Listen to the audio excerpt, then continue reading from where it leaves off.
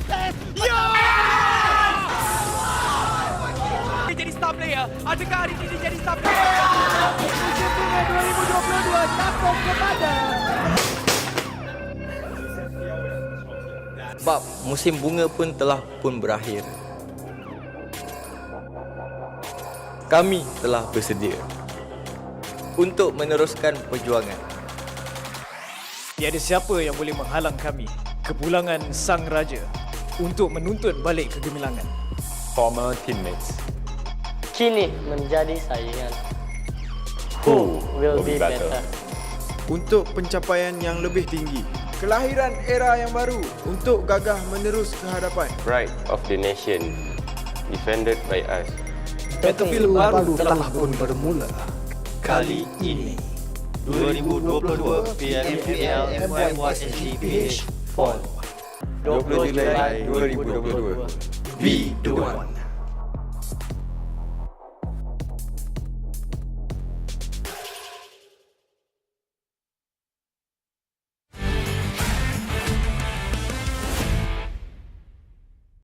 First kali Aizin, selamat ke TS dan mungkin kalau dah start liga kau takkan selamat dah Aizin sebab kau akan kena bunuh dengan aku je lah kalau kau main.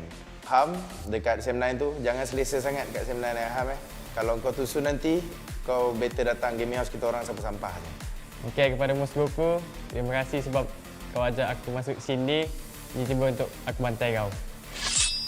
Kepada Aziz, kita orang dah ambil jumper, so kita orang dah bagi korang rig. So, korang buat yang terbaik dalam season ni. Okay? Kepada Forever's, walaupun saya di loan kat Exist, jangan harap saya bagi chance kepada Forever's. Kepada pemburu, jaga-jaga sikit meja kau tu. Man, kenapa nak cakap ni? Kau dah tua dah, Man. Tak payahlah main lagi. Kenapa nak main lagi, Man? Dah tua dah. Jaga anak je. Jadilah yang berguna, Man. Jadi ayah yang berguna, Man. Tolonglah, please lah. So untuk Drax, hati-hati. Aku akan lebih daripada korang. Korang ingat kau power sangat ke? Dah lah tak power. Okey, kepada tim SEM9, lelaki Iman Farang tu aku harap kau buat yang terbaik lah season ni. Harap kau tak terciduk lagi untuk season ni. Kau buat yang terbaik lah. Sebab dah tukar player kan, takkan duduk top 16 lagi. Team Forever, aka Team 4IGL. So, kepada Dingoz Esports, korang tahu kan kat akad tu kita punya. Korang still lagi nak bagi free point ke? Kan? Kepada IGL Kido pula. Nama saya kan Kid. Kenapa nak Kido lagi? Saya memang anti Kido ni. Season lepas saya jadi coach, saya tengok korang main semua macam sampah. Sekarang korang jaga, the king of Uzi is back. So Insomnus, I received your message. You want to come here, but too bad because you are here. We are here. So maybe Bill is up there right now, but don't let your guard down, Bill. I'm coming for you. Okay, kepada Pasha dan The Jumper, walaupun kita pernah susah sama-sama dekat SEA Games itu, tapi ingat ni kali PMPL, kita orang takkan bagi chance lah. Kepada Creed VIP, thank you sebab dapat nombor 16. Tak sepertinya tukar nama, korang boleh bantai kita orang dengan firepower baru korang. Orang tua Kuza, jaga-jaga. Kita orang cari kau. Kepada tim VIP Cirit tu, korang jangan rasa diri korang hebat nak blok-blok kita orang Nanti kita orang akan ajar korang dekat tournament nanti. Jangan sampai korang tercirit-cirit nanti, tak boleh main. Okey, untuk pemburu duduk rumah dan diam. Jangan sampai aku centik concern kau. Okey? So saya nak tuju kepada tim SEM9, kapten dia Man Farang. So Man Farang get ready, saya akan bantai dia dekat musim yang akan datang. So jaga-jaga, hati-hati. I will kill you. 4 tahun bersama-sama. Sebenarnya aku bosan tengok gol kau. So sebab tu aku king kau. Tak boleh toksi banyak-banyak, nanti kena kecam balik.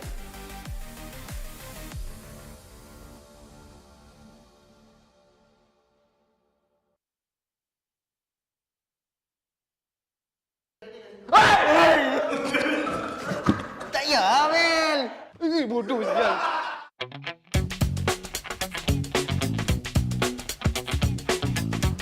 Tak nampak ke ni? 10.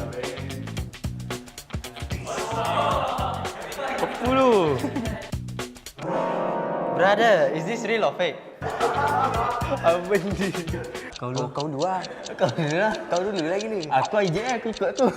Apa ni? Dia macam binatang. Terasa bodoh apa benda yang ni? Apa tu bodoh lah. Masuk benda. I behind you. You go first. Okay.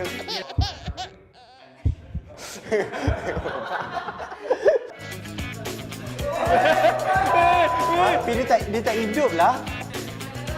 Dia macam gerak dia.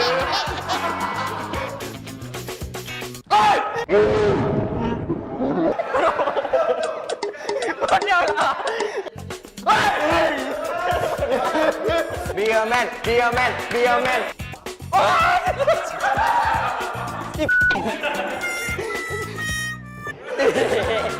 Bro, tak nak tu.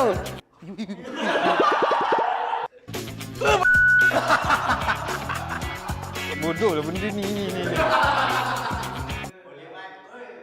Man.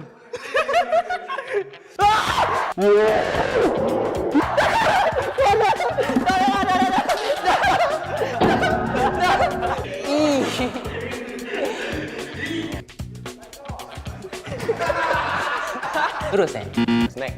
Buah apple. Rasa macam kertas kot. Kerang. Kaki ayam. Nenas ke? Ada ni glove. Sarung tangan mesti ada air dalam. Glove dalam dia air. Lah. Tajam gila, takut. Can we redo? Okay, 3, 2, 1. Like, I'm holding something. Oh wow. What's this?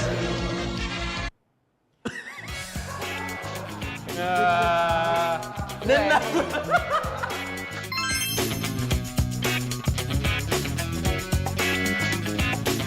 Okey guys, itu saja. Jangan lupa saksikan kami dalam 2022 PMPL MYSGPH Fall. Bye-bye. Bye-bye.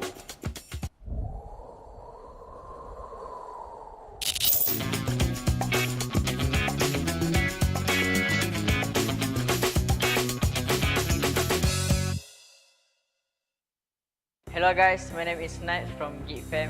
Hai, nama saya Drake. Saya daripada tim SMG. Hai, saya Rip dari Exis Red One. Hai, saya Guza. Saya dari Quick BP. Saya Bosskurr daripada tim DBD. Hello guys, saya Ricky daripada Dingoz Esports. Hai, saya Bravo daripada tim Farang Guerilla. Hello guys, I'm Bill from Genexus. Hello guys, saya Ayam Pro dari HomeBois. Hello everyone, I'm Bigger from HYVE International. Hai, saya Iftar dari tim MAB Esports. Hi, my name is Iris and I'm from Team MUGEN. Hi guys, my name is Rinjang from Team RSD. Saya Zubi daripada Team MAB. Hi, I'm Deb from Team 9. Hi, saya Frankie daripada Tabah NSEA. Hai, nama saya Aboy dari tim Bosskurr. Hello, I'm Kate from Team Secret. Hi, saya Olio daripada Yoodo Alliance. Hello guys, nama saya Pemburu. Saya daripada Team Forever. Kami berharap untuk mendapatkan champion pada season kali ini. For this season, kita orang akan rampas balik piala kita orang dekat Forever. This season, I'm confident that Team 9 will break the curse and play in PMPL. Untuk season ni, kita orang akan buat yang terbaik. Kita orang akan pegang title champion kita orang. Untuk musim ini, saya akan bawa balik piala untuk tim Farang Guerilla. So our target for next season is to become the champion and to qualify to PMPC. For this upcoming tournament, I'm expecting that my team will perform much better than the last PH representative last season. Untuk season ni, tim MAB akan cuba rebut piala untuk bawa ke Gaming House. For this upcoming PMPL MY Prospect, we're gonna bring back our champion trophy back to the Gaming House. We will try to be the first SG team to make it to the C stage. Untuk 2022 PMPL MYSGPH Fall, DBD akan dapatkan piala tu bawa balik. For 2022 PMPL MYSGPH Fall, we will try to get belt trophy back in season 3 grand finals. Kami akan cuba untuk membawa balik piala tu ke Gaming House kita orang. Untuk season kali ini, kami nak menang. Untuk season ni, kita orang akan target PMGC sebab kita orang dah yakin dengan line up kita orang. Untuk season ni, kita orang cuba dapatkan trofi untuk HomeBois. Untuk PMPL season kali ini, kita orang akan cuba bawa trofi dalam rumah MAB Esports. Kami harapkan untuk membawa balik piala PMPL kali ini ke Negeri Sembilan. PMPL kali ini kami akan bawa balik trofi untuk tim Bosskurr. Kali ini korang jangan lupa tengok kita orang merampas starter atau trofi daripada Four Rivals. Long live Alliance. Still moving under gunfire. Secret fighting. Tim Ambil, Tim Hak. We are the boss. Your game, your play. Semnan on fire. GG, Aussie, MUGEN langgar. MAB, bring it on. HomeBois family. Genexus, all the way up. Rise with us. Once a geek, always a fan. Dingoz create atau conquer. Exist Red One, kita ganas. Play with pride. Jangan lupa support kita orang di 2022 PMPL MYSGPH Fall. Jangan lupa support kita orang di 2022 PMPL MYSGPH Fall. To all of the HYVE International fans, thank you for the non-stop support and we will do our best to be at least make the Filipinos proud. Jangan lupa saksikan 2022 PMPL MYSGPH Fall. Keep supporting us. We'll see you guys at 2022 PMPL MYSGPH Fall. Untuk fans, thank you sebab support kita orang. And jangan lupa support kita orang dekat 2022 MYSGPH Fall. Alright, bye-bye.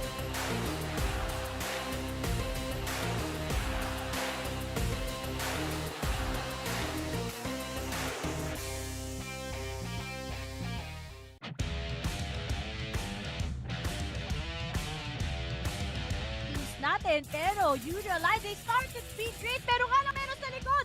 Always check yung mga nasa likod mo. Pero I think they want to see muna where Farang is heading at because they have a lot of pop shots.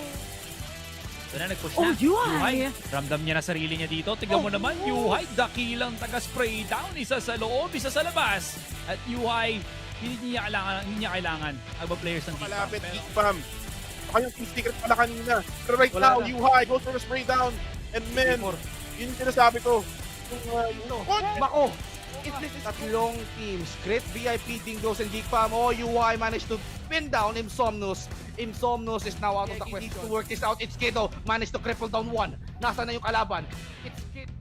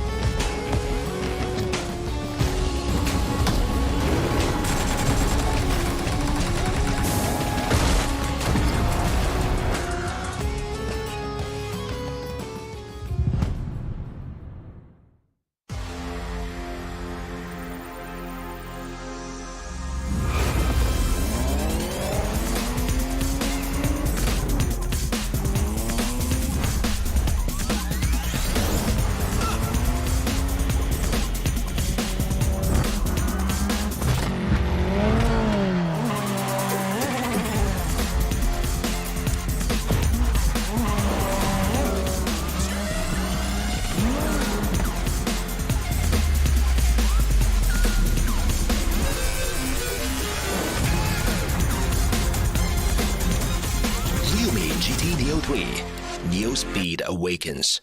Ryumi, dare to leap.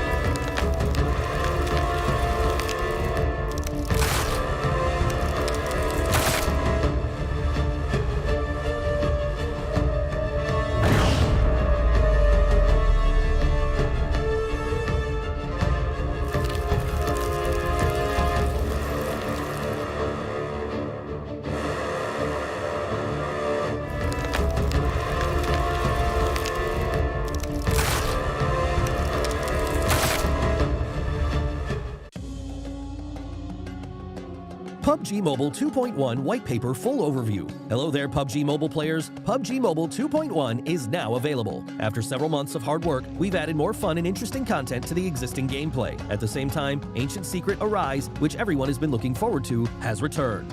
Are you ready? In this video, we will be introducing the exciting new contents of this version. We hope you like them. Themed gameplay, Ancient Secret Arise.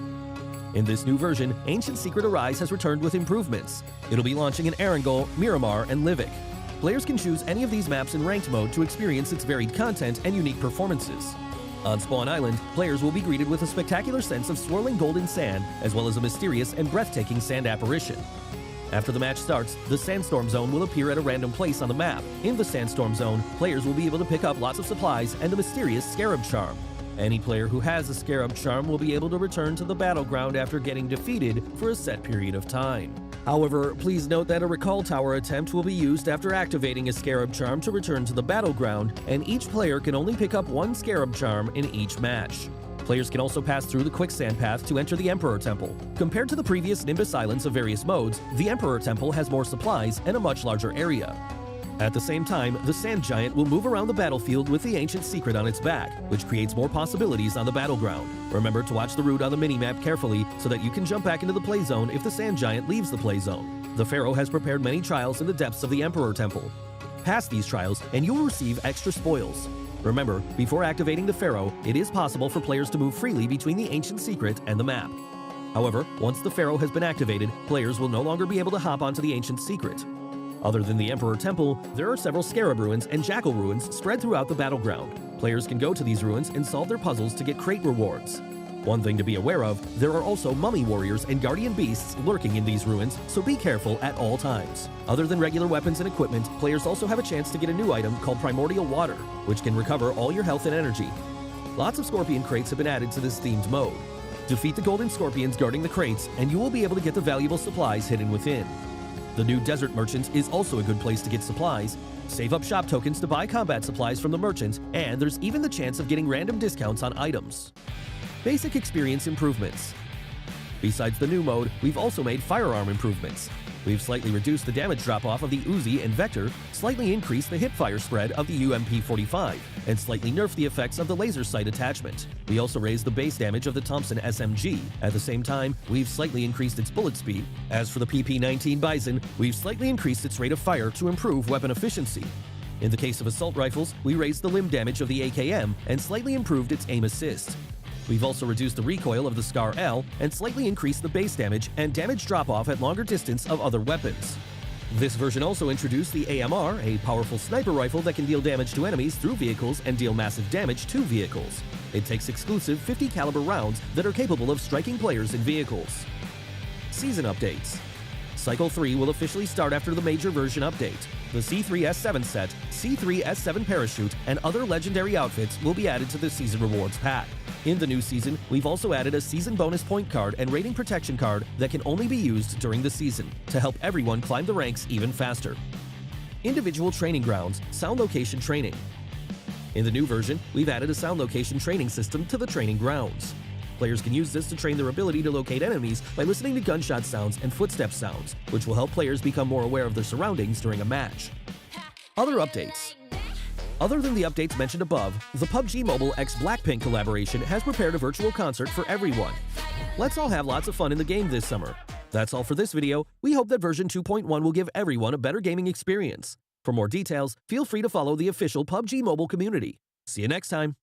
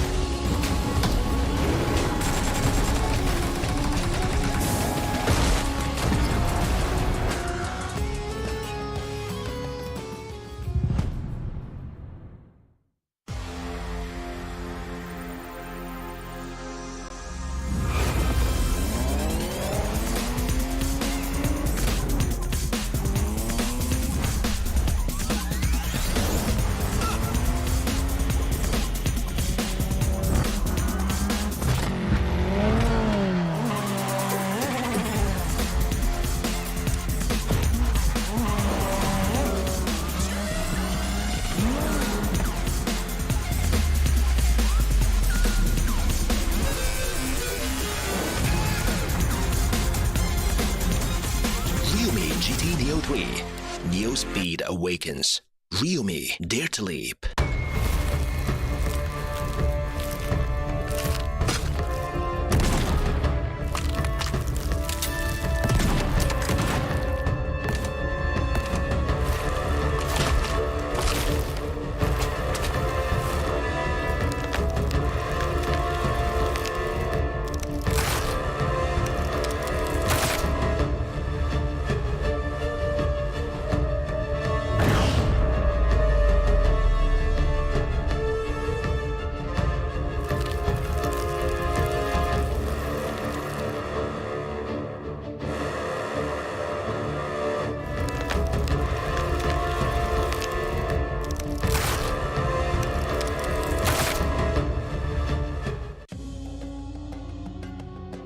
PUBG Mobile 2.1 White Paper Full Overview. Hello there, PUBG Mobile players. PUBG Mobile 2.1 is now available. After several months of hard work, we've added more fun and interesting content to the existing gameplay. At the same time, Ancient Secret Arise, which everyone has been looking forward to, has returned.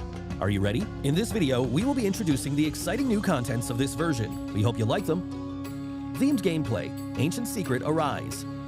In this new version, Ancient Secret Arise has returned with improvements. It'll be launching in Erangel, Miramar, and Livik.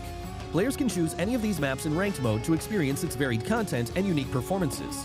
On Spawn Island, players will be greeted with a spectacular sense of swirling golden sand, as well as a mysterious and breathtaking sand apparition. After the match starts, the Sandstorm Zone will appear at a random place on the map. In the Sandstorm Zone, players will be able to pick up lots of supplies and a mysterious Scarab Charm.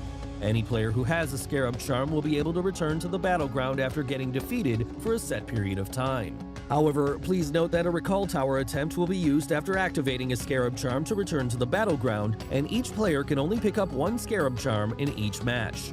Players can also pass through the Quicksand Path to enter the Emperor Temple. Compared to the previous Nimbus Islands of various modes, the Emperor Temple has more supplies and a much larger area.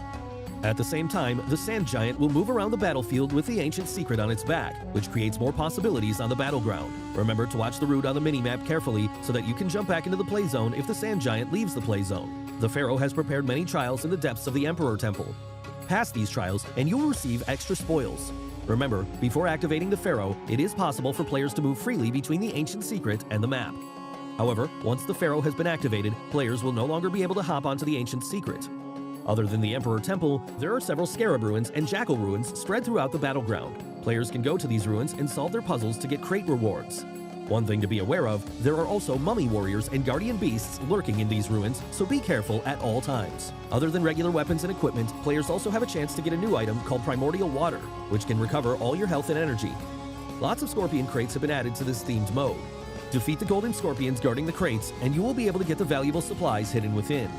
The new Desert Merchants is also a good place to get supplies. Save up shop tokens to buy combat supplies from the merchants, and there's even the chance of getting random discounts on items. Basic experience improvements. Besides the new mode, we've also made firearm improvements.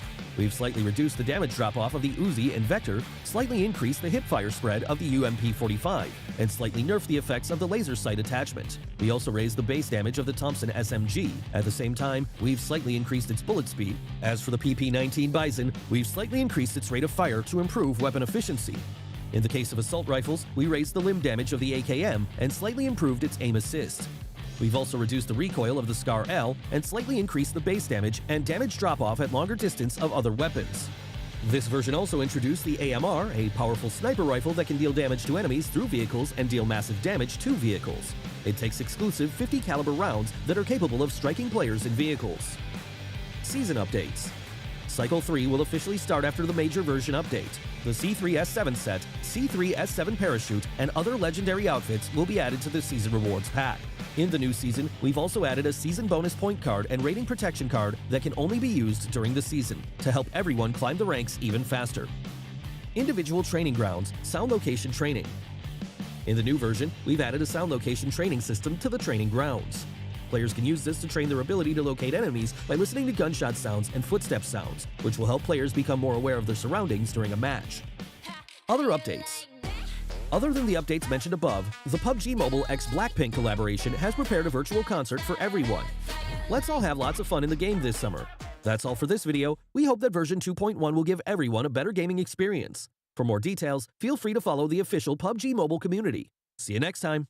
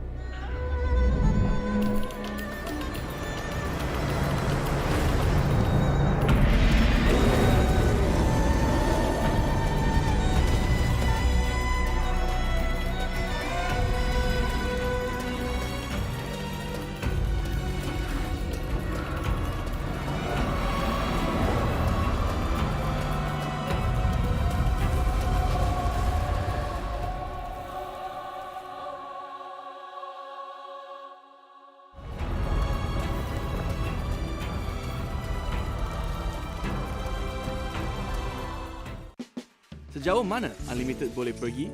Selamat datang ke The Unlimited Theory. Jamal suka main game. Jadi, kami nak tengok berapa lama dia boleh main game dengan plan Unlimited Yoodo.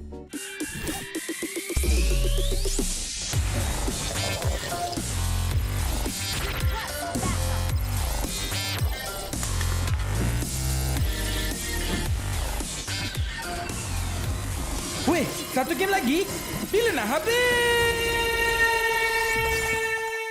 Yoodo Unlimited. Ubah soal segalanya, tiada batasan.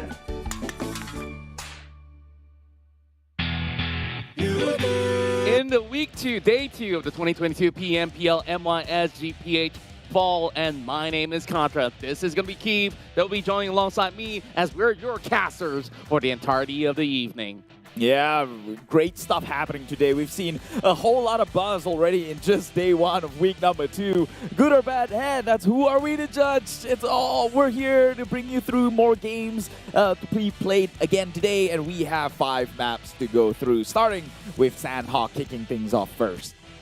That's right, and of course, without all your support, this will not happen. And of course, with the support of our official smartphone partners, Realme, it makes it even better because they are the world's fastest growing smartphone brand that introduced us to its latest gaming technology powerhouse. And of course, it is none other than the GT Neo 3 with Neo Speed Awakens. Yeah, introducing you a dual chip feature, okay, dual chip. It's a first of its kind. You've never heard this one done before. So powerful. It's like running a PC with like dual graphics card, right? Or is that already a thing? Dual graphics card on top of dual chipset? Ah, that's true. Have you heard of a PC with dual chipsets?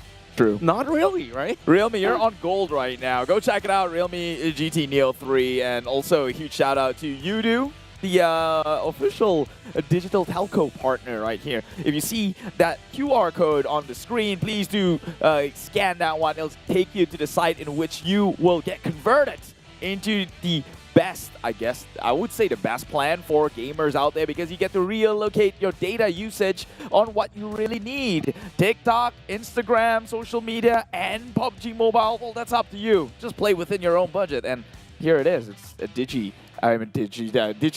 telco partner, Yoodo. That's right, and of course, you do it better. And on top of that, we also have to thank our official livestream partners, TikTok, and you can be the one with our TikTok challenges to make sure you clip all those special moments out there, and maybe you just get featured on top of all the things that you see throughout the entirety of the live stream. And make sure you follow us on our official social media platforms across all the things that you could think on top of your head. Of course, PUBG Mobile is on TikTok, and on top of that, you can also search for us on PUBG Mobile MY Official, PUBG Mobile Esports SG, and as well as PUBG Mobile PH. Well, let's take a look at the schedule and format in case you need a little bit of a refresher here. We are now going through the country league. 5 games played in a single day, 5 days in a single week, and we are now in week number 2, which means this is a make or break, right? It's brand new format, every game counts, and so the top 16 after a 3-week run will then move on to the country finals, in which they will play not 5 matches, but 6 matches per day. Again, every match counts. And the top 4 advancing towards the C Championship, well, the top 7, I would say, besides the 4, will get the chance to try and qualify again. Well, some of the teams have already tasted 5 games a day yesterday, but of course, on typical weekdays just like this, we'll have 4 games to be played out, and this is the point systems that will be running throughout the entirety of the league. Winner chicken dinner will reward the first place with 15 points, 12 points for second place, and of course on third you have 10 points as the number dwindles down -2 from 4th all the way to 7th, and 8th place to 12th will only walk away 1 single digit. And on top of that, if you were to go out too soon, 13 to 16 will not get any sort of ranking points. They have to rely on those eliminations, and they're fighting for those money. 150K! Yeah, that's what you gonna do with that money? Whole lot of dough. I can't even tell you what I'm gonna do about it. Probably the most boring thing, and that is a save for my retirement. But we're not boring people, I swear. Here is the bonus points. More numbers across the screen here. This is math. I know, bear with me.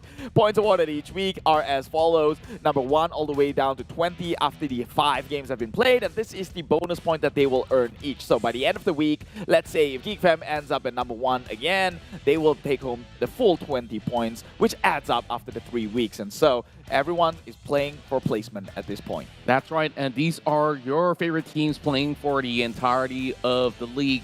On Group A, we got HomeBois, Team Bosskurr, Team Secret, as well as Team HYVE. In Group B, it's Dingoz Esports, GEEK Fam, MAB Esports, as well as Team SMG. And Group C, we got Yoodo Alliance, RSG, Tabah NSEA, as well as Crit VIP. And Group D, we have Genexus, Axis, DBD, Don't Break Dreams, and MUGEN. Group E brings you 4 rivals, SEM9, Farang Guerilla, and HYVE International. That's right, and of course, we're going to be having a little bit of recap of some of the stats out of some best teams that perform throughout the weeks. And in week 2, we just see yesterday, GEEK Fam has dominated their run, closing off with 2 chicken dinners and huge points per round, even if they don't bag it at the end of the game. And they are having an average of, 13 eliminations per round. The number is as absurd as it gets, that it's basically twisting my tongue. I like how the first day ended, right? It feels like one of those stories with 2 different endings. Which one do you prefer? Obviously, the official one is GEEK Fam taking on reigning supreme, but before that one, it was SEM9 who had the supremacy in that day number 1. But we will go with what's official on the screen here, and GEEK Fam, they are absolutely dominant, especially Yuhai. Look at this match right here. This is where he clutched things out up against Team Bosskurr and actually gets a pickup onto Micah OP, in which they play as a duo all the way to the number 1 spot here, and that was 10 teams still remaining. Yeah, and what's really impressive was, like you said, 2 members who basically dared to try everything in their power to close the round, and even with a leap of faith, Yuhai closes it in great fashion. SEM9, not too shabby after all. People have expected that SEM9 would be under the gutter after a really grueling week, but they have shown up big time. They've been able to also get Chicken Dinner back in match 5, which we saw that Hail Mary play that they were trying to pull off with this Wi-Fi, which is absolutely the most fantastic scene that we've seen all day back in day 1. Yeah, definitely raking in the numbers. A lot of the fans are proud about this team making this comeback debut, I would say. Finally, these 2 teams now dance at the very top. GEEK Fam and SEM9 gang, SEM9 It's been a while since we actually saw them right up there. I remember in the previous season they weren't too hot, but of course they were going through some stuff which we'll not elaborate on. But Genexus, the boys in blue, new kid in town, again showing absolute dominance from their rebirth in the previous season alone. Tabah NSEA up there in the top 5 position, and MAB right there, that's a new one. Yeah, MAB have been silently climbing the ladders alongside with DBD. I think that these two teams are absolutely tearing the competition apart, that you don't even expect names like Axis, redONE, or Farang Guerilla to even be on that second pager. And look at Team Secret. They currently plays at number 13, but we always know them to be a team that has that long hurdle of a stamina to be able to climb back up. So we'll have to see what will happen in today's run. And these are some of the teams that you guys can keep your eyes on as we approach our first map, which will be Sanhok. And we start off here with a few names. And which one of these names actually appeal to you? It's Yoodo Alliance, GEEK Fam, SMG, as well as Dingoz. I probably have my eyes more so onto GEEK Fam because I think GEEK Fam has always been dominant on Sanhok, just the way they likes to play it. Yoodo Alliance, they kind of got an edge yesterday because Circle did close onto them, then they were just shooting out from out of harm's sight. So it was a good thing for them, but truth be told, it wasn't the hardest thing to do if you're playing at that level, right? So this time around, we're going to get into a Sanhok again. Will it be a very convenient chicken dinner, or will some of these teams have to get through bloody waters to get to it? That's right, as we are preparing ourselves for our very first match of the evening. Tell us your thoughts. Who's going to be the one to walk away with the first chicken dinner of the evening? And if you guys just tune in, this is the perfect time. And of course, welcome all of you guys on board. Make sure you hit that like, subscribe, or even share that live stream that you're currently watching through all of our social media platforms. So overall, let's banter a little bit about teams who perform in Sanhok, right? Sure. I think like Sanhok overall is always going to be like a 50-50 on how you basically approach the circle. But then again, I think like teams like Yoodo Alliance definitely look good. Before we get to that conversation, we got a lot of great stuff to share to you guys. Yeah, this also looks good right next to Yoodo Alliance here. But Blackpink's blinkers out there ready for love. Go show them some love actually on PUBG Mobile, as they are having a collaboration with this very, very special track.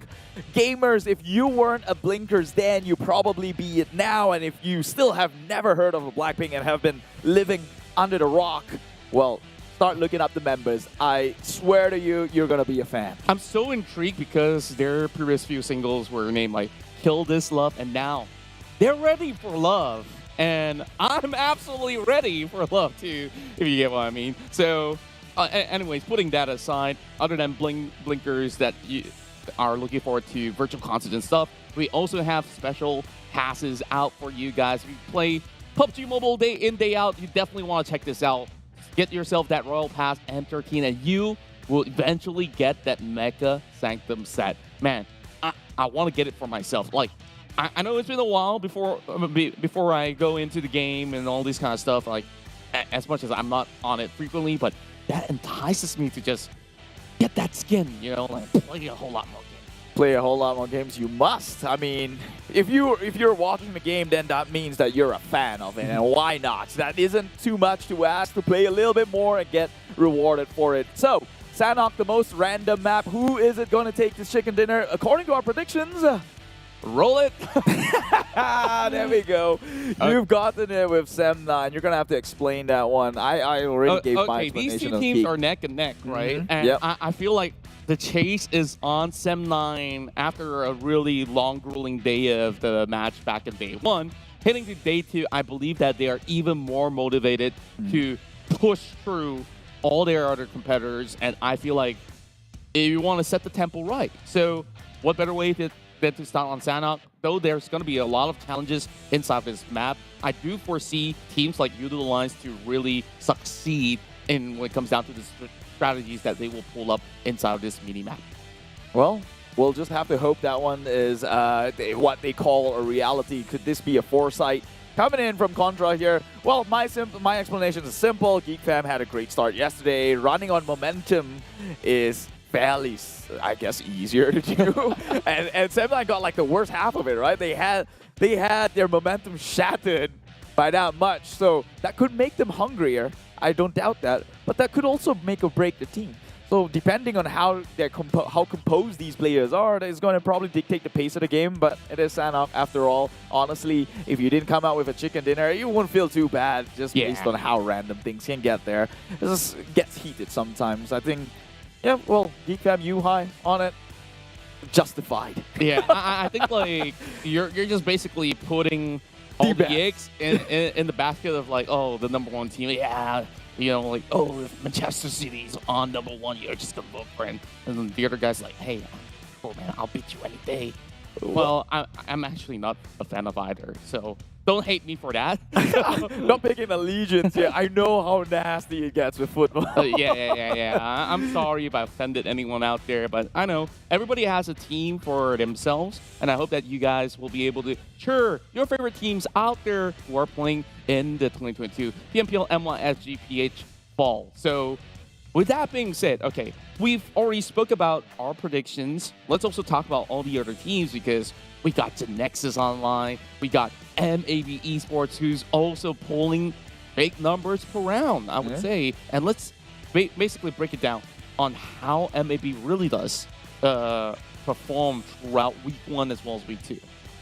To be honest, I feel like MAB, I kind of categorize them as one of those passive teams who only plays towards the late circle in, which is not wrong. I'm not saying that it's wrong. There's not really a wrong way to play PUBG Mobile, but truth be told, they're not the best aggressors out there, but they take tactical fights when they need to. I think it was the first Sanhok where they made it onto the top 2, top 3, right? But they had one of Genexus sparing them down, and it was a done deal anyway. We know that Yoodo Alliance had the cover to play around with, and then they had, I think their best run yesterday was sometime in Miramar, where they had a hefty amount of kills and made it onto the top 5 position. That could have easily been the chicken dinner if they didn't have to swerve towards the lower end of that hill, and things would have been so much more fruitful for the members of MAB Esports. I just love watching them in Miramar, and we'll be able to see them in action eventually. But of course, when we start off our first round, it's just going to be a couple of these teams from A, B, D, as well as E,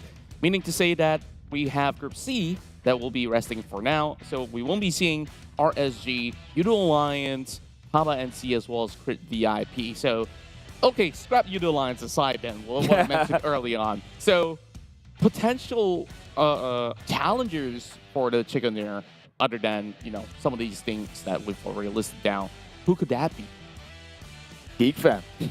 You've mentioned GEEK Fam already. I know it's where everyone's on board the hype train. No, it's not that. We made a prediction. We kind of have to stick to it. Okay, besides Sem9 and GEEK Fam, who is it going to be? If I were to put second draft. Okay. Them aside, I would say probably Axis has got a reputation of playing it late game in the Sanhok, right? The healing game with Hey Noob, he's done that multiple of times. But if you're talking about pure aggression and firepower trying to make it through, maybe HomeBois. Actually, I'm on the same thought right here because you got players like Trix and Iron. Sure, week 1 didn't look all too great for them, but of course, day 1 of the second week, they didn't start off on the right note. So I feel like maybe they were basically hampered from performing to the best of their capabilities after having a couple of too soon runs for multiple times. It's like, that will deter you from looking at the game so positively. So now it's a brand new day. I think that HomeBois should be able to recover from some of the losses, and this could be their best map. Yeah, I mean, I simply went with HomeBois because if memory serves me right, their rotation is similar to GEEK Fam, right? So if I thought GEEK Fam had like the best of chance, because they like to play towards the northern, the southern islands, right? One of the top 3 right there, and they position themselves in such a manner that if in any way the circle hard shifts, they have access to the other 2 islands willy-nilly, provided they have to push through GEEK Fam if GEEK Fam got there first. So that's why I thought that maybe HomeBois has got a chance on that one. But if not HomeBois, maybe even SMG, I would say. Yeah. Anyone who drops close center has easier rotations through, right? And we know it's when it comes to Sanhok, it's a circle thing. That's true, and on top of that, I want to like turn this whole narrative around. let's talk about the teams that are on the second page, right? Since we were already talking about a dismal performance of HomeBois. Let's have a look and see. Okay, well, I want to talk about HYVE International real quick because we see them climbing up a few spots yesterday. They're not right down the gutter, and with Team HYVE also not performing, I think this is also a really good chance for HYVE International to at least score well for today and maybe break out of that sort of barrier and make it their way into the top 16 finish by the end of the week. I mean, I agree. I think that they're playing a little bit shy, it feels like, because like one of the casters over in the Malay desk has mentioned, right? Like HYVE International, all these players have got names in the league here or in the entire scene. This is not their first rodeo. They've played on a C level before, and they did relatively well when they debuted onto the C level. So I feel that maybe they're just they're respecting a little bit too hard on the MY region here, just because of the sheer numbers that MY is bringing in, right? Was that 14 teams coming from MY? 16, actually, right? Yeah. So I get why they play a bit more reserved, but maybe they should like just try break out of it, because we've seen that with like the previous season, right? KHI were representing the Philippines. When they actually break out, they could take fights against the likes of Team Secret. It was, I believe it was Damaso who 1v2 the entire Team Secret. Oh, okay. Then that's a refresher, because are we going to get round 2 of the battle in boot camp? Because they were so close to taking down Team Secret, and it could also happen again. Wait, it wasn't Team Secret. It was Genexus. Yeah. Which is far harder. Which is so much harder, and they are so Right now. close. So close of doing that. And just imagine, okay, whoever conquered that scenario would have had the circle of the boot camp too. So, what's to say that it couldn't happen again? I mean, if you're jumping onto boot camp, you're already asking for a fight. Let's be honest. I mean, that's a given, right? Like, almost every single season, we always get this, and to my surprise, like teams like Team HYVE chose to give up that territory seasons after seasons, when they were known as Arof, PTR Arof, and all the other names that came about, right? Yeah. That was their home in Sanhok. So has this made Team HYVE absolutely uncomfortable? And maybe that's the reason why they're not really at the level that they should be. I think Team HYVE is experimenting right now. Okay, so like in the English panel here, in case you guys didn't know, besides the two of us, there's also Choo Choo and Sir Cloud. Sir Cloud does his... I'm pretty sure they know, though. Right? So they do... Sir Cloud does a lot of like these local scrims in a way, so he gets kind of like real-time updates on what the teams... how the teams like to play. And for the first time since forever, he mentioned that Team HYVE, I had it in notes, they're nomads in Sanhok, which means they don't actually have a preference. They're just jumping. Scavengers. Yeah, they're playing by ears. Echolocation. Oh no, we're back there. It's okay. It's time for a new term, I guess. Well, what should we call them? If they go nomads, I guess. So if they were to go to cave, they are cavemen, and if they go to kampong, they're villagers. I guess you could say they're illegal aliens at this point. That's a little bit rough. They don't belong anywhere. They're jumping everywhere. They're just invading into spots. Yeah. Okay. I think we got enough of that. We're about to get ourselves in our first game of the evening. This is week 2, day 2, our first match of the 2022 PMPL MYSGPH fall, and we are about to basically dive right into the sunny islands of Sanhok. Yeah, no better way than to, kick things off in muddy waters and probably crop-infested islands here. Being the Island Boys, who isn't doing very rough, and already the circle goes up on north. So players down in the south side is finding it relatively in a tough spot, but it seems like it's a weird spot. I guess it's a little bit of a buck on the GPS. So I guess later on we'll get ourselves a peek into the mini-map once more. So Yuhai, the king of the, well, what do I even call it? King of Terminators? I mean, Terminator itself is already a term. The F10 now gets himself into a little bit of trouble. Now swerving right in. Has an escapade hand. Spots ahead, but he will be bruised up from the back with Aries, coming him down with these sprays. And that's just going to be SMGs all across the board. And, well, that's a beautiful first blood coming from MUGEN, both fighting to stay alive in this league. Yeah, MUGEN is one that we never really touch on often just because they never get the chance to shine, and when the opportunity was there, I believe it was the first Erangel map yesterday where they were in the top 3, but they just never gotten some kills. They were playing passively, trying to hold their ground, hold their compound. So they do get some placement points. Unfortunately, it's not the most flattering way to do it, and it's not the most significant, but take a look at what HomeBois is doing. Like this is why I say that they always position themselves, setting themselves up for the worst case scenario, right? If the circle does shift up, they are 1 foot across the door. If it does pull on down, they're also already 1 foot across the door. So people who plays dead set center is prepared for the early rotation towards going into those circle.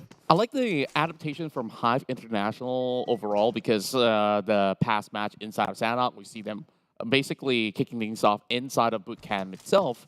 Now they move slightly upwards over the north side of bootcamp, and they also sent a player, which was Edo10, who was earlier taken out because he was trying to secure the village areas. And if they were to be able to do that, then it will be much easier for them to at least get themselves a little bit of a head start. Now they're in the center of the circle. There will be a little bit of casualty here, with Dap immediately getting bursted down. But our pro, he will be able to spot out the rest of MUGEN under the bridge.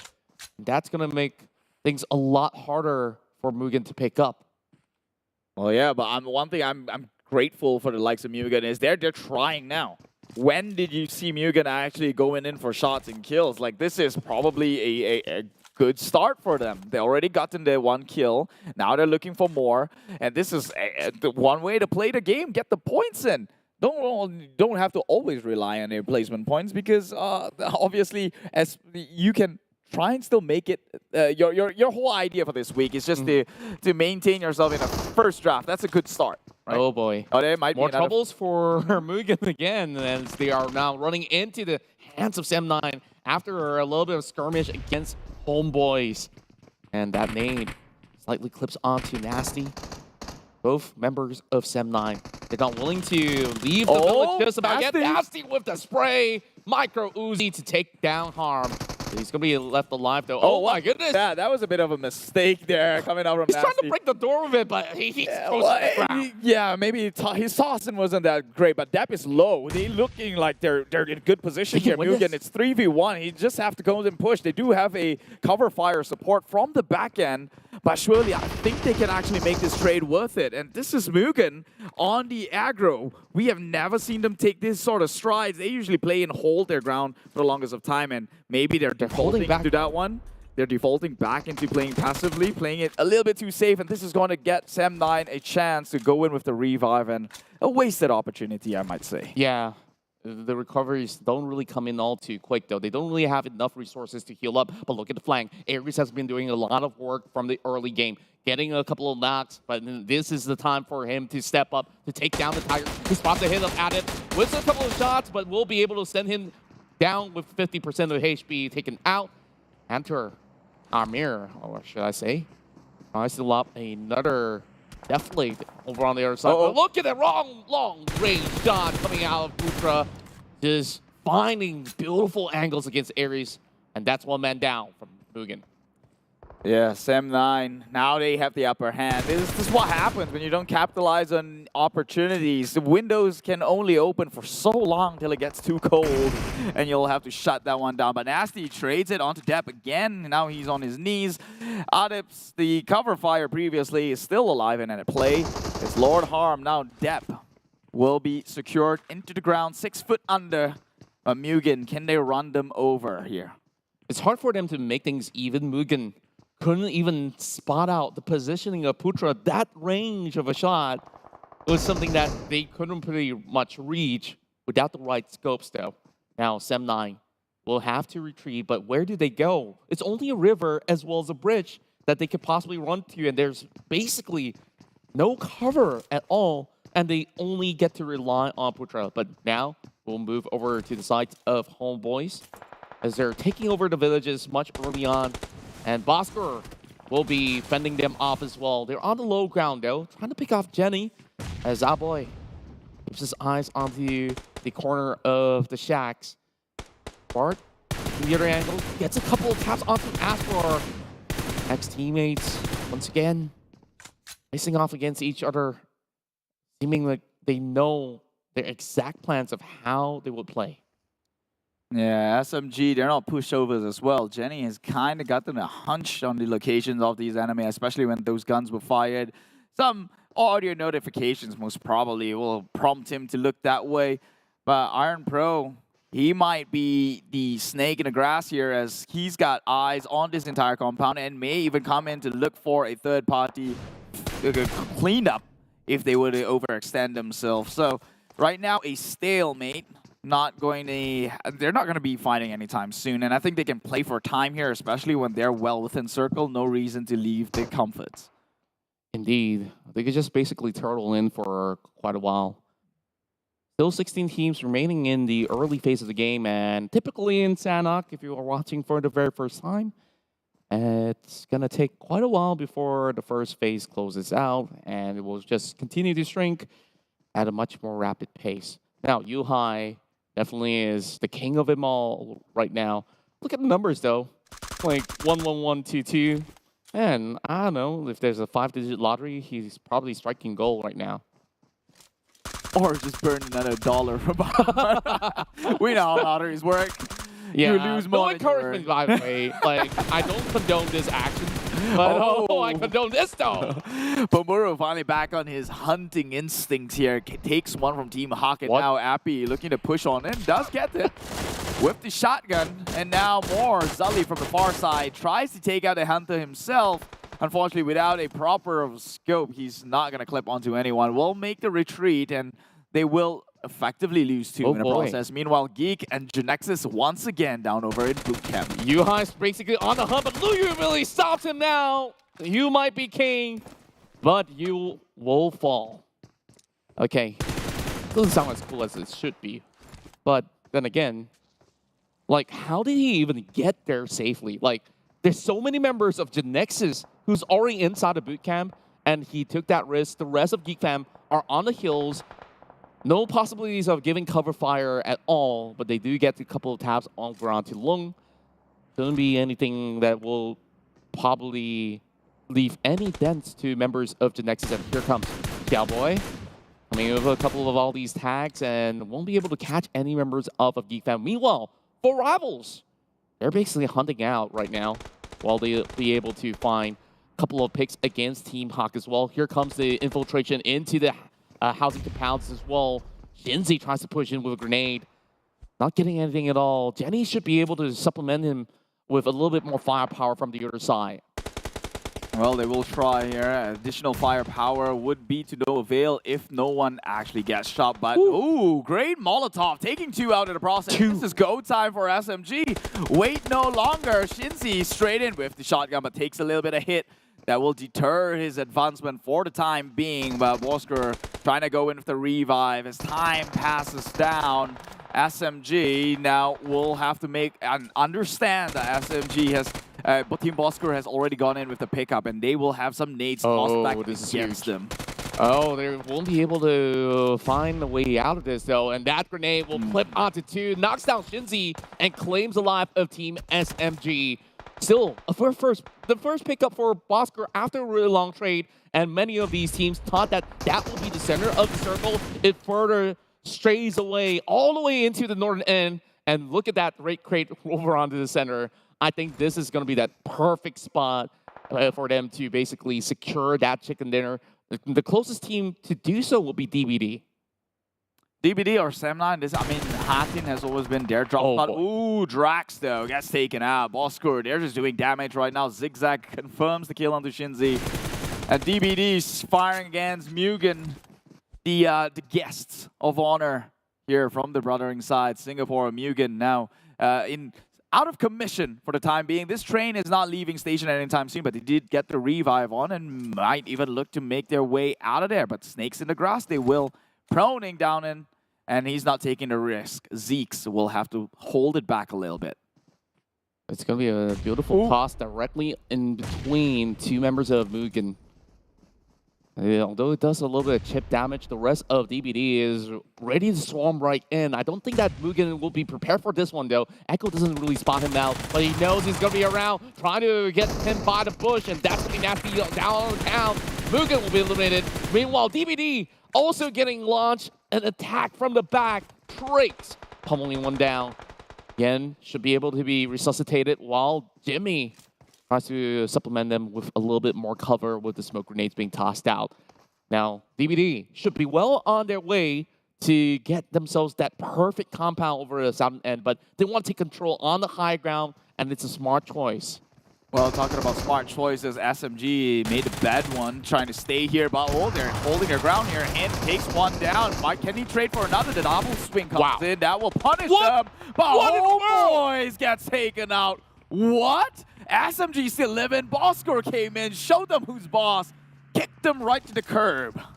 That one tap coming out has deterred IronPro from getting another one in the back, and in the blink of an eye, HomeBois once again bow out so early. That shouldn't have happened at all. I didn't even see that one coming. Team Bosskurr, they are absolutely on fire this first match in Sandhawk. They've won a couple of team fights, and now they're going in for more. Just look at that, 4 kills already. They have team-wide. They will wipe off clean the likes of SMG. 6 points right now from the elimination will go to the side of Bosskurr. Just carrying on their streak. The question is, can they basically stay alive against DBD, who have advantage in terms of terrains? Zeke's already zooming right into the villages as he tries to reposition. Again, doesn't seem to have that many packs to run around with. Micah, lots of car driving his way, but that will basically have Farang making a huge U-turn as they gatekeep the rest of Farang Guerilla to move right in. My tongue always wants to roll Farang Legends, but I guess the chapter has closed, and now there's only guerrilla warfare all across Sandhawk. For how long, I wonder? But then again, here comes Maki. Unaware of his surrounding. Zully should have this easy pickup right here. Oh my goodness. Didn't even bat an eye. And hopefully there's more packs for him to work with. Zully has only got one first aid kit, and he's hanging out by the blue zone. Yeah, it nearly whiffed that shot. Oh, wait a minute. Luckily, though. They're crashing onto Zully, actually. Calamity, he's not very healthy, but they have members. They're going to play by the windows itself. Doors have been opened. Welcome in, he says. But he sprays down straight against it. Tries to play the corner a little bit longer. Maybe can he outplay? No, he will not eventually. Goes down 2 to 3. It took 3 from MAB to take down a single Zully. High risk, low reward, I would call it. Sure.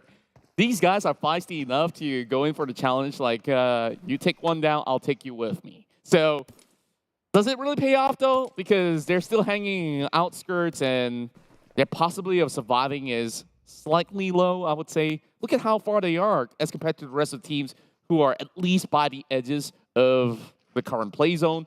So, there's maybe enough time for even teams like Axis Red One, who's currently all the way towards the far western end of the corner. They're about to get challenged by Team Secret as well as Genexus. So there's going to be a battle by the river as well as the bridge for the teams to get by.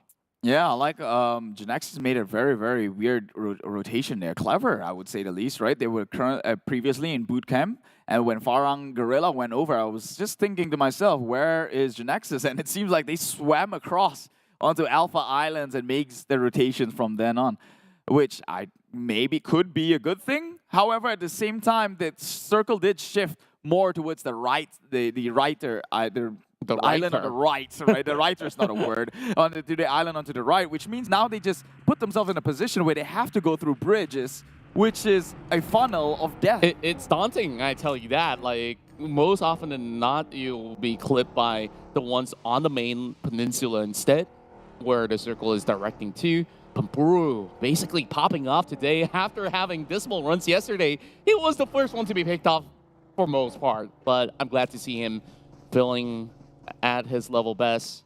And GEEK fam hasn't really struck a chord just yet. And they've already lost U-High from the get-go as they infiltrated boot camp. It may be a little bit of a harsher run for the rest of the Geeks, but eventually they should be able to at least get themselves into a top 8 scenario. For now, 12 teams still remain. Jumper on the outskirts, while Team Secret approach with caution. They're about to collide, I would say.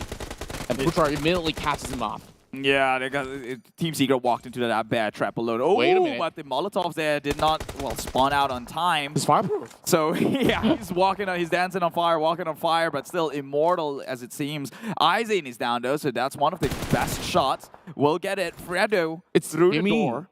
Jimmy OP. He got it from the top of the hill. Well, absolutely that gave ridiculous. Fredo quite a bit of a shocker, I think, if that was the case. Now they know that they're being sandwiched between two teams. Yeah, treading very lightly right there with only 2 members. And another one on the ground, of course. Team Secret is on the hair strand right now. Meanwhile, GEEK have got problems of their own now. Being challenged by Bosskurr, hunting out for the 7-pointer out there. Damn rude. Needing a whole lot of help that he could possibly get. And HYVE International also looking from the back, though. They could easily basically pick some of these points up if they were to peek out. But Micah also on the other corner should be able to at least give a little bit more of the support. But how much can you do, though? Not enough smokes for them to even get by. They spot out Vigor. I was about to give GEEK Fam the benefit of the doubt, despite not having Yuhai. We know that Damrude's a great shot, but no, he's dead. And now only 1 member left standing for the likes of GEEK Fam. Well, my prediction might have been a curse to it. I'm so sorry. But 4 Rivals is doing absolutely phenomenal. Despite not stealing the spotlight here, they rotated a weird one all the way from the top side, northern entry. And they've claimed themselves 5 kills under the radar. GEEK, Michael OP, despite teammates dead, still pretty much lethal. He will get 1 member of Bosskurr. That would be Zigzag, their clutcher. Can they even go in for the revive? We do not know because they are also pinned down. Meanwhile, Team Secret and Sem9, that chapter is not over just yet. They just lost Fredo, burning through a fire, and Jimmy LP was the one to get the point instead. Coming with a lot of long-range shots, DBD, absolute monsters in this round of Sanhok, while Iamon will eventually claim the life of GEEK Fam Snipes, and Bosskurr is now on the 8th streak of elimination points, and I don't think anything's going to be stopping them for now. Axis pulls off the traditional look through the waters, and Farang finally gets a little bit more of a convoy going on, and that's not going to look all too good when you pass by the territories of Team Bosskurr. Well, GEEK Fam was single army here, 1-man army. Wow. Micah OP takes down another one from Farang Guerilla. They have Dingoz to come in with some assistant fire, I guess. Just although they do not, they don't play for the same side, but that would alleviate some of the pressure going towards the like of Micah, who is a 1-man army right now. Bosskurr, though, they will be the ones gatekeeping the likes of some of these teams, but Genexus, they have eyes against the bosses. And it's a red alert for Micah as well. Take a look at the zone. He's about to close right in there. I don't think that Micah has any place to actually run safely. That's the reason why he's playing ultra aggressive right now. While Team Bosskurr, they're about to approach the circle as they're having the rest of HYVE getting clipped off on that bike. Boki to save the day. Appy should be able to be brought back up to life, but Bamburu swimming by the waters. Not too sure that they could basically get anything done from here. HYVE International only living with 1 member alive. Well, that was a good attempt. I guess the idea was there, but unfortunately, out of everyone, you got into 4 rivals themselves. But Dingoz, they're not HYVE. They are wilding out here, trying to get some kills for themselves. Ate already takes down Bamburu. I believe it has been secured, actually. Leaving again Bamburu on his knees, but Boki still the snake in the grass. Will he actually spot out the likes of Ate blindly shooting into smokes? Probably has his location or position revealed by the likes of Voki, just for the sheer fire coming out himself. But Rith comes in, takes down a member of Genexus. Not confirmed the kill just yet, but he's the one under pressure and in the blue. And with the members, the rest of Axis not nowhere to be seen. I haven't really checked how many first aid kits he has left inside the bag, and Rith, he can only hold on for so long. Now that he's alerted the rest of Genexus, his days are numbered. So won't even call it a day. I mean, it's just left with minutes right now. Ricky coming out with a sublime shot. Now he will be the one gating the rest of Team Bosskurr from moving right in. Another great nade tossed towards the direction of Iman. Meanwhile, Boy slowly playing the healing game, so hopefully they have enough packs to run with. Forfro gets a pick against Ricky, and it will immediately secure that pointer in. HYVE International also having one member left alive. The only few teams that do have more than a member will be DBD, Genexus, as well as Sem9, and of course not forgetting Dingoz as well. They've been getting themselves quite hefty amount of points out there, with Mel claiming another live, and that will send HYVE International out at 11th. Actually, Axis has got their entire stack still living. We just don't know where they are. I don't see them on the map. I mean, we know Hey Noob's alive, which means that he's probably out there healing themselves. Oh, that explains why. They took the long road, right? Trying to make their way. Izane's still at it. Izane's still there. Going to cock them in a process. Meanwhile, it seems like Dell is about to face DBD head on, eliminated his team secret for now, but can Axis stay in the game here? Going up against 4. Wow, that's a far shot. I don't even know what they have eyes on, but Echo catches one out. That's another member of Axis who just got onto Shorelines, gets punished in the process. Yeah, and I wonder how would Dell approach this situation, because this is bringing them all the way up into the high grounds instead of the waters. So Kiddo has that prime positioning for the moment. Bosskurr battling his way out, trying to see whether or not can he resuscitate a Xiaoboy on the far end of the map. Bu, captain of the team, still left alive. They only got one pickup throughout the rest of the round. Kiddo now dropping a little bit more of a frag grenade on top of the members of Genexus. Not finding anyone just yet. I'm on the grass, proning like a snake. Well, snakes don't prone, but they do hide in those grasses. But that's going to be Riv taken out as well. 9 more teams still remaining in this map. So many of them playing healing outskirts. But we're about to get ourselves a winner right here. And that's going to be one Tiger falling off with great shots coming from Bu.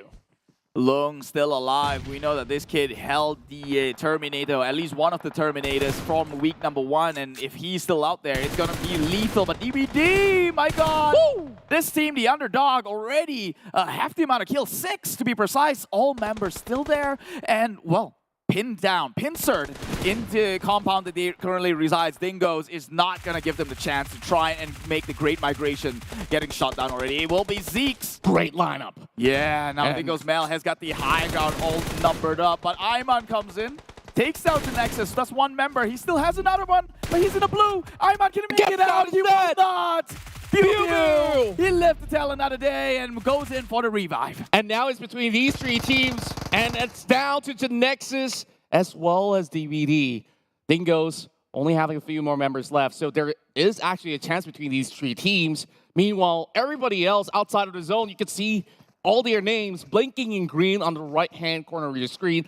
Boy has already got his mets all ran out.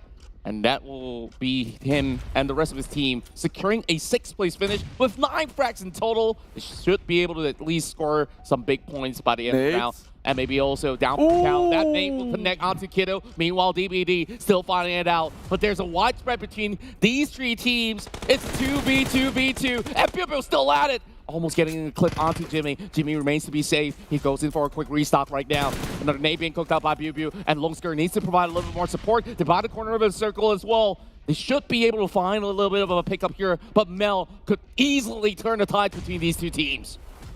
Well, he can try, but right now it's down to the stalemate. They do have grasses to hide behind with. It is a hill. But Jimmy OP has got the rough idea where the members of Genexus are, specifically Bu. He's tanking a little bit of the blue or every now and then, just trying to hide it at plain sight, the places where they wouldn't expect you to be. But Dingoz Mel actually got them Susu gets him. My God. From where? From the back end. My God, this guy, the healer, comes in as a threat and out, but look. Enough time to go in with the pickup, and this might just save them. This passive motion just saved them, and now Dingoz is going to push on forward against DBD. Not knowing that Genexus is there. Look at Long. He comes in. He now has the high ground. Genexus. It's only one member left, though. They can easily close this one out. Is there enough time for them to actually get this chicken dinner back? They do. They have an idea. They know. Response. And Genexus again with a chicken dinner in week 2 to start things off here in Zara. My God, Genexus saved by the bell, saved by Axis, actually taking one member down. That gave them a little bit of a shift in priorities to go in with the revive, held back a little bit, and this is when they say sometimes the best offense is defense. And they stood back there, let Dingoz take out DBD, and my God, they claimed it for themselves. It's a chicken dinner for the boys in blues. Genexus rise on supreme. They're absolute geniuses. The way that they played this one out, although they had all the odds stacked against them, and there was basically a far flank from the blue zone, and they stayed alive. Well, Dingoz thought it was that perfect time to strike, but with that sort of scuffle that they took against DBD, it opened up that room for Genexus to pounce back up after Bubu was revived. Let's take a look at the highlights yet again, as this was quite a stellar start for all the 16 teams on board. Yeah, but for sure, one thing, credits to MUGEN. They're trying something here. They're playing this aggressive. It's not often you get to see the Singaporean team here in the highlights. Now they've made it. Now we have to keep that momentum moving on forward and maybe sustain even longer. Take a little bit more risk. Meanwhile, 4 rivals, they look like the most likely to get the chicken dinners by the way they rotated. And they had like 7 kills, 6 kills off the bat with all 4 members. But unfortunately, they got stopped in the process as the circle did close towards downwards. And SMG, unfortunately, they fell out in the weirdest way. I mean, they were in there. HomeBois fell out in the weirdest way possible with Bosskurr coming in from the flank side. SMG just burned down. They're a bit stretched too thin here. This was the ballsiest play I've seen in a while. Like, you get one member taken out and like, you literally full send your squad just to take Sully out. Yeah. And they almost got bitten by the zone as well, which was high risk. And yet again, I said, the reward. But I mean, we still see the DNA of SMG, right? Like they still like to play the shed.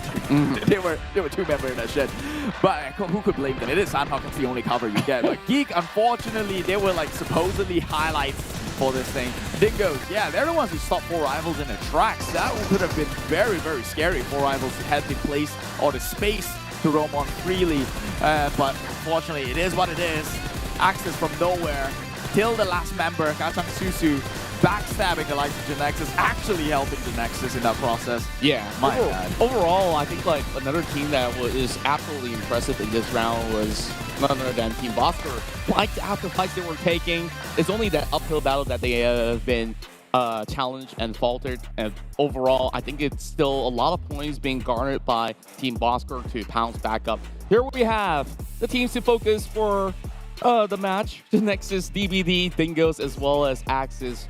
Great one. Overall, I think like Genexus played this perfect game where they weren't as flashy as they were on those bigger maps, but they went in slow and steady, sweeping by. You saw from the far western end and somehow made it really safely into the corners of the map. And surprise, surprise. They've lost a few members, and yet again, here they are at the top. But then again, exactly. DBD. Surprise, surprise. DBD came out the ultimate winner here with just the sheer number of kills that they've secured in that smart rotation. I mean, they always drop onto the top end side over a cow, so I would say maybe the sun circle favors them a little bit. But man, they've gotten the shots right, and here they are taking home the 21 points, 1 point ahead of the chicken dinner winners. That is Genexus.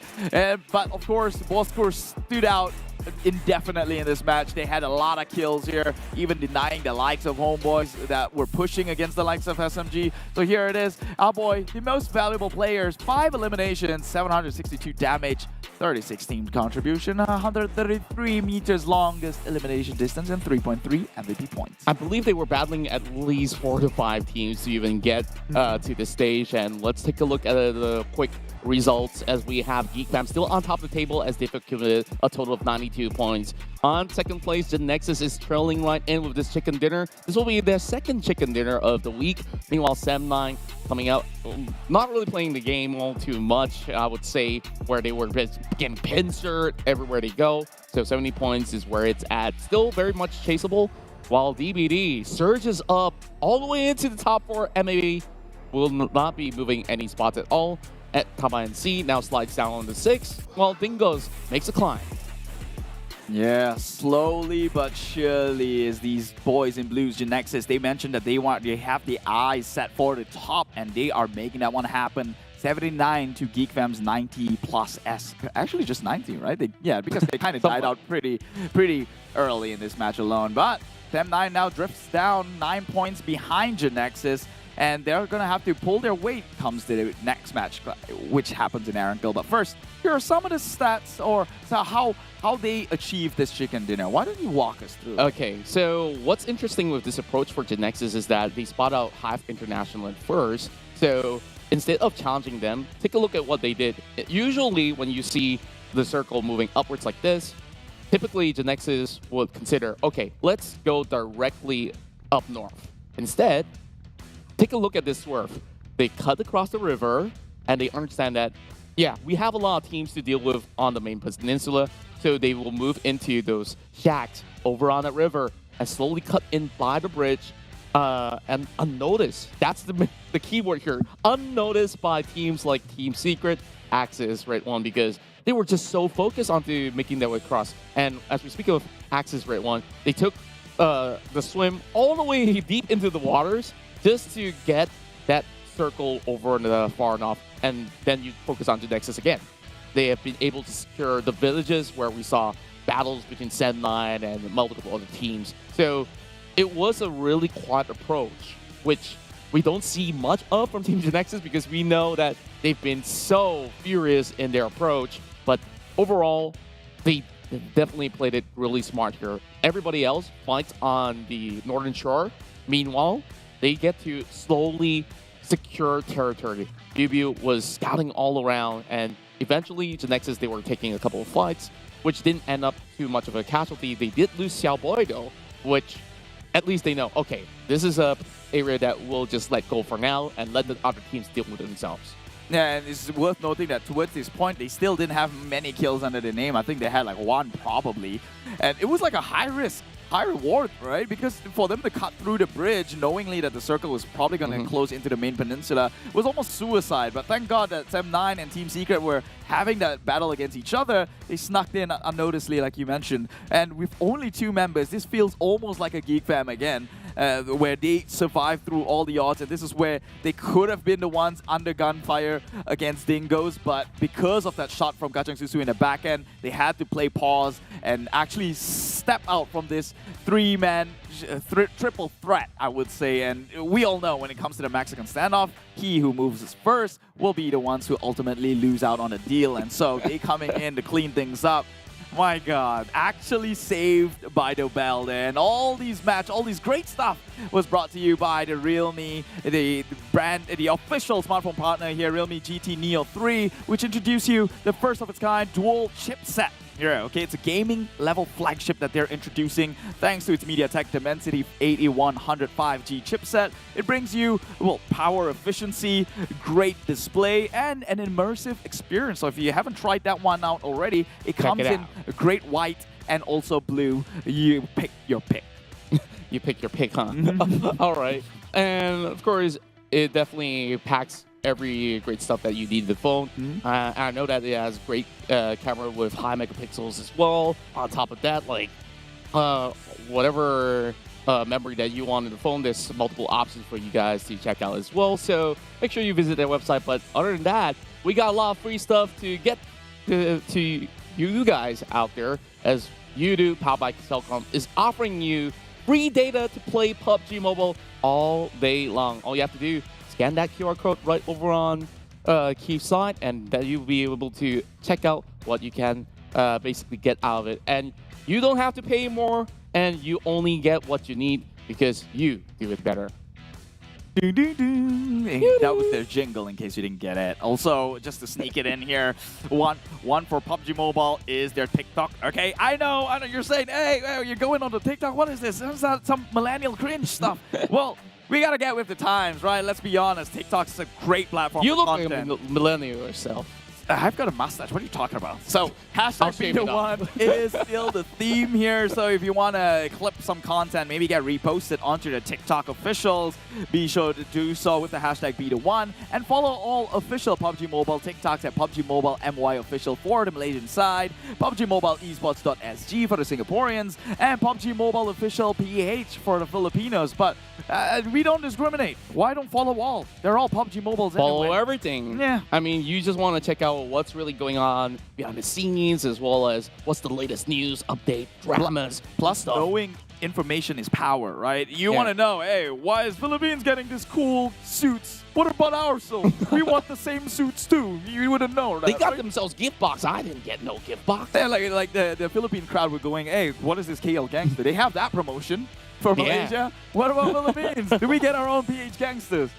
Well, probably they have their own stuff as well, but of course, we're going to be moving along as we have some of the stats to show to you guys again. And this time around, we see many teams really succeeded in many different ways. 3 of the teams have managed to accumulate 9 takedowns, and that's Team Bosskurr, Dingoz, as well as DVD. And because of DVD's amount of ranking points, as well as those kill numbers, they have managed to surpass Genexus with 1 point advantage. Genexus only has 5. Meanwhile, we're going to take a look at the most damage being dealt inside of Sanok, and it's going to be our boy who managed to also snatch the MVP title. I mean, Bosskurr was just online from the get-go. 2, 3, 4 teams, most probably. I think they also were the ones who wiped off the likes of GEEK fam when they were on that sniper's nest, per se, or the turret tower. But that is the game number 1 for the day, all wrapped, done, and dusted here. We are moving on to our next game. That one's taking place on Arangel, a fairly more even and competitive map.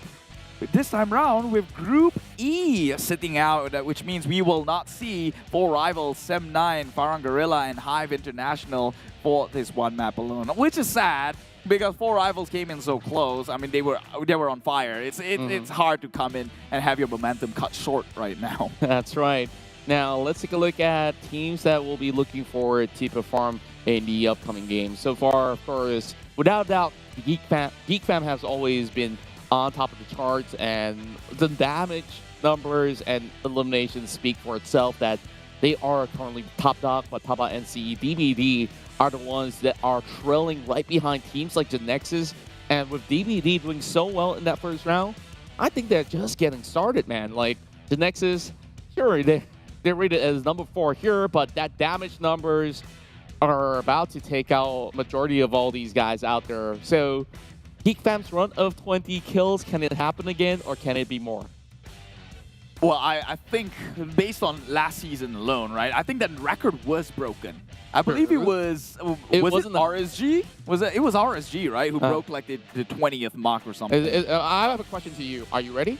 I'm ready for Blackpink. Yes. And their collaborations with PUBG Mobile. They're coming in with virtual content happening again from the 22nd to the 24th, which that one you passed. But don't worry, do not look back into the past. Future is happening 29th to the 31st. Virtual concert. Watch it on your phone, in your bed.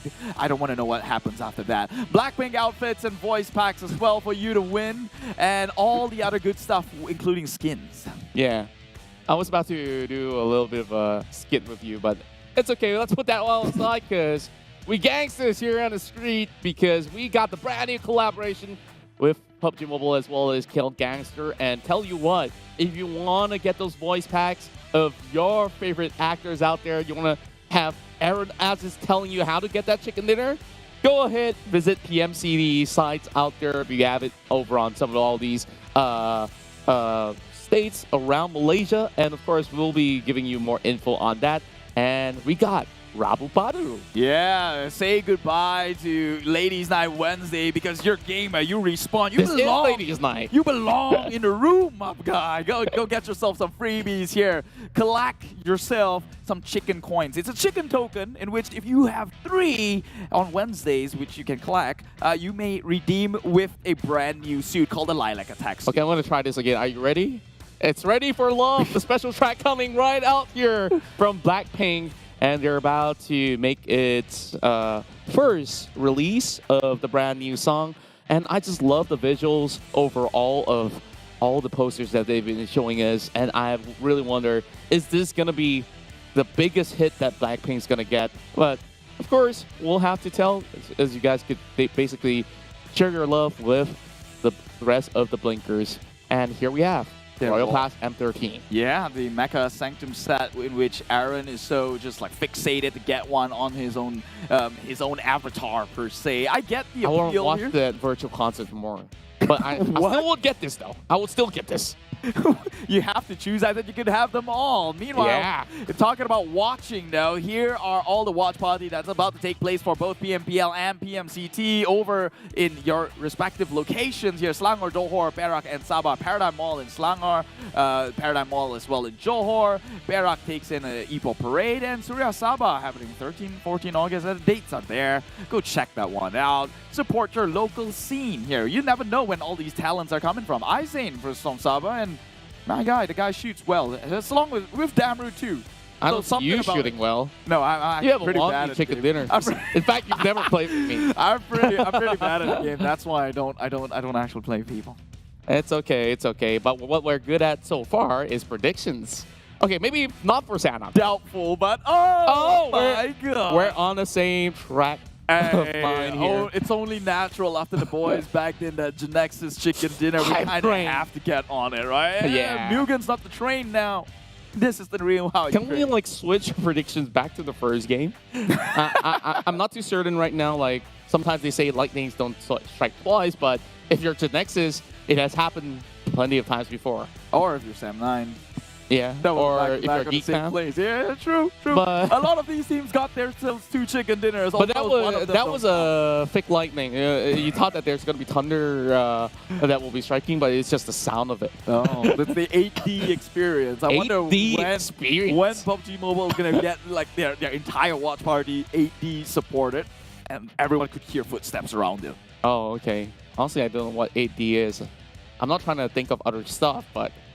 Wait, there's more other stuff? I don't want to know. I don't want to know what goes on ahead of Contra, my guy. I'll stay out of that private life. And it's okay. I mean, I could only start guessing, you know. Like, I'm still wondering what that is. But, hey, if you're telling me that things can only get better in this game, tell you what, it definitely does. And first, earlier this year, we celebrated our 4th anniversary. Well, of course, leading up to the 5th, I'm pretty sure that there's so much more lineup. We have so many awesome stuff that's going on in-game, out-of-game, on this live stream itself. You don't want to miss out on any of it. So make sure you can stay put because we are about to get ourselves Game 2 as we're moving into Erangel shortly. But before all of that, make sure all this stuff, virtual concerts, and all the new things that you could possibly get for free or even with a little bit of slight top-up on those Royal Passes, I think that you'll be fully rewarded as you get to enjoy the game with the rest of your friends out there. So thank you so much, PUBG Mobile, for offering us so much here. And we're about to get ourselves ready for the next one. So we talked about Genexus on a roll. Now, I wonder which team will come in with a better response. Is it going to be Sam9? Is it going to be Geek Fam? Because we've seen these teams on Erangel. Both of them didn't really seem to have the craziest games out there, other than Geek Fam with that 20 frag though. So that was when it goes into towards the southern territory. But on the north, I feel like Sam9 does have an edge. Yeah, but the circle did pull on north in the first Erangel map previously, and it was still Genexus who got that winner chicken dinner. So I don't know. We might be on a roll here with the boys in blue. But also, Geek Fam in a 20 fragger, although it is a highlight, it was also a very circumstantial situation, right? Like the circle, they had circle, they were on the high ground of the hills of Gaka. They were just shooting down against the rest of the teams down by the foothill. So can they do that one again? Well, it really depends on where the circle goes. However, I do want to see them come in a bit more solid this time around. No, don't send Yuhai on a scout mission. What was he doing there? Get some support for this guy because he secures numbers. So the ideal setup that we saw from Geek Fam was that 2-2 split going on. Micah as well as Yuhai to be that lethal tag team duo. And then you have Damerit being supported by his own teammate as well. Sorry, I may have missed out the name, but we'll get there. Snipes, exactly. So overall, I think that the dynamics of this team just have everything going for them. Like strong pillar from the back. Damroot, absolutely reliable. Micah as well as Yuhai basically are left and right arm that just keeps on punching. Yeah, I mean, honestly, whichever dynamics you'd like to go with, right? Like, whether it's Yuhai with Micah or Yuhai with Damroot, that's the beauty of GEEK fam. They're so interchangeable that it all fits whichever way you turn it. It's like a Rubik's Cube with all the same colors. You never get lost in it. It's always a solid recipe. However, they do fall apart only when they play crazy things like that. When they take out a piece of the Rubik's Cube, and that's when it all crumbles. Are you good at solving Rubik's Cube by any chance? Absolutely Me horrible. neither, high five.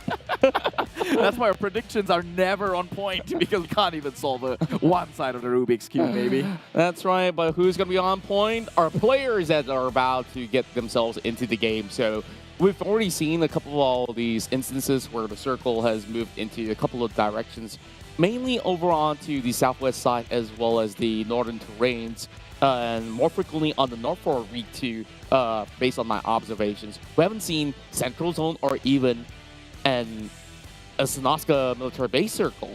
I feel like that's going to be that biggest curveball for even the top tier teams that have been playing throughout the week 1 as well as week 2. But I don't think that it's going to phase them all too much either because they've been playing multiple seasons, right? Yeah. So it's time for us to see where or not will they be able to close out with another great victory. So is it time that our predictions get shattered? Keith, you tell me. Well, I mean, like you said, man, lightnings don't strike at the same place twice. It just so happened that we used that here onto Erangel, and we'll see if Genexus can make the dream come true. It's already painted blue over in Erangel. That's right, folks, and we're jumping into our second game of the day. 3 more to go, so you know that we're going to have a lot of good time over the course of the evening. Now, I'm liking what I'm seeing here. We're starting off from the island itself. Novornoe as well as the Nazca military base will be an easy drop for BBD as well as Team Hawk. Meanwhile, oh wait, excuse me, it was Tabah NSEA. Got myself wrong But right there. Team Hawk goes over and over Remnoya as well, so it's a faithful place they're playing in. We will be bidding our greatest welcome to Yoodo Alliance, RSG, Tabah NSEA, and Crit VIP, who did not play Sanat for the day. Who's taking a break though? Group E, with 4 rivals, Sam9, Farang Guerilla, and HYVE International. So unfortunately, as much as we want to see Sam9 go all berserk over in the northern part of the map, that's not going to happen this one round. But we don't even know where the circle is going to go. For all we know, it's going to go dead center over at school in Bajinkian, with which we know, that's usually where four rivals thrive, but they're also not playing in this game, so I don't know where I was leading up with that. It's okay. I mean, overall, like, we've already seen a lot of all these Pachinki circles back in the past, and it's always going to be a huge party inside of the city if it does closes all the way directly into that said territory. But without the presence of Sam9, it's going to be an open territory for MUGEN to claim the entirety of the northern sector. Over onto 70, immediately we get our view onto... I honestly can't read this name because of the characters all too well. Is that Hamlock, I think. Hamlock. It's Ham10K, but I guess it's spelled Hamlock, Ham10K. right? Yeah. Well, meanwhile, Dingoz here just drive by against DBD. It's just a friendly greetings. Don't want to trade in all too well. I guess this is kind of a gentleman's agreement. Nah, he doesn't have a weapon. Otherwise, he'd be shooting fires right now. entering clips at this point. But they will somewhat make it pass first for the time being. We're looking at him just probably trying to earn that most distance traveled. So long as you're on wheels, right? Overall, teams are starting to amp up in terms of pace. And as I say that, it's going to be Calamity on his micro Uzi spray right in the middle of the street. A little bit dangerous to still stay put. So he's going to be making a move as well. MAB on that hot pursuit. I don't think they will give chase to DBD though. They don't want to be dead by daylight. That has always been in my mind, man. I didn't want to say it. I have the guts to pull it out. Oh, well, you're really asking for it. Meanwhile, SMG Mile now comes in. More of a staple from SMG himself. Hin will be taking a break. Meanwhile, MUGEN now is well, just doing MUGEN things, just looting up, and probably not playing so aggressive. However, we've seen them change. They're turning a new leaf, and now they're bringing in a new member. Another 10K for another 10K. Okay, so it's not Hemlock, it's Hem 10K then. Yeah. Is introducing a brand new face into the game might have actually changed the tempo of their play. So let's see what they can offer, because MUGEN back in the first round, looking very convincing with some good attacks, especially on close quarter combat. And if they could basically do it a lot cleaner and faster, they could easily shut teams out. So Axis will have Leto coming in replacement of another player, Hainu. So as we have a lot of eliminations that goes on the map, the furthest shot was by Leto, 432. Is that a record high? I'm not too sure, to be honest. Wasn't keeping track on that one. Well, I guess the longest shot means he's got he's long-sighted. He didn't really see the rock up close. Then needs a little bit of correction with that one. That's why optics are a thing. Meanwhile, I'm sure he's okay at best. He's not that bad in close quarter. My guy. Why you They're calling him long-sighted and then like far-sighted. That's the term. Yeah. Far-sighted, right? That's the right term. Okay, this time we're getting Bosskurr inside the city of Yasnaya, sharing it with the Genexus themselves. So we have yet to see battles happen inside of the city throughout the week run, but the week has just started anyways, right? So who's to say that Team Bosskurr couldn't challenge the Genexus? I think they can, based on that performance alone in Sanhok. They definitely can. And that was close quarter territories, and especially in Yasnaya. Technically, it's a lot of tight angles, a lot of apartment buildings and dilapidated cars and houses. Like, you take your pick. Like, if you don't walk away with kill, at least you walk away with loot. That's still a win. So, for now, with the circle moving right over onto the... Well, I have to assume that this bridge is the first bridge closest to Novo. So it's somewhat towards the central south area. Actually, we were getting a similar circle to when GEEK fam actually got the 20th. So it was towards the back western into side. the Primas Very Pure sector. So it was there, right? Which means could this scenario set up for GEEK fam yet again with a 20-pointers elimination in a single round, or can they even break their record? Because if they say, history is repeating itself, then you kind of expect similar results. Technically, lightning striking twice on the same spot again, hopefully, for GEEK fam. Now driving right by, and Somnus will join the rest of his arsenal as they are popping by into the center, or should I say the outskirts of Pachinki. Things seems to be absolutely quiet inside of Rozak as Yoodo Alliance are just taking things slowly. I think Luke, the prodigy of the past few seasons, have shown high record amount of takedowns. This season, I guess with a lot of rotations in and out, he won't be able to continue on with that sort of spree. He just has to be a little bit more consistent on his approaches when it comes down to all these team fights that we've been seeing from Yoodo Alliance. So if he wants to get more games and more frags, just show it. Yeah, I mean, it's easier said than done. Definitely. I probably wouldn't match with these guys. Yeah, but we know they can do it, right? It's always a sweaty lobby. Yeah. I mean, I've never met them, but thank God for that one. There's a reason. But Virgil, this guy, I think, is a staple in the Singapore scene here. He's almost always made an appearance. RSG, that's a team that were they in the previous round? No, they were not at all. So this is the first appearance we're going to see them do it. They're running Brian in. And actually, they're running Brian in this time round.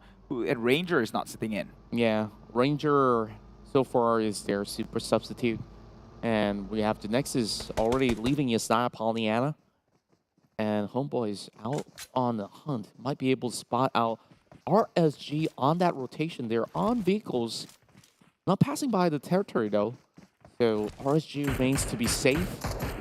And shots now being fired over on the direction of Brian as I speak of it. Should be behind a little bit of covers for the time being. Still have the vehicle to at least dash out if push comes to shove. Team SMG hasn't been looking all too good overall. I feel like Drax, which I assume will be their in-game leader for the team, will need to guide a lot of new faces inside of Team SMG. Trying to figure out what's the best way to get those dinners back in the team. MUGEN now moving into the ruins, and I just love when players are particular with how to park their cars, though there's no lines. Oh, I mean, they're just trying to make sure that they don't get gunned down, and then they have to walk the walk of shame here. But I have to give it to MUGEN, though, that they're making weird maneuvers, actually stealing the attention of our observers. So they're making a name for themselves. It's just, you know. I mean, when did you last remember them up on the screen? Yesterday, they don't get the light of day, but this time around, they've got a lot of attention. And maybe that sort of rotations is what garners them a few with the weird driving pattern and a weird parking pattern as well. But this time around, the circle almost dead center here. Pachinki still taking a huge part of it. A little bit grazing down the side of Sosnovka. Which way is it going to be? Meanwhile, Bosskurr already shooting on site. Yeah, with the circle now closing into the hills of Pachinki, surrounding the entirety of the sector of the city. Still possibilities of it closing into the direct township overall. Oh, Crit VIP getting shot. A little bit of a driving fury shots coming in from Xiaoboy.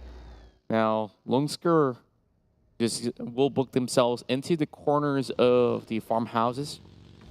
It's going to be a little bit more of a safety net for Genexus now that they're over on the close proximities of the township. So other teams may not be able to spot them out from here.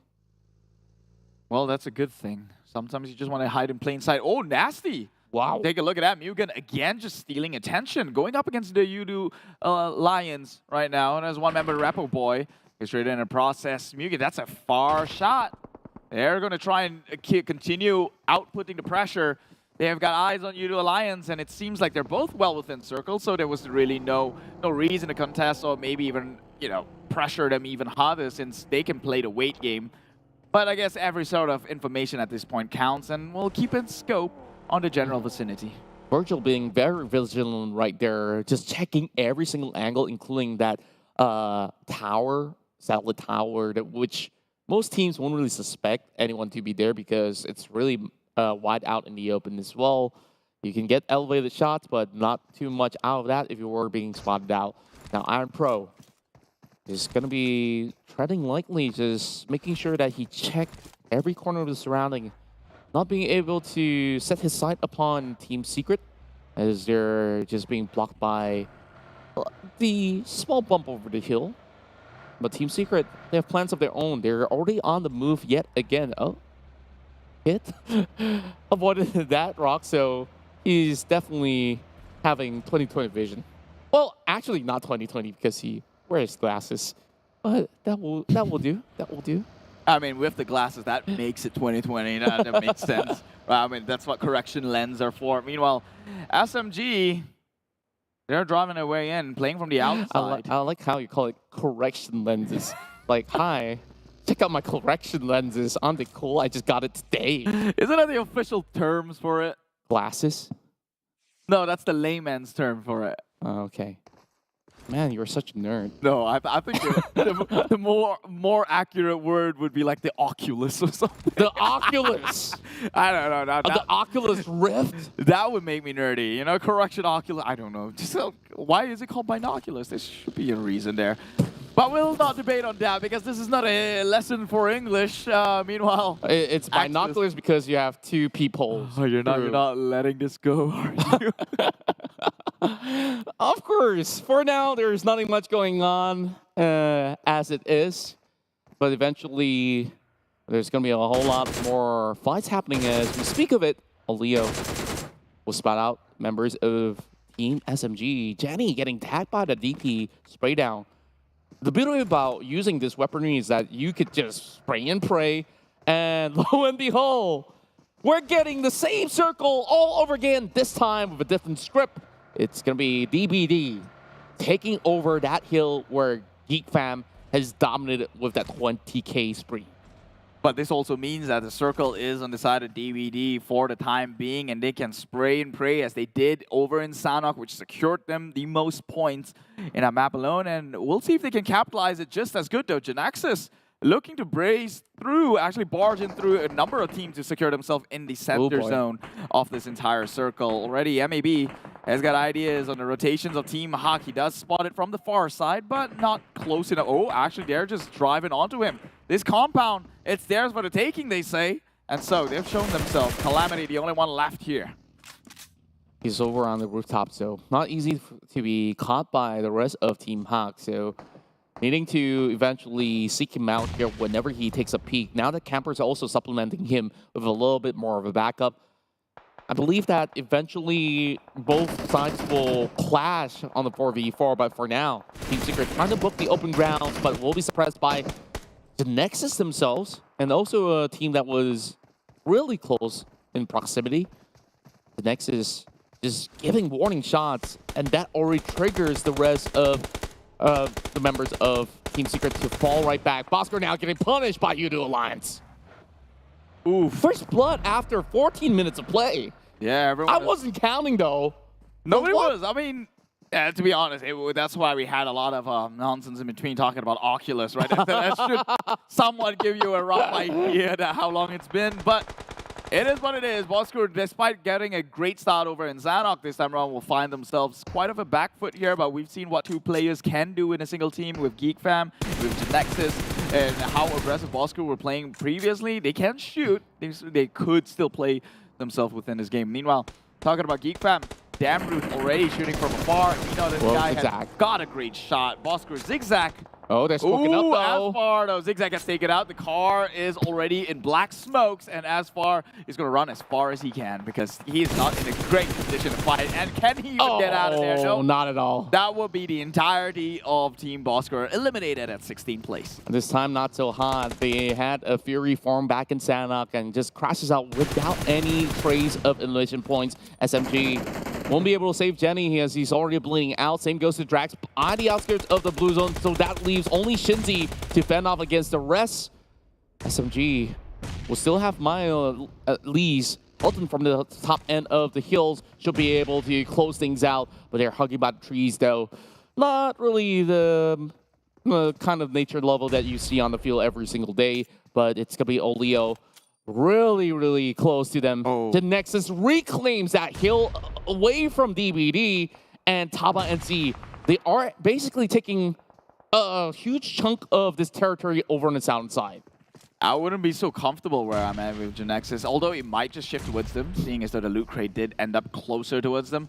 But it seems like it's got a fair beat of the beach scenario going on down in the south. So we'll see where this one closes in the next, I guess, 20 seconds or so when the circle does start to close.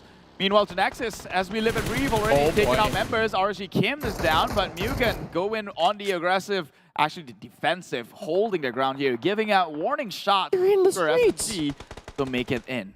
SMG somehow survives out of that, and Team Secret, they're not even trading right back. And here comes the rest of MAB, crashes into the compound. Russ will be the first one to fall. Maki now hunting him from the back, so will he be able to get anything at all? He finds Frankie over the top end, but Maki will be shut down instead. Quick cover fire from the side of Flags, and Frankie stays alive. Still got the Tommy gun in hand as well.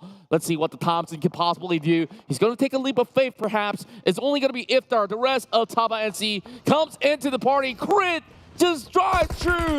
Tabah NSEA might just actually lose even more members, but Iftar stays alive. He gets the first pick, gets the second one as well.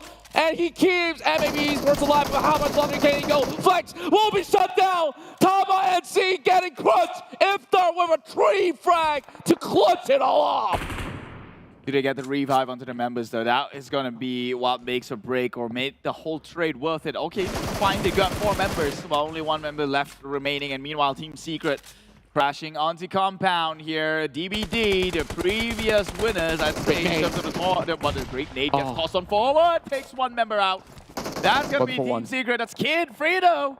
Takes a nade of himself, and so only 2 members left to fend here for the likes of Team Secret, but more nade has been tossed on forward. It is behind the wall. It will clip. Izane takes a big hit from that one, but and this one went back. More nades gets tossed on forward. This is looking pretty bad for Team Secret though. Just having the smokes to blind them all out. Ziggs still attempting Molly on forward. with lots of courage. The Molly. Gets the damage done, and he does get knocked, but he does manage to save Fredo for the time being. Doesn't have much health left. Grenade overlopped on towards the top side of the roof, but here comes another one from DBD. Oh, they got the revive though. Team Secret, they're looking to push in. They lost one member, another one falls, and Team Secret in an awkward situation.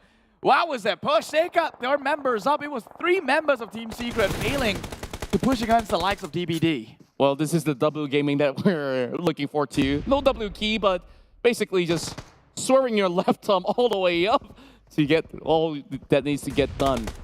Team Hawk now battling against HomeBois. The battle of the bottom teams. Harsh way to put it, but you have to settle the scores. The rest of Team Hawk, they're standing by, waiting for HomeBois to make their move first. And Team Hawk just want to play a little bit more passively, now driving towards the direction of RSG. HomeBois ready to challenge, spots out Brian, but they can't afford to crash into the compound. That warehouse will be a safe refuge of RSG, but Genexus comes in, blazing from the back, taking out 6. Another member down, make them all gone as RSG tags team alongside Genexus, and HomeBois gets shut out. Yeah, but look at Genexus. They've got their foot into the circle, well, RSG as well. So they kind of get an idea from on the side of Genexus. They know where RSG currently resides. Only losing one member. RSG is still a threat here. But they do have compounds to play around with, and they will have to pray that the circle goes their way here. Team Hawk now trying to go in with the Hail Mary play with the vehicles, trying to maybe push onto the compound before them, but finally RSG stopping them in the tracks, and Yuhai gets a kill onto Ziggs from DBD. Team Hawk still taking a slow approach. They understand the risk that's at stake here. Though, they don't really have much time. They need to basically book it all off with the NSEA. Maybe moving into the waters could be another option, but GEEK Fam right now have Micah securing the kill onto Jimmy LP. Xiaoboy now further amps up the firepower, trying to take out more members out of DBD. They can only get one though. Genexus, they're ready to lob nades at Echo as well as Yen. They don't really have much health left, and this battle is about to be done and dusted, but they still continue to drive on. The aim not really connecting out of Biu, but they don't really have much HP to poke out, but they will still at least reach the warehouses, and here comes another challenge. They have to be RSG. Genexus has to be careful. Yuhai was behind them. The entirety of GEEK Fam was behind them. They were positioned. They were too hungry for that kills, and now GEEK Fam has pushed onto their territory. They have to take the fight on with one member wounded or on his knees here. Can they get the pick up here? RSG, look, gets it confirms one onto DBD, and Echo to fall on with the nade. Perfect play, but now GEEK Fam up against Genexus. They got one member down. 3 against the 4 of GEEK Fam, who now has 6 kills under their name. Great start for them, and this is where they start raining in on Supreme. The wall of smoke deterring them from pursuing forward, but Yuhai doesn't care. Put that smoke as much as you want. I will hunt you out, but he will soak a little bit of damage coming from the grenades. Smart maneuvers coming out of Genexus just to hold on for now. Genexus just hugging by the edge of it though. It's between these two teams. They know that if they were to win this battle up the hills, they will be able to dominate the rest of the circle. VIP, however, over the southern side will try to punish MUGEN. This is going to be a better run in for MUGEN, making it to the top 8 as we have Yoodo Alliance being eliminated at 9th. GEEK Fam now looking to go with the all-offensive push here. Well, beyond smokes, Loyu, they have to take one out to maybe even the firepower, but GEEK Fam damn rude gets Lung. That's one member down, but Biu trades in with that process, but Loyu still trying to jiggle things out. They're blinded. Micah right now shooting in the dark. Not hitting the mark here, but it's 2 members of Genexus against the likes of GEEK Fam, who's got 3, so always 1 member less. But can they make this one work? They're low, but not down just yet. Takes it on, but the trade is there. Loyu, he's down to less than half HP. Can he clutch this one out? He's still trying to revive his teammates, so it's going to be a little bit of a risky move. More grenades being tossed in by MUGEN to try to clip onto Crit VIP. Damage being done. Not enough from MUGEN, but GEEK Fam still going for the resuscitation. This is going to look a little bad, but they still have Yuhai on the hunt, but at least they've cleared out the rest of Genexus. So all they have to do is take care of the vicinity of the circle. They're about to push right in. It's not going to be all too far, though. Here comes Ate, coming with the spray down onto the Jets once more. Team Hawk still stays alive. Their best run thus far, making it to the top 6. And oh, speak of the devil, Heiko spots one right under the radar. And that will be a member down from the side of Dingoz. Still couldn't take out the rest of them. Oh, but GEEK Fam, man, they're looking scary right now. Oh, he does take out the rest of Dingoz. Playing in the shed again, just seemed to be the doom, the recipe for demise here. GEEK Fam, though, 9 kills. Still all 4 member up. Still very healthy. Can look to make the push. Team Hawk still also 4 members. They have 6. Kills already in the mid, but Dingoz here. Ricky will be farming them up against Mugen. Virgil will be taken out for the time being. GEEK Fam now looks to push onto RSG. There are no pushovers. Rax now pushing outwards. Micah, no. Blindly running out in the open. Micah takes a bit of hit here, but so is the rest of RSG. 2 members too low to go and fight. Only Look can look out for the situation, but he's taking fire now. Yeah, Micah with really quick responses. Oh, the car basically goes up in the air. Ricky does find one in the form of Mugen, and that will be Mugen coming with 6th place finish, 5 elimination points. Thus far, the best performance we're seeing from the Singaporean side. Meanwhile, Dingoz Esports is trailing right behind, only having 2 members to play out. GEEK Fam not trying to challenge the rest of RG inside the warehouse, and they will continue to pry onto the members' outskirts. Kiddo now gets tagged. Great shot coming in from Damn Cutie. And that's going to be a chance for Team Hack to close out. They have the healthiest members to challenge GEEK Fam. And with Micah being up close over on the top side here, it seems like he's going to be able to gate everybody else from attacking the rest of GEEK Fam. So that's going to be a safe haven for GEEK Fam for now. Team Hawk's not going to do anything. They're well inside circle. They have the entire gas station for them, but when they run down, Miles going to take him down. What was that? It was an aggressive play that got punished in the process, and so they do get that kill onto SMG, but Team Hawk now 1 member less. Here goes. Top 4 standings for the team. GEEK Fam with the advantage again, but it won't be for long though. Circle does favor members of Team Hawk. Just sitting by the patrol station, and Ricky quickly restocks out of his day teammate. For now, it's a little bit more of a standstill. Teams are starting to figure out how to approach the final stand. Micah eventually gets that number after knocking down a member of Dingoz, but here comes the spray down coming out of Heiko. So got 2 frags of his own, seeking out for Yuhai.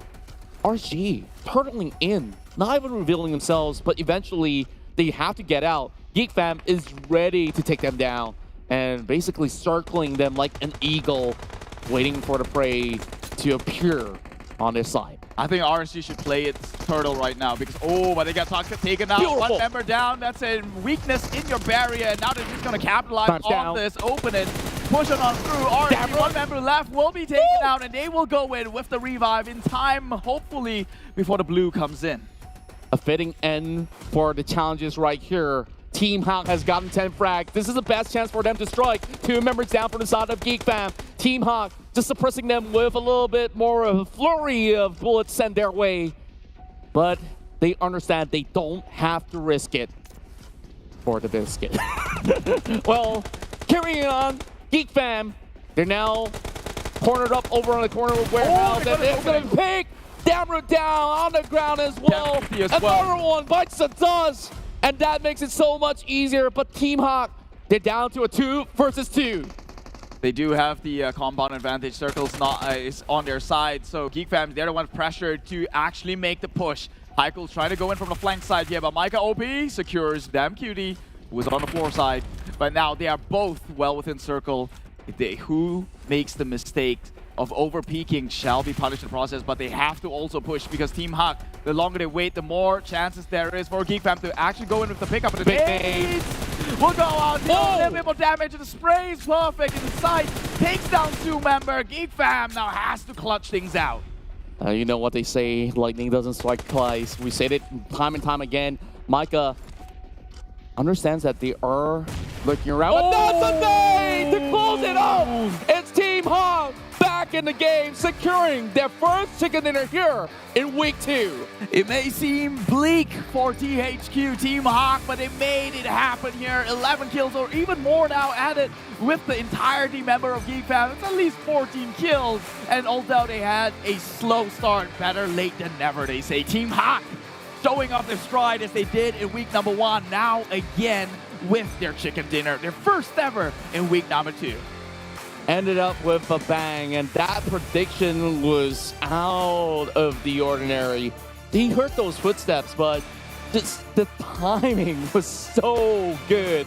And these are the boys that have done it for the first time here on week 2.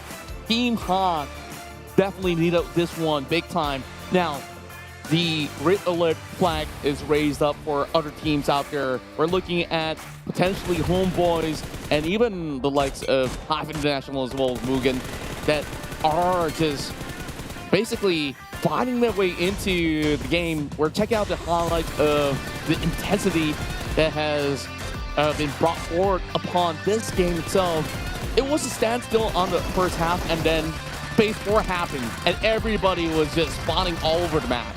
Yeah, but I have to give it to GEEK Fam though. They didn't have it. They didn't have it as easy as Team Hawk did. Circle wasn't on their side. They had to push through numerous number of teams. RSG, Genexus, well, you name a few, right? But GEEK Fam, they've been doing a lot of work to get themselves that 10 kills.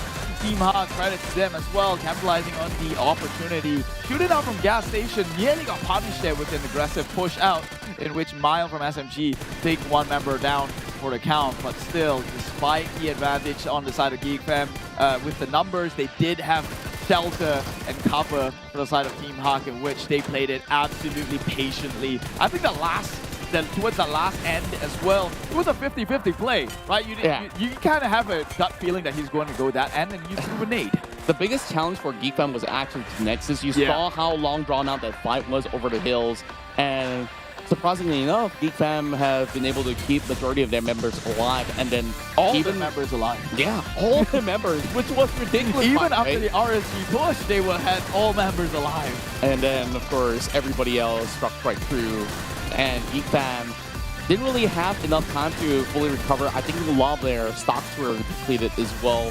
So Team Hawk had that bird's eye view because they planted their players from the outskirts, moving inwards. And that slow approach, we saw Team Hawk by the edge of the zone, pushing forward, eventually close out this game, seemingly like it was a miracle play, I would say. It was a miracle play, more like I think it was already written in the books, right? It was GEEK Fam who's out there trying to define it, because they had to push in numerous of teams. As we said, Team Hawk was just sitting there. They were probing out from gas station. They had to, all they had to do was wait. And that's exactly what happened. GEEK Fam came in pushing in. It was when they tried to push towards gas station, in which they lost 2 members, including Yuhai in the process. So Team Hawk comes out the victor here. 29 total points, definitely shooting their way up in the board. Seemingly they're down at the bottom 2. Now not so much anymore. One chicken dinner to change their fate, and they've got it in the bag. Now I really want to check out the overall standings. Sure, a little bit of a script flip going on. Axis TS as well as Bosskurr didn't get any points in this matchup, and most valuable player still goes to Damroot because of the absurd amount of fights that they were taking. And he's been doing huge numbers across the board, and that's 749 damage to be put out. Felt like he really gotten more out of a lot of all these takedowns, and that's also a really high record of a long limb distance that he has covered up. So, yep, he's got the perfect vision that we're looking out for. Despite GEEK Fam not winning this one out, GEEK Fam still remains as number 1. But we should take a look at the victors of this match. Team Hawk rockets their way into 11th spot. Inching the first draft here from the bottom 2. It is only 1 game away, and this is part of the beauty of it, right? This is why I said it's so great that all the points, all the available points to be farmed is so monopolized by the top few teams, which means the marginal difference between the entire second pager is pretty much negligible. And one chicken dinner could change the fate, even for the likes of HomeBois, HYVE, and MUGEN. They just have to secure one in the bag for them to get an exponential jump up, right? That is 9 points. If this whole thing ended the way it is, they get 9 points. And honestly, it's so doable for HYVE, MUGEN as well, because you look at Farang as well as Team Secret, they don't seem like they have too much of a point gap difference. It's only down to single digits right now. So one good game could easily give them that sort of butterfly effect to rocket their way up, just like how the members of Team HOC did. So that itself, absolutely impressive coming out of a team that was down in the gutter. But before we get into more of those stats, let's also bring up a little bit of recap of how this game concluded for Team HOC. Now, they are a Novo team, by the way. Novo team. They were a Novo which team. I wanted to point out because it's so far away. Okay, not as far as MSQ, right? But who's counting? Like, this rotation itself had a lot of risk involved because we saw there was a little bit of a scuffle against MAB, which they took over onto this checkpoint that they were camping out on, and then they waited for the circle to close out. But eventually, I don't understand, how did this passage get cleared up? The only reasoning that I could give right now was, maybe move for it. Bought members of Tabah NSEA, and there was also a few members of HOC that was pushing forward inches by inches over on the minimap. And then we get huge collaterals, which basically open up so much more room for Team HOC. I think it was this moment, right, when they went up against Tabah NSEA that rendered MAB with only one member left to play, so there weren't a threat. That threat was neutralized. Team HOC could make their way across. And to be fair, it's only MAB that was in the way. It was a straight path towards the gas station, and they camped there for the longest of time. And when it comes towards this last few circles, circle number 5, as you can see, well, GEEK fam is fighting up against Genexus right here. Those, like, they had to push through hell and high waters to get to where they were. Team HOC had eyes on Dingoz. All they had to do was pick out the kills right there. RSG playing it safe, playing inside this hangar because they know there's just no need to push out onto the open lanes. This is where they try to hold their point as long as possible. And it was a stalemate up until the last circle draws down towards the side of Team HOC, and the blue starts pushing in. That's when GEEK fam became like a wounded animal being cornered. They went in and wiped out the entirety of RSG. But when they tried to push onto Team HOC, who has circle, has shelter, there's where things got a little bit more disastrous for the likes of GEEK fam. They lost 2 members, and I think High fell on with. Yeah, the fact that they were working with only 3 members was pretty incredible on how they really closed out, because they had Heiko holding this position by the tree, which have basically had High as well as Snipes being caught out, and then Zully comes in for the right flank as well to close out the game for them. So beautiful work out there, and now they are back in contention. And who would have thought one game would have given so much impact? 11 plays, and that's like with so many frags as well. Like, last I count, 9, 10. I might have lost it, but 14, I think. 14. That includes GEEK fam. GEEK fam. Yeah. GEEK fam was 4 members, right? So, oh well, Team HOC, they've stepped up. Can the rest of the other teams step up? I guess we'll find out with the next 3 games left to play. But before we get into it, we will take a quick break. Once again, you're watching the 2022 PMPL MYSGPH Fall. I know it's a mouthful. Get used to it. My name is Keith. This is Contra. We'll see you in a couple of minutes.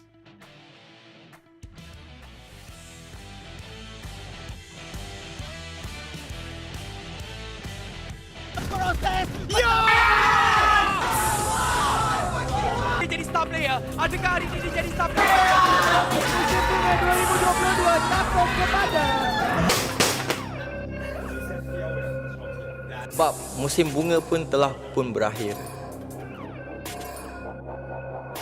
Kami telah bersedia untuk meneruskan perjuangan. Tiada siapa yang boleh menghalang kami, kepulangan Sang Raja, untuk menuntut balik kegemilangan. Former teammates. Kini menjadi saingan. Who will be better? Untuk pencapaian yang lebih tinggi. Kelahiran era yang baru untuk gagah menerus ke hadapan. Pride of the nation, defended by us. Battlefield baru telah pun bermula. Kali ini 2022 PMPL MYSGPH Fall 20 Julai 2022. Be the one.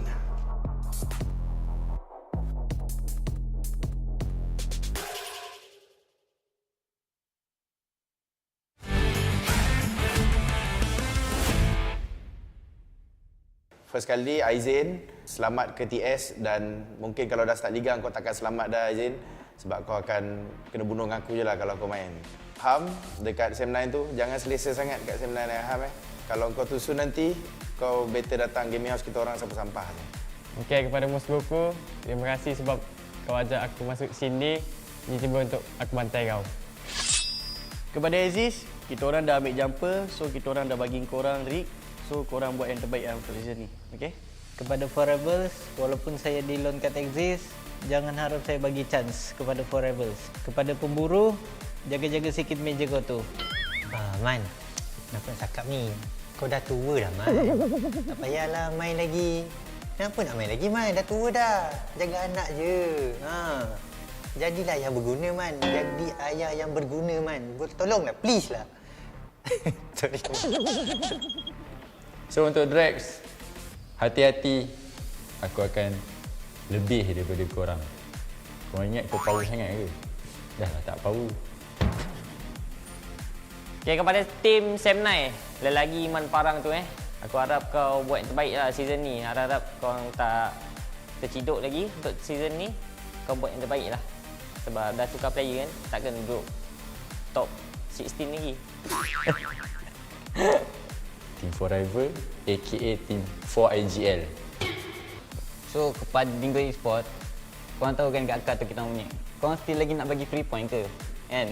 Kepada IGL Kido pula. Nama saya kan Kid. Kenapa nak Kido lagi? Saya memang anti Kido ni. Season lepas saya jadi coach, saya tengok korang main semua macam sampah. Sekarang korang jaga. The King of Uzi is back. So Insomnus, I received your message. You want to come here, but too bad because you are here. We are here. So maybe Bill is up there right now, but don't let your guard down, Bill. I'm coming for you. Okay, kepada Pasha dan The Jumper, walaupun kita pernah susah sama-sama dekat SEA Games itu, tapi ingat ni kali PMPL kita orang takkan bagi chance lah. Kepada Creed VIP, thank you sebab dapat nombor 16. Start sepertinya tukar nama, korang boleh bantai kita orang dengan firepower baru korang. Orang tua Kuza, jaga-jaga. Kita orang cari kau. Kepada tim VIP Cirit tu, korang yang rasa diri korang hebat nak blok-blok kita orang nanti kita orang akan ajar korang dekat tournament nanti. Jangan sampai korang tercirit-cirit nanti, tak boleh main. Okey, untuk pemburu duduk rumah dan diam. Jangan sampai aku kentik ponsel kau. Okey? So saya nak tunjuk kepada tim SEM9, kapten dia Man Farang. So Man Farang get ready, saya akan bantai dia dekat musim yang akan datang. So jaga-jaga, hati-hati. I will kill you. 4 tahun bersama-sama. Sebenarnya aku bosan tengok game kau. So sebab tu aku kick kau. Tak boleh toksi banyak-banyak, nanti kena kecam balik.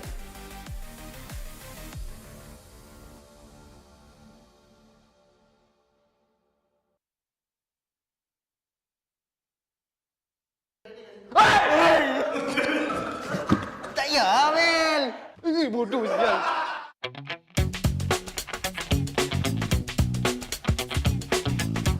Tak nampak ke ni? Apa lu? Brother, is this real or fake? Apa ni?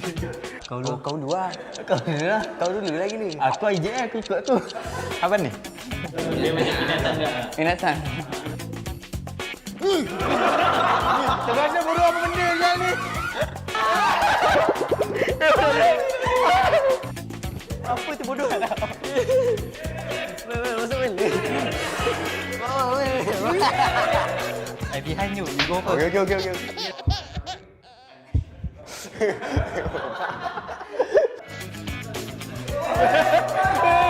Tapi dia tak hidup lah. Dia macam gerak dia.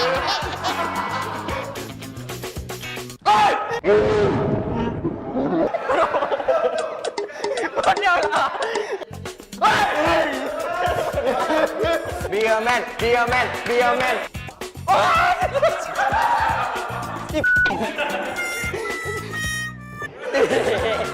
Bodoh. Tak nak tu.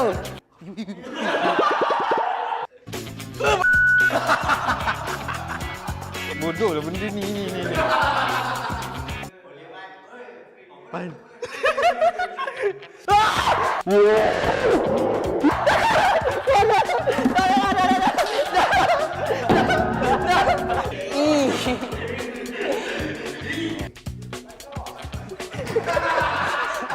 Terus Snack.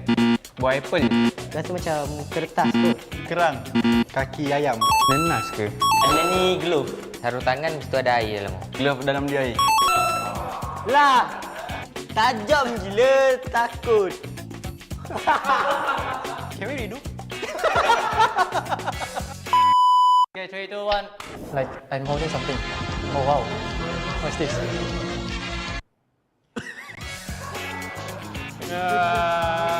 Nenas.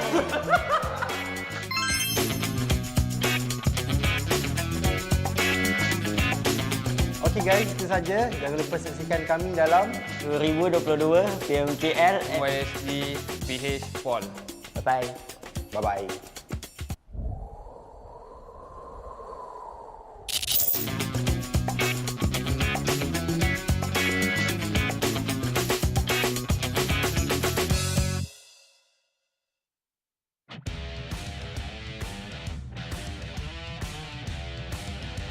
Natin, pero Yoodo Alliance, they start to speed trade, pero nga lang meron sa likod. Always check yung mga nasa likod mo, pero I think they want to see muna where Farang is heading at because they have a lot of pop shots. So na nag-push na. HYVE. Ramdam niya na sarili niya dito. Tignan mo naman, HYVE, dakilang taga-spray down. Isa sa loob, isa sa labas. At HYVE, hindi niya kailangan ang players ng GEEK. Malapit GEEK fam. Kanyang team secret pala kanina. Pero right now, HYVE goes for a spray down. And then, yun sinasabi ko. Mako! Tatlong teams, Crit, VIP, Dingoz, and GEEK fam. HYVE managed to pin down Insomnus. Insomnus is now out of the question. To work this out, it's Kido. Managed to cripple down one. Nasa na yung kalaban? It's Kido.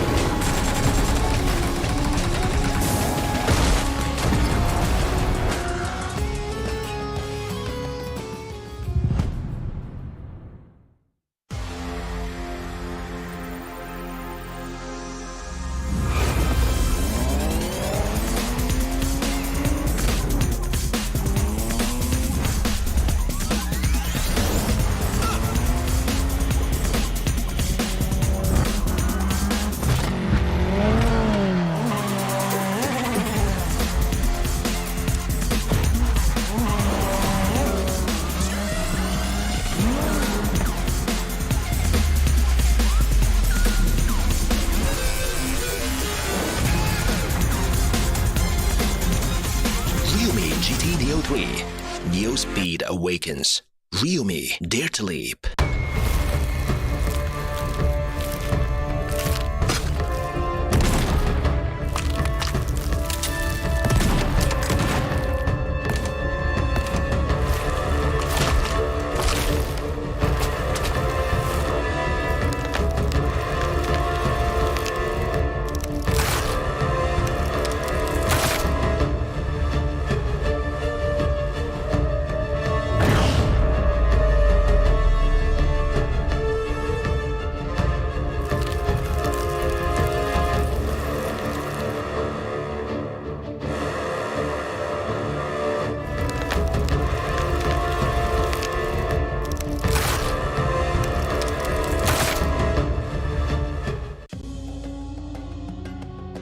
PUBG Mobile 2.1 White Paper Full Overview. Hello there, PUBG Mobile players. PUBG Mobile 2.1 is now available. After several months of hard work, we've added more fun and interesting content to the existing gameplay. At the same time, Ancient Secret Arise, which everyone has been looking forward to, has returned.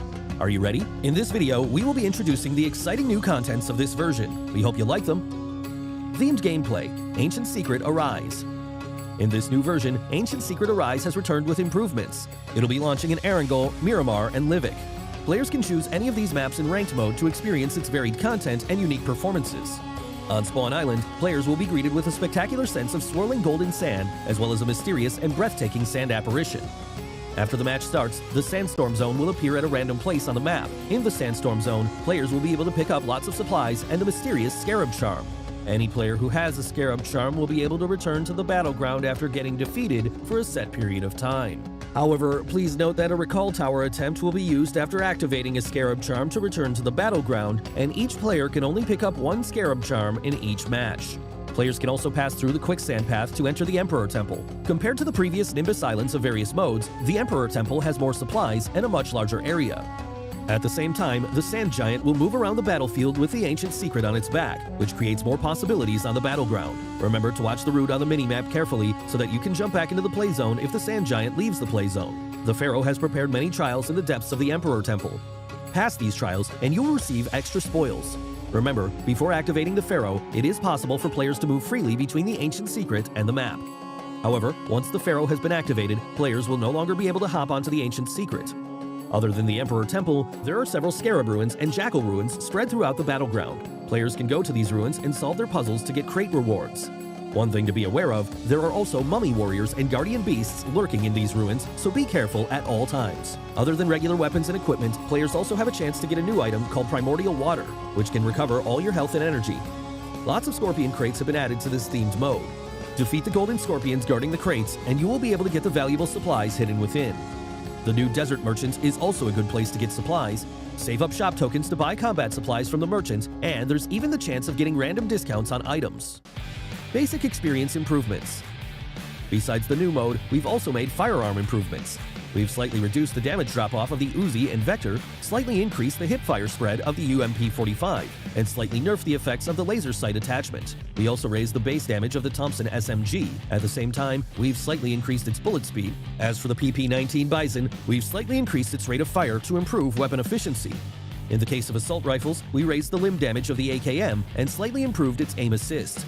We've also reduced the recoil of the Scar L and slightly increased the base damage and damage drop-off at longer distance of other weapons.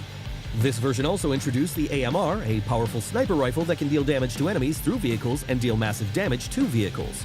It takes exclusive 50 caliber rounds that are capable of striking players in vehicles. Season updates. Cycle 3 will officially start after the major version update. The C3S7 set, C3S7 parachute, and other legendary outfits will be added to the season rewards pack. In the new season, we've also added a season bonus point card and rating protection card that can only be used during the season to help everyone climb the ranks even faster. Individual training grounds, sound location training. In the new version, we've added a sound location training system to the training grounds. Players can use this to train their ability to locate enemies by listening to gunshot sounds and footstep sounds, which will help players become more aware of their surroundings during a match. Other updates. Other than the updates mentioned above, the PUBG Mobile x Blackpink collaboration has prepared a virtual concert for everyone. Let's all have lots of fun in the game this summer. That's all for this video. We hope that version 2.1 will give everyone a better gaming experience. For more details, feel free to follow the official PUBG Mobile community. See you next time.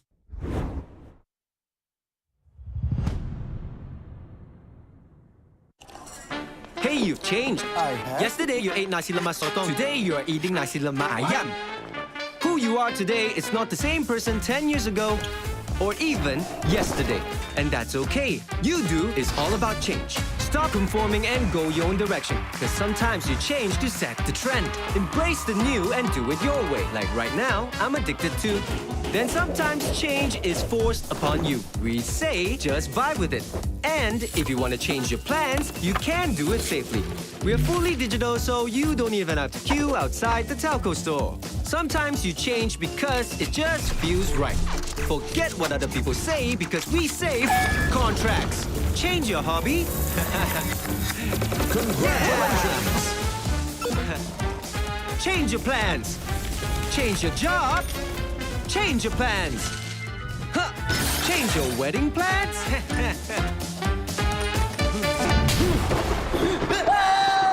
Change can come anytime, anywhere. Yoodo is ready to change when you want to do it your way. So change is good, right? Only when you're ready for it. Man eating nasi lemak. And when you are, change can start by downloading the Yoodo app. Save more when you customize your data, voice, and SMS with the Yoodo app. Change comes when you do it your way today.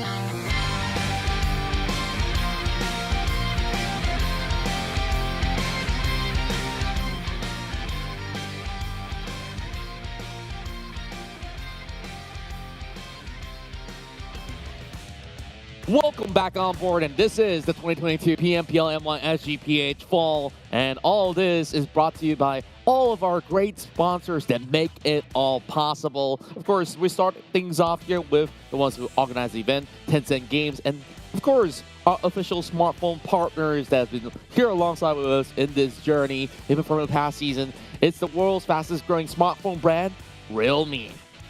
The ones right in front of you, yes. Exactly. It's definitely there, all right? It's not a green screen set. We've touched it, we've experienced it before, and we can vouch, actually, maybe Contra can vouch, because I can't really tell the difference between frame rates. I was just holding the phone much early on before we even started all these sort of games, because like I was just taking a look at the beauty of it, the dual cameras at the back. Yeah. Whoa, they just look sparkling. Like they definitely made the grandest of products out here. And did you turn it on? Yeah, I did. Oh, you did, didn't you? Yeah, I mean, like, it turns me on. Get yourself the set of these Realme GT Neo 3. Get it in blue, get it in white. It comes with the state-of-the-art dual chipset. Dimensity 8100 5G, need I say more? It's a great phone overall, right? Yeah. So now getting into the game, we have at least 3 more maps to play. Maybe even potentially a 4th if history does repeat. Yo, so let's hope it doesn't I'll happen. hold you right there. No. Don't even mention it. Don't even mention it. Wait, it's long forgotten. Too much scars comes with that statement itself. Exactly. Okay. I'm just going to hop right into stats, okay? Because this was the past game results. GEEK fam still running on the teardown, and they tied the elimination points along with Team Hawk. Doesn't matter about the damage numbers, sure. GEEK fam has done a lot more, but the chicken dinner still belongs to Team Hawk, and that have saved them from the gutter. And other than that, it's quite a sad story for Team Genexus, where we saw them getting only 3 frags, but the damage charts were just looking mighty fine, and now the most damage being done throughout the rest of the day, especially in match number 2. 3 of these members of GEEK fam. Yeah, I know. If this isn't like a red flag, I don't know what is. I mean, their badge is already red, right? So if they're waving their flags right now, 3 of the top positions in terms of damage output, who else has got the arsenal to match up against the likes of GEEK fam? I mean, I would argue Genexus do, but come on. Come on. Exactly. And here we go. We're moving ourselves into match 3, where we're going to be moving into Angle once again. This time around, the team that set out of that game will be bouncing back up. So ABC as well as E will be playing. We will not see Genexus, Don't Break Dreams, Access Rate 1, as well as Mugen. Does this also mean that GEEK fam will be on another rampaging spree? We'll have to see whether if, Lightning didn't strike on that same spot exactly, and they didn't manage to get that chicken dinner. Now, with the presence of Sem9, things are about to get a little bit more heated here because, first of all, Mugen either will challenge their territory or just move into another different sector instead. But the question is the presence of Sem9 going to make things a lot different here in our 3rd match of the day? Honestly, if you want my honest opinion, based on trends and history, I don't think so. You know why? Because it seems like both Team Secret and Sam9 always goes at each other, so I think that's a problem for them to worry about, not GEEK fam though. But let's talk about something you should be worried about if you're gonna miss the 2nd virtual concert that's happening on the 29th to the 31st of this month. Okay, Blackpink out in your area, not really your area, but into your phone devices. Go catch them live and still in your area. So, I guess so, virtually in the metaverse somewhere. I wonder what that World Record Challenge is. I'm really curious and I want to find out more, but that's going to happen from 23rd all the way to the 31st. So, of course, it's going on right now. Exactly. So, when you log in right now, and even for today, I do believe we have a virtual concert going on. Oh, that's right. That's right. Right. I'm waiting till like the last day. You know what they say, right? It's towards the last day of the concert where everyone hops on it because it's like tomorrow. You always put things onto the end. It's tomorrow. Yeah, I got a lost track in time, but God dang. For now, the gangsters on the street, it's KL Gangsters in collaboration with PUBG Mobile. You'll be able to have all your favorite characters basically speak out to you in game and just showing who's boss, so you could basically get that chicken dinner for your own. You can get the voice packs for free, and we'll give you more of that details soon enough. And in case you didn't already know that Wednesdays we're having a special here meant for the gamers, for you who do not go out or do not wish to leave the house for a ladies' night out, you can stay indoors and, well, get yourself some of these freebies right here. The skins up for grab. It's called the Lilac Attack Suits for free. With every login, you get yourself 3 chicken tokens, and 3 of it claims 1 of them. I just love that you say Lilac Attack because it rhymes so well. And we also have the Mecha Sanctum set. Man, my tongues are getting twisted today. So this is in that Royal Pass M13. If you haven't signed up yet, make sure you have enough of those points so that you can basically get all these goodness throughout your constant battles as you get your chicken dinners in style.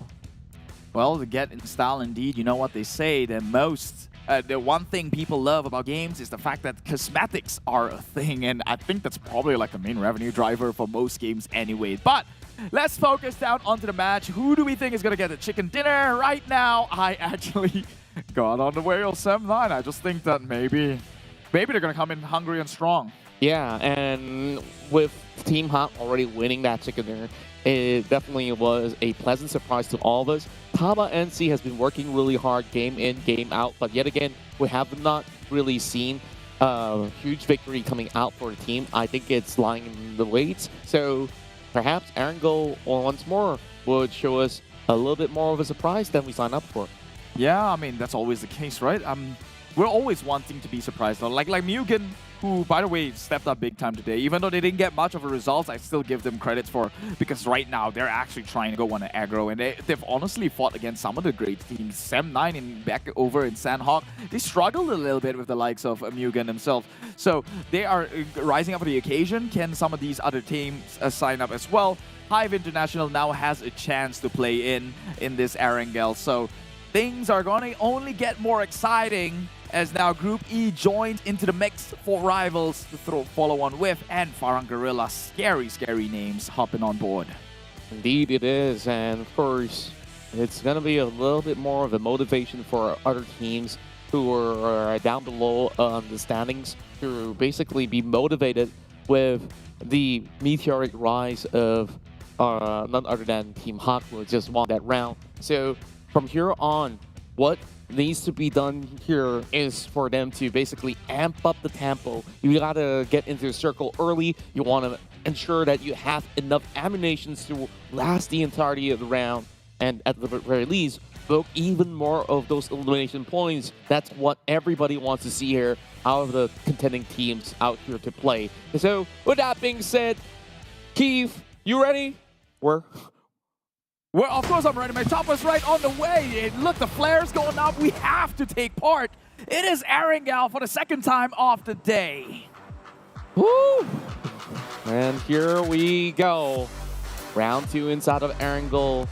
Every single Erangel match that we have been getting this season has been relatively interesting. There was no slow burning rounds where it's just full proning, waiting between a 1 versus 1, 1 versus 1 versus 1, and the list goes on.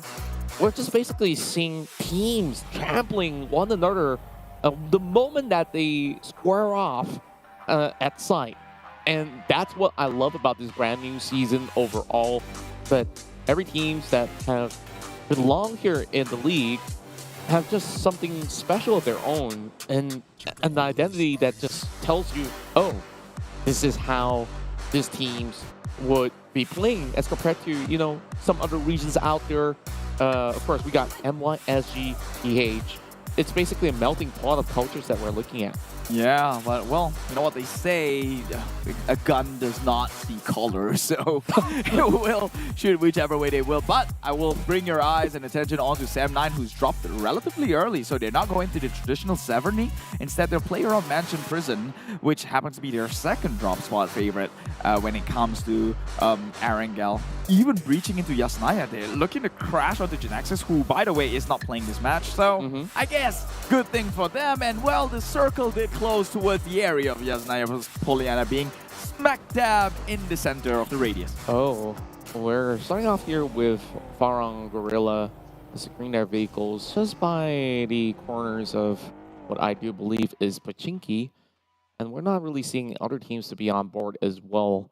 So far, things are looking pretty great with this new introduction of a different circle that I would predict to be around the mansion sector, and that's always a fun bout to witness. Overall, doesn't seem like teams have been able to really directly challenge GEEK Fam on the 4 versus 4. Most often than not, you see even the likes of Genexus do get a close off chance whenever they do meet.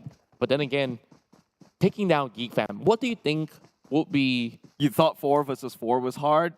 Bosskurr had like 2 members against 1 UI. And how about 2 versus 4 versus 4, and these guys still won it? Right. How about that, right? GEEK Fam's just on another level, and you know how they know? I know that they're just skillful, and it's not just like blatantly luck for their side. Bravo.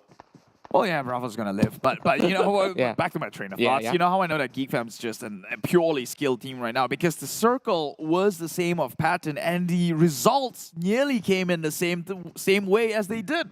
So you know that they've got a game plan and strategy to execute the rotations or whatever game plan that they already have in their minds, and which leads them to consistent results. And that's how you know you can kind of factor out the luck element from it.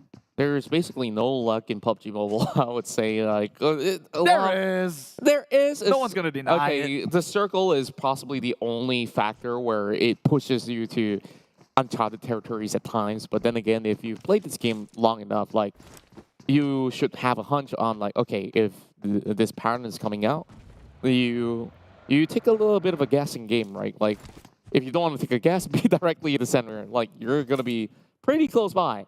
But GEEK Fam, they had that, I mean, Genexus had that approach. Take the center stage all the time. And GEEK Fam was like, okay, I'll take 1/4 of one side of the map every single go. And I could easily switch to the next quarter as if it was a very methodical style of play. And so long as you move in all 4, then you're going to be absolutely fine, because these guys, they are just lethal. Close range, far range, they've got it all. One team that we do expect to pop off is going to be 4 Rivals. Yesterday seemed to be their comeback story heading into week 2. They were scrutinized throughout week 1. It's like, oh, the champions of the past season are now just weaklings and yada, yada, yada. And look where they are now. Number 6 on week 2. Not too shabby. Yeah, they were 3rd too. They were 3rd for a moment, but that match didn't count. So unfortunately, that's just a harsh reality. But talking again about GEEK Fam, right? Like, if you notice one thing, they never play compounds. They never do. At every given point in a circle, if there's a high ground, and even though it's in an open, they're taking that. They can take fights in the open. Like, they're that well adept to take fights with nothing in hand that they hardly choose as a compound over a high ground. Indeed. And overall, GEEK Fam, just take a look at them again. This time around, lurking onto Dingoz Esports, already having a couple of shots being fired. It's just one-man unit over the hills, and you can see that Dingoz don't even want to try. They understand what they're signing up for, because they've always dropped by close to each other. So the only team that will challenge them is GEEK Fam. And even with one guy, they're all locked into the hospital as if there was a pandemic going on in there. Well, thankfully that's over. Monkeypox is the new trend right now. That's all the craze that's going on. Guys, lesson learned. Stay indoors. Yeah, don't go around. Adol doesn't seem like he likes the car that much.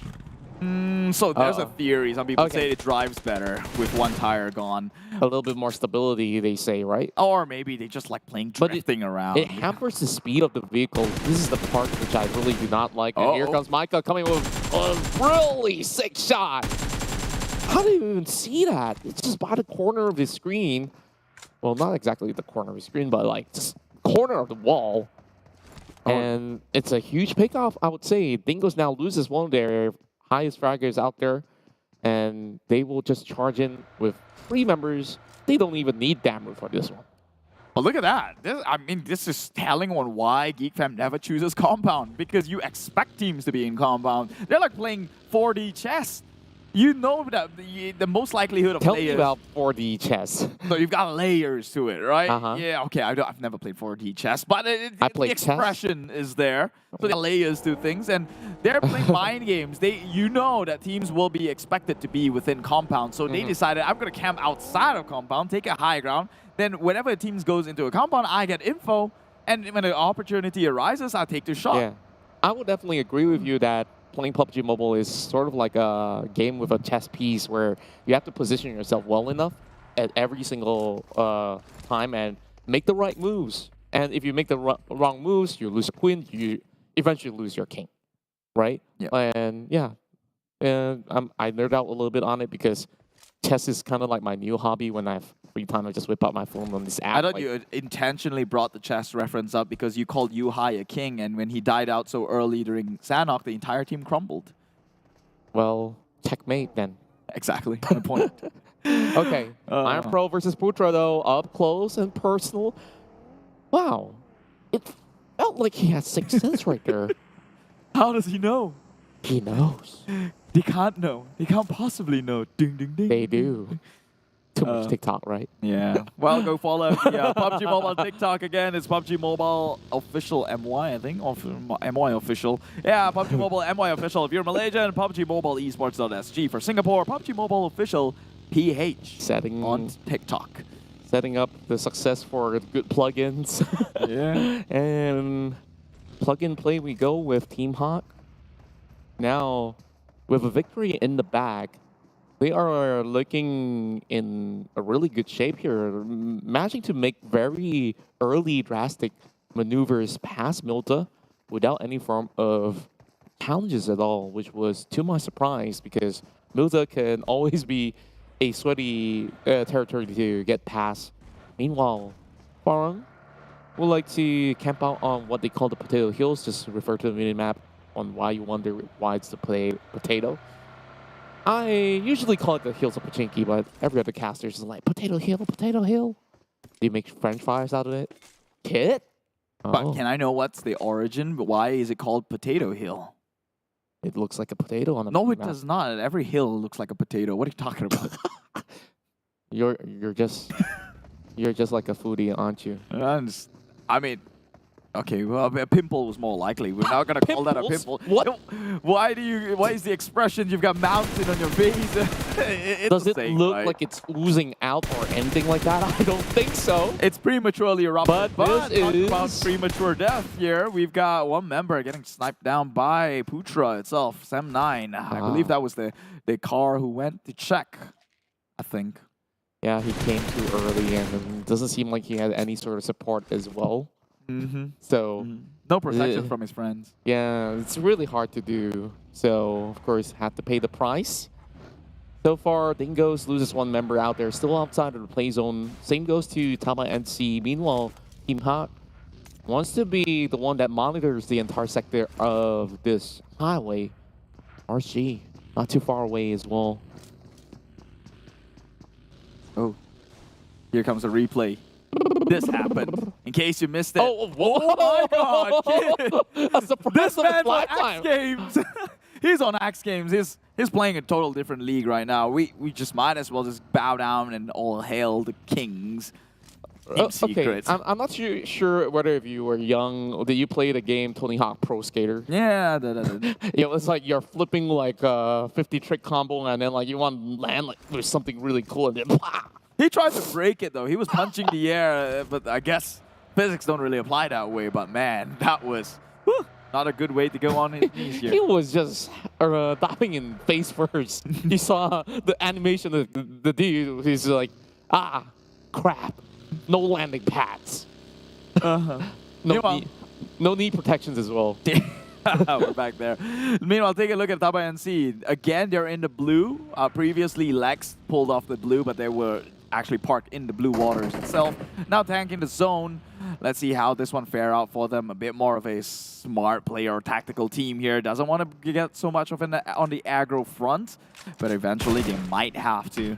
They can still tank it. It's only the second circle. Meanwhile, RSG has got their hands tied down against Team Hawk, who is just opposite from the area they currently are peeking from. Yeah, just a little bit of a stalemate here between all of these teams. Team Hawk have always been on the wheels for most part of the game. Doesn't seem like they have made the decision on where exactly to go. Still phase 2. So even if you're going to be inside the circle, it has a high probability of swerving into another direction. That's why most of the teams, they're just playing by the outskirts. Same approach coming from Dingoz. They're just waiting for phase 3 to appear. We're going to be having a look at the main map shortly. And there we go. Look at the central area, though. It's like everybody just wants to be all across that Rose-Up section. But guess what? We're going up the hills again. Yeah. School area, and does that mean that VIP gets any sort of an advantage here? They're not exactly in school, though. Yeah, but they aren't exactly schooling others as well. So they're midway through the semester, it seems. Semester break? Yeah, you could call it that. You could call it that. I mean, they just got reformed, so you know it's gonna take a little bit of time in getting used to. You know how it is with orientations. You don't really show your true colors. Okay, speaking of orientations, right? It's always gonna be. I wouldn't say it's always gonna be awkward, but like you're basically there with a bunch of new kids on the block and you're a brand new kid as well, and like you're like, what am I supposed to do in this brand new building? But for Crit VIP, they return back to their alma mater, I would say, and they're basically ready to show us a little bit more of academic lessons. I think we're going to get a lesson here, but Voki actually whiffs it, and his position being revealed takes a little bit of hit. For the members, Appy tries to gun him down, but they're taking the trades. They're actually turning unfavorable with this one. Tries to still go with the spray, but 2 more has been gunned down from 4 rivals. Oh my god, this just turned absolutely sour here. 2 more of the other members are far too behind to actually come in with the support. So that's going to be effectively 2 members down. Yeah, and we saw that Appy was attempting Fate right there as well. Like, he was on the last stand, just trying to pick off the player out there. Oh boy, literally crushed him up in a very swift manner. And speaking of that, here comes Bosskurr once again, approaching into the territory here, forcing Pambur to retreat. He's over on the back side of the wall, but then again, there's still a member of Team Bosskurr coming in for the flank. They will check every corner of the windows, but then again, this sector has been cleared out. 4 rivals hitting right back. They spot Pambur just playing by the wall, and he will not survive, but he gets the grenade over though.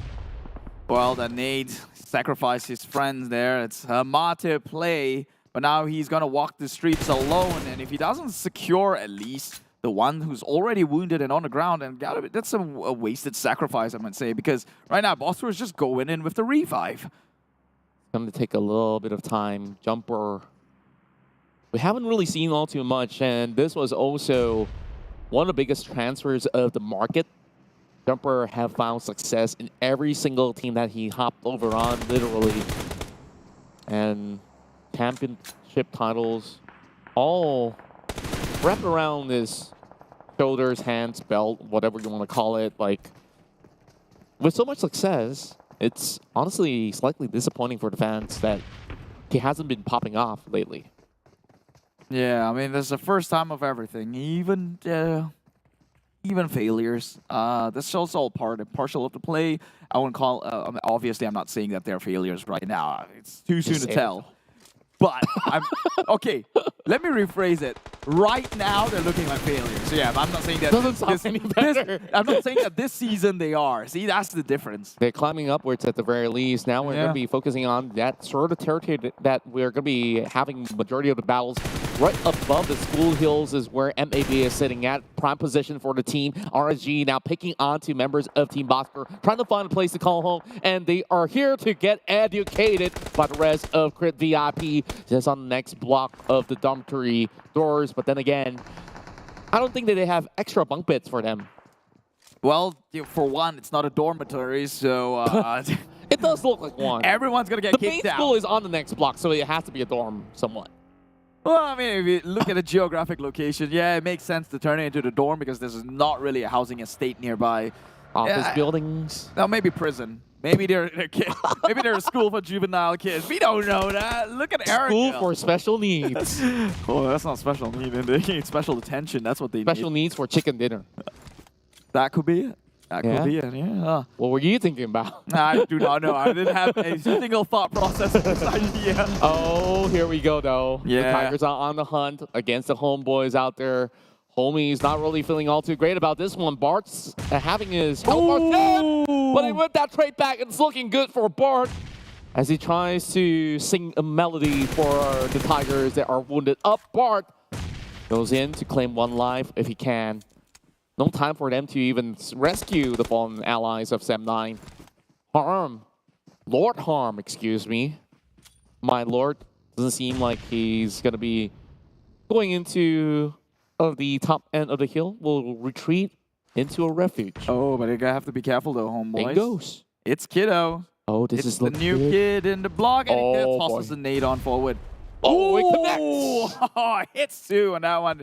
The other one took a bit of a hefty damage, but not dead. They could go in and tag team and survive and maybe go in with the revive. But it's an definitely Bard playing the tune of death right now. Yoodo Alliance, meanwhile, wiping GEEK, fam. That's damn rude. Fire in the hole. Oh, damn, he's gone. Yeah. Not quite out just yet for Yoodo Alliance, but now he is held down on the ground. Alec Luke trying to hold on for dear life. He's also by the corner of the blue zone. I don't know whether or not can he actually fend off against the rest. But as they will try, they still have the support of HYVE at the very least. The Trail of Smoke have already been pushed up. GEEK fam still trailblazing their way overall. Sem9 now approaches this hill with Harm taking the lead, ambushing the rest of HomeBois right now. Just hugging by the corner of the stone, and they are about to leave. Every stone unturned, more damage being done. Only a tick of health left for the side of 6, and that will be the final nail in the coffin that will eventually be sent the way of HomeBois. And that will be the claim of lives being set in stone. Yeah, HomeBois getting sent home at 16th place, so no participation trophies for them. I assume, I think 16 onwards, you get 0 points, so no participation trophies. But HYVE going in, high and mighty, takes one down, could even look for the second one. It is Yoodo Alliance, Rebel Boy, who has got nowhere left to turn, fires on the front side, HYVE in the back, and they will have to bite the bullet and move on. Meanwhile, a crash is happening at Tabah NSEA with FMG Drags trying to play ring around Rosie in blind smoke. What? Flaxopino gets a straight shot into the abdomen, takes one member down. That is SMG now officially out for the count. 5 frags in for Tabah NSEA, but of course there's still a lot of people all around the corner. HYVE International going in for the shots, infiltrating the sector here, and HYVE, they will come in from all corners, but they're driving by Bigger. He might be in a pickle there, but Malix will be able to bring it all the way back. HYVE International gets nothing in return. Oh, yeah, you went in for the full-on Hail Mary play. You went in aggressively with the push, but gets punished in the process. That doesn't feel nice. Now, class continues here with Crit VIP. It's a 4v1. What does the math say? It means you're done for. Oh. And it's Kiddo, learned it the hard way. Now he will back on his knees for extra tuition as Crit VIP gets unscathed. So, Professor Imsanos have taught us that S12K is better than M249. Or 4v1 is always going to favor the likes of 4. Oh boy. This game's going topsy-turvy, I must say. Fredo gets one for Team Secret. And for Rivals, gone. No points whatsoever. Another bad run in. Team Hawk now wide out in the open fields. Look at how many teams are on board from the mini-map. That's about 6 teams over on the southern corner of the map. I might have actually lost count as well. Crit VIP smacked directly into the center stage, and more lives to be claimed here. Team Hawk loses in their live. Grenade on top of 2! MAB Esports is shutting down the rest of GEEK fam. MAB, maybe, could just be the victor of this match here if they play things right because they have the numbers, but they're getting sprayed down from the smokes. Come on! 1 HP trade! What a god is winning the 1v1 trade! Needs more, one more! MAB may not actually be the one who comes out on top because, man, GEEK fam, he played absolutely out of his mind in that one. Absolutely insane! I have no words for GEEK fam! They're supposed to lose in that fight, and 2 of their members are still on the ground, revivable. It's very much doable for GEEK fam still. And look at that Southwest men. They're the only teams right there, but there's more suppressor shots coming out of Team Secret. Kim right behind the cornerstone as well. Behind him is the blue zone. Not much chances to stay alive. Oh boy, just locking him down. Crit VIP. All 4 members still stay intact. Could be that game here to take if they do have the angles to fight everyone over the hills, but they're not going to go to the rooftops. Too much of a risk to take. GEEK fam just claimed Erangel. Another 10-pointer kills. They're nearly there. 10 kills. It was Snipes that saved the day. I know, but like it's insane. GEEK fam, like what he do they have free through the smoke? Like how? That was out of his mind. He 1v3'd them. MAB, better luck next time it seems. Oh my god, that was just pulling the impossible here. Team Secret versus Crit VIP. And also at the back, don't forget Team Bosskurr. Their kings of close quarter combat. And they refuse to take their classes for now until the professor leaves the room. Professor Insomnus, not really doing much, but that's a little bit of jiggle. Oh, but his money don't even jiggle. it didn't fold, okay? It didn't fold. Well, you know, who's about to fold here? Maybe Depth, but can he outplay himself in this 1v3 situation? He has to. GEEK Fam has set the standard so high, he has to come in clutch to follow. They are the top 2 teams right now in week number 2. They have to follow up. Molotov. You can't fall in short here, but meanwhile, Isaiah tosses more Molotovs into the likes of Depth and the small room that he has left to play. But it seems like he's made his way jiggle out of there. Yeah, and at this rate, with so much flames on these rooms, it's starting to look like a Disco Inferno here. 5 elimination points coming in for Team Bosskurr, while Micah will immediately claim the life of Damn Cutie right there, running right out in the open. Now, iShots looking upon those hills. Everybody who's claiming this territory inside of the dormitories are just looking mighty fine. And the best part of it, every member stays alive. Quick VIP, Boss, as well as Team Secret, they are unchallenged, but they're about to take each other out. Yeah, I'm more worried about GEEK Fam right now. Their kill count just keeps going on higher, 13 already, but Great VIP gets knocked out from the window. Bosskurr comes in. They're not bosses, they're the team principal right now, about to teach them some lessons there. Bang. The student has become the master, and they will eliminate the bosses out of this match. Best run for Crit VIP so far inside of Erangel right now, making it to the top 5, still having 4 players in play. But more challenges will come in from Team Secret though. And look at that special care package parked directly on top of the roof, which I assume Team Secret won't be aware of that for now. But Micah gets a free picking. GEEK Fam has 14 frags! 14! That was their entire elimination in the first game, the first Erangel of the day, and right now they're still playing with more teams to be picked up of. Depth, though, on the other hand, playing 1v4, trying to medicate the situation, but unfortunately, Team Secret just outwavers the storm here, and they will take them down. Meanwhile, Crit VIP taking shots. They can't exit. And the circle slowly favors the outdoors. Yuhai already being the king right behind the tree, though. I don't think he sees this grenade coming right in, but Snipes have informed him that there's one being lobbed right in. iShots not landing the mark.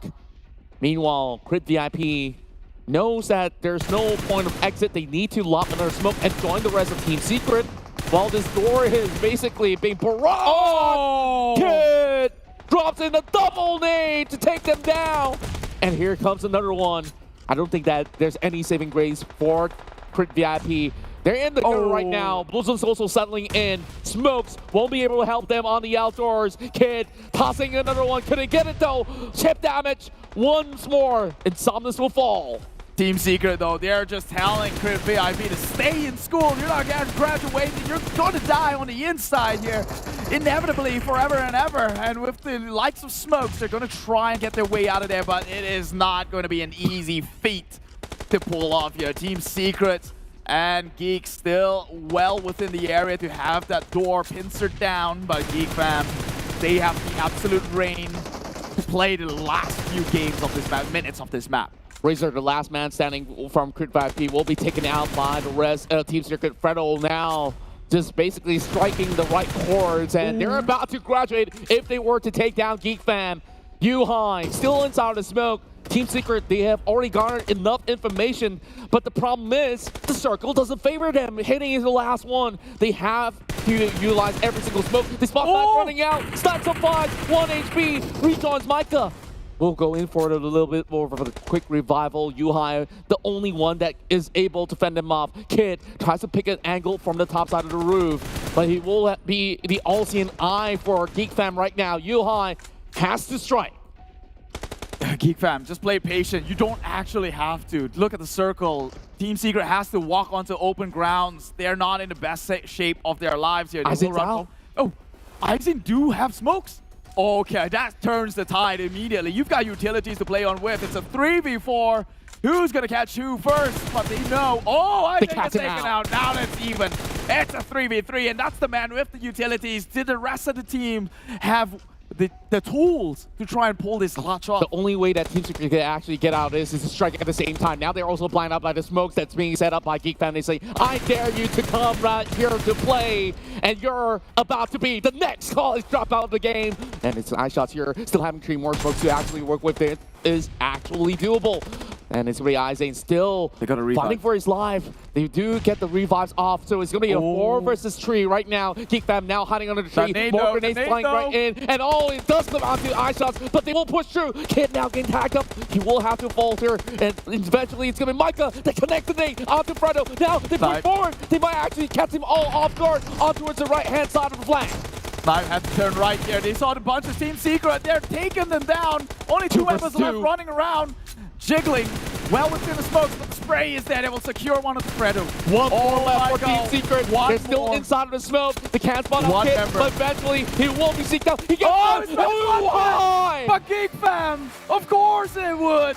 Already dominating. I didn't even look at the kill counts. They have secured this match, but they are insane. They may be denied from a chicken dinner in the first Erangel, but my God, this made things up. In fact, you call it a day for GEEK Fam because the era of the Geeks has reigned so hard in week number 2. They can potentially just, disregard the next few games that we can play. This team looks invincible, and Snipes was the one to save the whole team to get this chicken dinner in the bag. He deserves the MVP title. Sure, you have members who basically get more kills or so, but he saved them. He got this game for the team. And you saw what happens when you give GEEK Fam the high ground. They will continue to strike, and the iron will remain to be hot throughout the rest of the league. My God, GEEK Fam, not a single weak link in the group. They're just absolutely powerhouses through and through. Again, bringing up the whole Rubik's Cube analogy. They're a cube with all the same sides. Everyone's pulling their weight here. Everyone's dependable. Everyone could pull out a clutch when push comes to shove. GEEK Fam just absolutely consistent throughout all their Erangel match in week number 2. Yeah, overall, we see a lot of long-range taps throughout the span of the game where there's so many angles to worry about, and I just absolutely love all our matches in Erangel thus far. So, moving along next game with Miramar, if they bring this sort of approach, it's gonna be fire, I tell you that. So, back to the highlights, we saw so many fights from the outskirts of school, as well as the ones inside. This was that golden moment. Yeah. Like, look at the health he's left with. That was barely anything to survive. A single tap could have ended him there and then. And not just ended him, ended the entirety of GEEK Fam. But he won that clutch against 3 players, healthy players, and got in with the revive. That's the winning moment right there. Yeah. Razor with his signature DBS has managed to shut down the rest of Team Bosskurr. And that brought Quick VIP into a top 3 scenario, which they have been able to at least give a respectable fight. But you saw how Team Secret focus fire through those windows to get to, and that's the start of the pot process all coming out for Quick VIP and GEEK Fam because of the advantage of the area that they've been holding to get this game in the bag. Absolutely spectacular play there. I think this entire week is going to be so heavily focused with GEEK Fam after the performance we've seen so far, but make sure you have some focus on some of the other teams, right? Sure, GEEK Fam is up on the board, but Team Secret as well, who managed to close in that close towards the top 2 position. Crit VIP, finally seeing them here in the top 5, and Sem9 with all the stats that's shown on the table. Team Secret tanked a little bit more than the rest of them, but hey, who could argue with that outcome? Yeah, overall, I believe that there's so many of all these teams who have gotten fired up after game 1. And even with Team Secret coming right into this game, they are just showing their true form right now. And my word, they are just setting records everywhere they go. Sure, it may not be a 20, but 19 will do for now. 34, GEEK Fam is just not showing any sort of flaws overall. None at all. No signs of weakness. I mean, there were one where HYVE suddenly just break apart from the team, but it's easily forgiven. Look at that. The first record that was set is 35 points. The second record was held still by them. Micah has already taken the limelight, and we know who the real MVP is, right? But of course, sure, let's go through the stats together. Agree to disagree. 1,300 damage being brought out to play, 7 elimination points. Sure, a lot of all these firepower to just show who's really the king of the hill, but that's just a lot of MVP points that he's been gathering throughout this week 2 alone. And my goodness, just look at these points. It's not even fair. Like, you could basically cut off that 52 point to teams over on the second block, and they will still be number 1. That's true. The margin is nearly 2 times right now. Genexus, surely with 80, you expect a 160 mark, but yeah, you get the point. They're nearly double from the team in number 2. Today, if they wrap things up today, they can call it a day as well. Like if they can call it a week. Well, I wouldn't say a week, right? Because okay, play one more day, you can call it the weekend off. Actually, no, you still have to play for the Super Weekend, Get right? another one of these performances for the rest of today, then maybe, yeah. I would say so. Oh my god, Geek fam just absolutely playing out of their minds. I'm actually more afraid now that the fact that they're setting this bar up so high for themselves. When it comes to country final, I don't want to see a different victor. I want to see this Geek fam go and popping heads off. With their performance like this, like, could you really blame anything? Some people are hiding strats, whatever. Yeah. Sure. Like, you try to strategize against this team. I dare you to do it, because nobody has an answer throughout the course of 1.5 weeks. And I assume that maybe by week 3, week 4, we might see a little bit signs of fatigue. But then again, it's usually a marathon, which if you had a head start, most likely the case that look at the trail that they're leaving here. Like, everybody's just probably out of sight and out of mind. Man, they're not even worried about the competitions. They're here just to do them. That's one thing to say. They're here to do them. They don't even worry if you're from Team Secrets, you're Genexus, or Sam9 even. This team, they know that they have what it takes. They one of the best transfers in a season. Nothing have seen come close to seeing things this effective in a single season. Exactly, and man, they definitely do it better than the rest, and you could do it better too by signing up for Yoodo, powered by Cellcom, and you can play PUBG Mobile for free. So, of course, when we focus back into the game, sure, there was a couple of all these sort of challenges, and MAB came in so close. Like, it wasn't a joke. So close? So close. There was, in theory, they had it. It was a 3v1. Everyone was healthy. You saw Snipes as HP, but enough about that one. We have an interview on the line. I believe it's one from Dingoz. So it's a Friends of Aaron's. I'll pass it over to the interviewer. Let's see what he's got to say.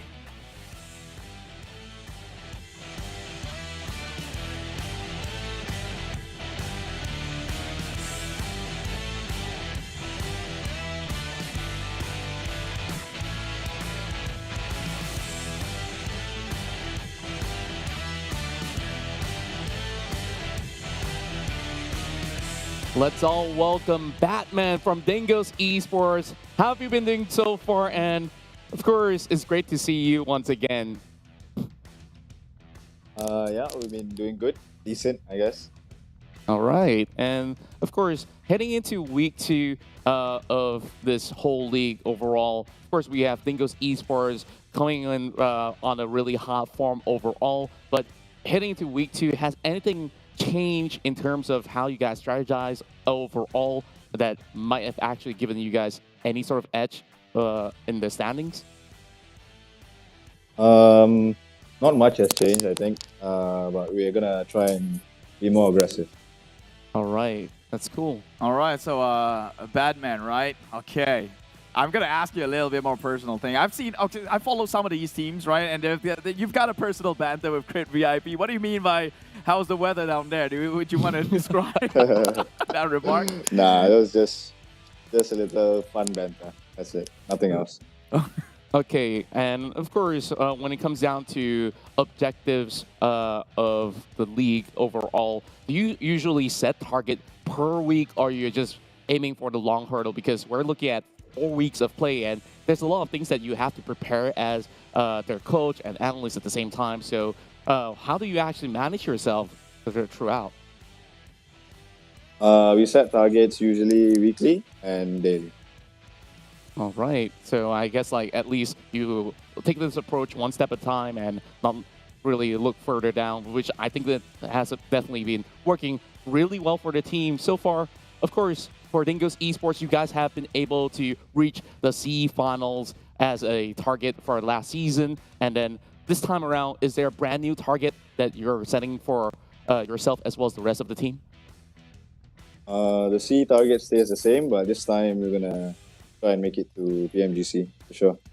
All right, awesome. And first, I've got one more question before we actually let you go here. Okay, so after week one, Dingoz did pretty well, right? You're third in the overall leaderboards. Is this week's performance up to your par? Is it part of the plan, or is something just a bit rocky from the initial trajectory? Rocky, I would say, but it's still early. There's still like 3 days left, so let's see. Yeah, a few days left. In fact, we've still got some games to play later on today here. So, Dingoz Esports, Badman, I'm going to wish you and your team a very best of luck here. Hopefully, you get your team back in track. Yep, thank you. All right, we'll catch up with you really soon. Thank you so much for joining the interview, and we won't be stalling more time because you got more games here to prepare. So, all right, we'll see you soon, Batman. Thank you so much. See you. Bye-bye. All right, it's awesome to always have a chat with Batman overall on his input. I like how honest he is, right? He's very honest, very straightforward, and like you could see, like he has that sure focus. That's how you know they're a high caliber team, right? Because everyone likes to give me a PR answer and like, yeah, we got it. Just testing new things. But he was upfront and honest in saying, yeah, it's a bit rocky. The week number 2 is a bit rocky. And you know what they say about improvements? You have to first admit that there's a flaw before you can actually start fixing it. That's right? true. So Batman being honest there, I have no doubts that Dingoz is going to come on strong again as they did in week number 1. Yeah, overall, I think that, like you said, it's still a really early stage into the league where we're moving into week 2. Sure, teams that struggle on week 1 are also starting to bounce back up. And in week 2 here, there's a lot of teams that were remaining over the top 3 of the standings have been able to at least establish a good form of consistency. And that's always the golden word when it comes down to PUBG Mobile, right? Consistency is where you will reap every single reward if you could basically have high numbers just like GEEK for every single round of play. But for most other teams, it's always something that you have to really work on consistently to get there as it should be. So when it comes down to Dingoz Esports, we see sparks of brilliance coming in from all of their players out there, and I think that we're ready to be wowed overall. Yeah, I'm just waiting for the time until they, I guess, bite back or bark back. I don't know. Bark back? You don't get the reference, do you? Sir Like, Cloud, whoop, whoop. you got it. Dingoz is it's a name Sir of Cloud, an tell me in animal. the chat right now. I know you're watching. Well, it's okay. I don't want to have to be all Nat Geo on you, but just look up to Australia and typed out Dingoz right there. You get the whole. Okay. I got you now. I got you. Okay. How did that even pass my mind? I don't know. I have no idea. Okay, at least it's all coming back to me now. But the funny thing is, the things that get into your mind is like what? Jiggle midway through the match? Really? Yeah, you've got TikTok info all ingrained right there, which, by the way, in case you haven't followed already, PUBG Mobile has got a TikTok account. I know. Sounds cringe, but hey, don't you like to see... It's not cringe. Don't you want to see 2022, TikTok is one of the biggest platforms. That's true. On Earth. We have to acknowledge. If not the biggest. We have to recognize. Yeah. Almost, yeah. And honestly, on TikTok, you can learn so many things, especially on PUBG Mobile when it comes down to how you want to play the game and you want to do some trick shots and stuff. Yeah, check it all out. Now, speaking of all these 5C shots, we got to take a look at the 4 boys of GEEK Fam once again because... Yeah, they've got the... They just have everything. Like, they claim every single possible point that there is on the board. It's theirs for the taking. Like, I'm not even here to doubt their capability, but they got the Georgia Pole, which they always have been.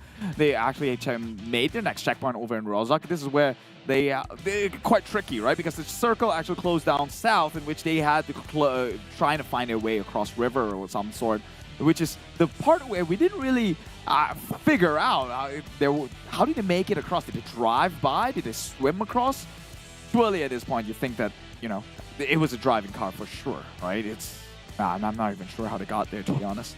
Yeah, like overall, they cross over to Rozhok and find themselves moving on towards the corners of Rozhok to get to the back, I assume. And from there on, they have been able to at least claim a vital position for the team while we focus on to some of the players out there that were over on the school compounds. So over the dorms that we did mention early on, it's amazing how Team Secret, they get by safely without getting punished by MAB because they were overlooking the hills. That could have been a strong pickoff out there in contention, but eventually, MAB, you saw what happened. They were challenged by GEEK Fam, and GEEK Fam literally took over that entire sector of the hill. So that was the start of the saga, right? Like the camera wasn't like really on them until that point in which they won that clutch, and they just played on from this side of the map indefinitely towards the end of the game. Indeed, and when we come down to this position, look at that sort of, what do you call this, triangle formation? Like, I'm pretty sure I'm wrong on this, like trapezium, or whatever you want to call it. I forgot. I gotta go back to school to learn my geometry. But when it comes down to the sort of positioning, remember, GEEK Fam, once they're on a straight line, it's hard to stop them. And Team Secret, we're always blinded with the smokes, and that sort of strategy that came out of both GEEK Fam as well as Team Secret eventually got the rest of Team Secret choked up in such a way that they couldn't get vision, they couldn't trade right back. They were also trying to go for revives, and it took a little bit longer for them to actually get more work done and GEEK Fam claim what's theirs. Yeah, I think it's also the crucial pickoff, right? Because they had 4 members of Team Secret, but it was a God nade that came in clutch, took 1 member down, and then I believe Snipes traded another life in the process. Then it became like 3 members suddenly on the ground. iShots got pinned down from the flank, and immediately that was the nail in the coffin. Yeah. Bang! But that was a real game out there. That game may have ended, but you know what? Have not just yet. Realme GT Neo 3, they're only getting started here with the brand new chipset. They introduced dual chipset phone. It's first of its kind in class in Southeast Asia. And they're introducing the MediaTek Dimensity 8100 5G, which brings you power efficiency, immersive experience, and a dedicated display chipset to make sure that you have only the best seamless gaming experience. Go get yourself. It comes in white and blue. Personally, I kind of like the blue because I think white and black is just boring at this point. Yeah, but imagine this phone as a race car, right? True. And it moves so fast, like, doesn't matter what color you pick, because like it's a blur. It's a flex, no matter what. Anyways, of course, we saw how GEEK Fam does it in style, and you could also do even better when you switch over to Yoodo, powered by Cellcom. They are our official digital telco partners, and you could basically scan that QR code right down below, and once you sign up, you just go through the process. The best thing about Yoodo is that you don't really have to go to the mall or go anywhere just to buy the SIM card. Just download the app, and what they do is they send that SIM pack to you, and you just adjust what you want. You want 100 SMS, you're old school like that, or SMS. You want tons and tons of data, Yoodo's got it. Hey, I think I kind of have to step in here, but first, TikTok is on the rise, okay? Like it or hate it, PUBG Mobile is now on it, and if you want to do something of that TikTok dance or clip in a frame or a moment in this game itself, use the hashtag #BeTheOne TikTok challenge, okay? And follow all our official PUBG Mobile on TikTok, PUBG Mobile MY official for the Malaysian region, PUBG Mobile Esports.SG for Singapore, and PUBG Mobile official PH for the Philippine region. And I said again, just to echo back on my thoughts, I feel like I should step in here because the generations that are playing mobile games needs to know what the meaning of SMS is. But I guess we will tell you right after a quick break, because right now we're kind of parched after that heated battle. It is the 2022 PMPL MY Fall. My name is Keith. This is Contra. We'll see you in quite a bit. Bye-bye.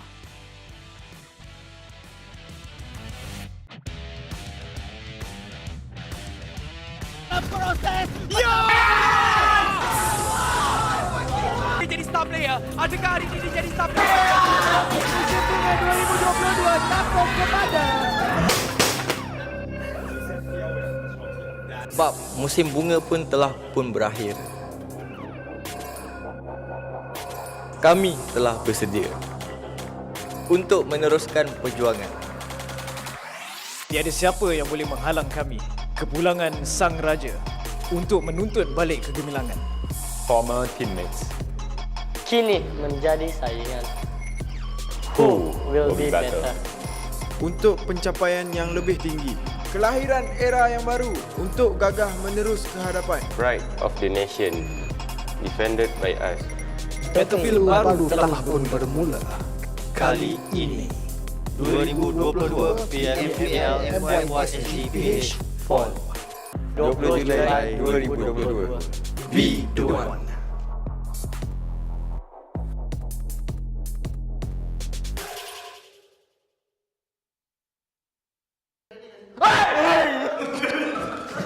Tak ya, Mel. Bodoh sial.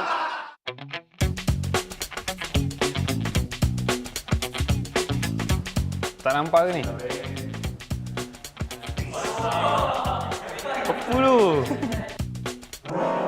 Brother, is this real or fake? Apa ni? Kau dua. Kau dulu lah. Kau dulu lagi ni. Aku IJ, aku ikut aku. Apa ni? Dia macam binatang tak? Binatang. Sebenarnya bodoh apa benda yang ni? Apa tu bodoh? Masuk benda. I behind you. You go first. Okay.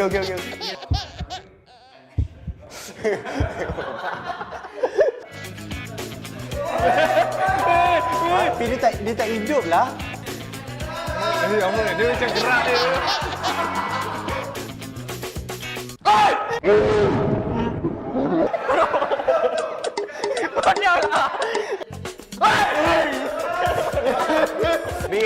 Be a man.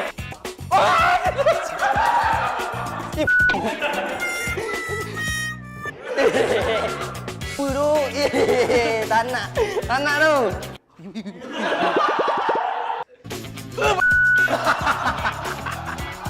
Bodoh lah benda ni. Pan.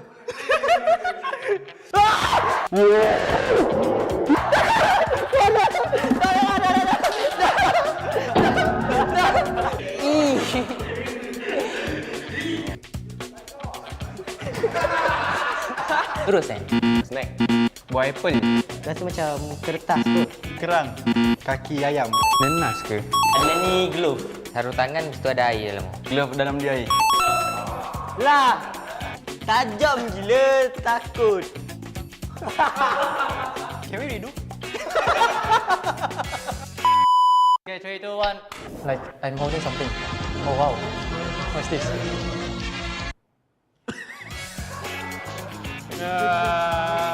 Nenas.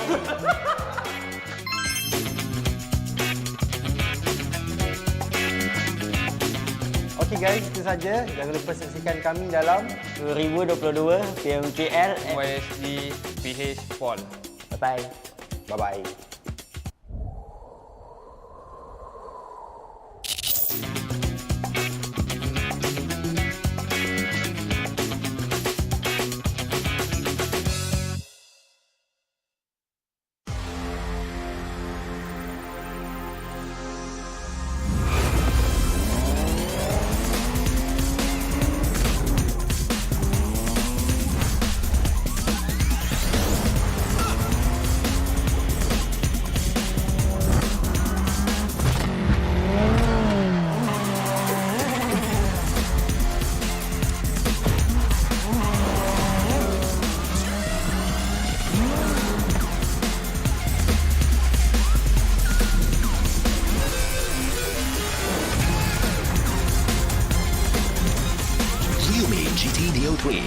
New speed awakens. Realme, dare to leap.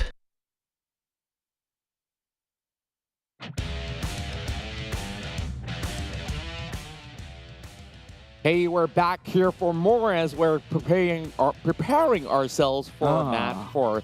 I guess I didn't drink enough water before we come back here. This is the 2022 PMPL MYSGPH Fall, and my name's Contra. This is Keeve, and well, more fun jokes that will come in along your way. But before all the jokes aside, a huge shout out to all you guys currently watching for the entirety of the evening, as you guys are trying to figure out who's going to be the next big winners out there. Sure, GEEK Fam may be taking the lead for now, but there's always going to be a brand new winner that's up in the standings here that will try to take them all the way down. But that's already like, what, one close chicken dinner, and they came back swinging with a harder one. 19 frags on that previous game to secure that whole area of school. So now that we're finally moving into a different map, so we're going to be moving to our thoughts of predictions much later on, but I hope that you guys could put yours down below on your on the comment section, whether you're watching from TikTok, Facebook, and, well, do we have Instagram Live? Not just yet, but you can check all the cool stuff that's happening in Instagram as well. Make sure you follow all of that, and not forgetting YouTube. We're also on YouTube, and, you know, there's also multiple languages. Hi, you can say hi to our friends over on the BM segment or even on the PH desk, where if you're tuning in from the Philippines and you prefer Tagalog a little bit more than us, we're going to be a little sad because we're going to miss you. But hey, you can stay around. Stay around here. Why are you sending them out of there, man? We're just kicking them out from our stream. It's bad enough for English. So rarely people hop on this.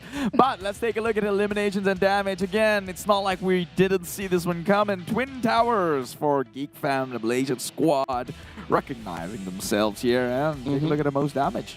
Yeah, overall, the surprising name that has been able to come in with some drum beats, 808 for Insomnius, that has appeared on the third spot. Meanwhile, we have Yuhai dealing 867 damage, and Micah, the top fragging unit of GEEK Fam on that past game, that have basically shadowed the teammate that saved everybody by the bell.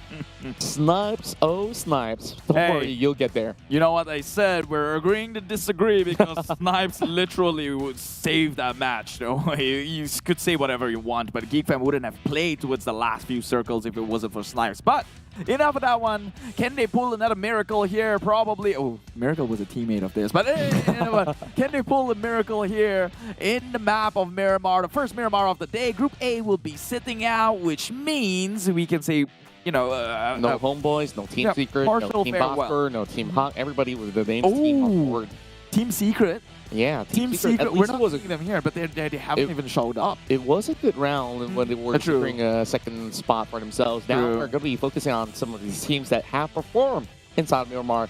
Sam9 seems to be the one that have claimed many of these lives. 79 frags in the total of, well, actually ranking points overall. 60 frags, even topping the charts against GEEK Fam. But this is also one of the best maps of MAB.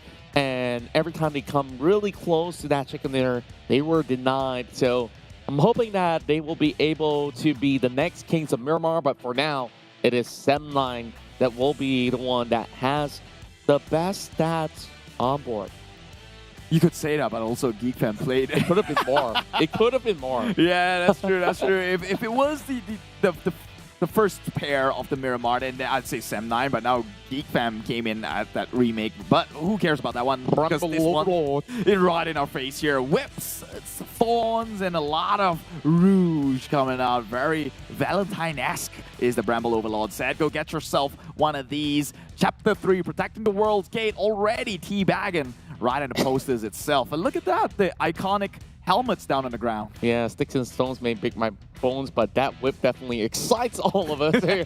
Well, we have this PMPL watch party on ground with PMCT as well. So you could basically celebrate with some of your notable names. I'm pretty sure some of all your KOLs will be there as well. Some familiar faces from the pro players will also visit some of these malls out there from 22nd, 3rd, as well as 24th. We were at Paragon Mall, Selangor, Johor, and in Perak. It's going to be happening in August. And not forgetting in Sabah as well. Your home turf. Tell me about the mall. You've been there frequently? We have Surya Sabah is probably one of the 2 good malls there. Don't go to anywhere. We don't have many malls. It's a small place. But who do you think is going to get the chicken dinner for this first match of Miramar? I say GEEK VIP.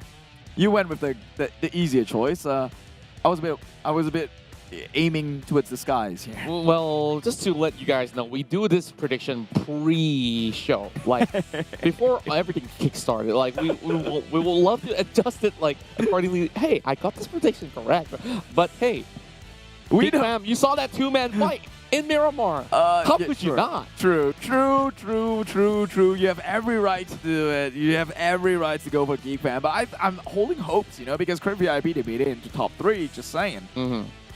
Good momentum. I believe in momentum. Yeah, I believe in momentum as well. Crit VIP, they are currently on the roll. Overall, this week has been looking pretty alright for them, although they're still somewhere in the middle of the pack. But with that sort of performance on that past round, I believe they should have moved up the standings for quite a lot, especially with those elimination points that they've been getting. Miramar, though, like it depends on how they rotate, because usually they play by water treatment. One of the toughest grounds to play, because most often than not, that circle doesn't really belong up there. Yeah, they got to take a page out of Sam9. They seem to be consistently pulling things off over a power grid. I mean, then again, you said you can't go wrong around these areas because it's just smack dab into the center, right? Unless you've got like a curve wall, an off circle that goes on way to north, south, west, or east. So I guess we'll find out here in this first map of Miramar. Any sort of expectations or wishes then where the circle you'd like to see close in? Expectations is for Sam9 to pop off. And for very good reasons. Yeah, right? we've like, seen that. I think like most often than not, they have been on the top 5 of majority of the sort of skirmishes out there. Now without Team Secret, I wonder who's going to be the ones taking St. Martin. That will be the golden question, because perhaps that could be Crit VIP. It could also be teams like 4 Rivals, who usually drop into Cruz de Val. So there may be sort of switcheroos that may actually go on, because that is a prime location, ample loot, and also, by doing so, you're going to be challenging Tigers eventually. Sam9 is going to be in that power grid hill. Yeah, we know how King of the Hill plays out. I mean, that's how one of GEEK fam got the chicken dinner. Although that one nearly was a throw. In case you didn't know, go watch back the replay. But enough further ado. No replays now. It's getting really hot outside. We're firing the flares up. It's signal to go. Over the desert dunes, that is Miramar. I'm starting to hallucinate already. Oh, give me some water. Oh, you need more water? Okay, here. Gloop, gloop, gloop, gloop, gloop, gloop. We're obviously voicing that. Man, we are actually thirsty. But hey, we start off from prison and heading into you're thirsty? automatic. You're thirsty? I get it now. I'm always thirsty. So, yeah, hydrate, people. Hydrate. I thought you meant the TikTok version of thirsty. Go figure. I didn't say anything I don't wrong. know what you're talking about, Zoomer. I'm not a boomer, but okay. Anyways, Tabah NSEA starting off inside of Valdemar. The first drop into this flight. The Genexus will get the free entry into Montenegro, and usually what they do, they try to contest for the kills against GEEK fam, who usually drop inside of El Pozo. So right now, especially with not a direct flight into the city of El Pozo, Yuhai gets to conquer that hill first and foremost. But what you need to do is still secure a little bit more of a stash. So Putra is also floating towards the direction of GEEK fam. So it's going to be a little bit dicey for Putra, but what he does is that he will find that small little area of compound and tries to get that advantage for Sam9. And I just love for the fact that the Western Territory are for the top dog, the top 3 teams of the league. Look at the circle. And they won't be able to stay. Sorry to cut your thought process there, because when you were halfway on it, immediately the circle pops up. We have hardly seen this circle before. Up in the northeastern side. Now this is something. I'll take my words back about Crit VIP, right? Like, the circle never goes over on the northeast sector. And here it is. I stand corrected. Luckily, though, I like to see a fresh new map play. I mean, well, I would say a new map because in Miramar is so vast that when the circle closes on there, it's like you've never seen that spot before. It's never gotten the light of day. And now it's the well, the oscillations of the Earth swings in our favor. We get to see a new face come out, Sunshine. Well, looking mighty fine, Sunshine. It's going to be Adip's new addition to 7-9 overall. And you take a look at his stats here and you'll understand why he's added to the team, providing even more firepower. As you can see, 230 damage. That's an average of 1 elimination point at the very least, considering for the fact of armory that some of these teams have, especially with level 3 helmets. So Adip's added right in, and they're also not putting in MAB Farang, but you also know for the fact that MAB Farang has a lot of experience with him. So he could also double down as somebody who guides them along the way, strategize, plan it all up, as if he was Batman V2. Batman V2? Oh, you mean Batman, the guy we talked about? Yeah. Not Batman, not the guy Batman. with the mask. Oh, I was like, wait, what? There's a version 2 of Batman. I'm pretty sure they're called recap Robin. though? Ooh. Yeah. That was quite a long drawn-out fight by the outskirts of Pachinki early on, and we're going to see a little bit of an exchange of players. Loopy now moving in exchange for Rapper Boy. So let's talk about these two players. What do they have to offer in return when they make the switch up? Take a guess if you don't know. I don't know. I don't know where you're leading This is with that. his debut, by the way. Oh. His stats are absolutely clean sheet. So it's for them to have a fresh start. Yoodo Alliance overall with this sort of roster that has been able to offer so much in the past season when they were known as another team, have basically... You could just say it. They were formerly Farang. Yes, formerly Farang.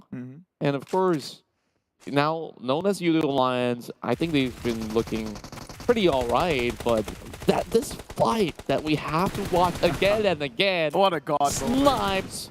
Insane god moment right there. Dude, if there is a definition of what a Giga Chad was, that was it. Or a Sigma male, that was that. But take a look at the damage stats. Don't you think this is absurd?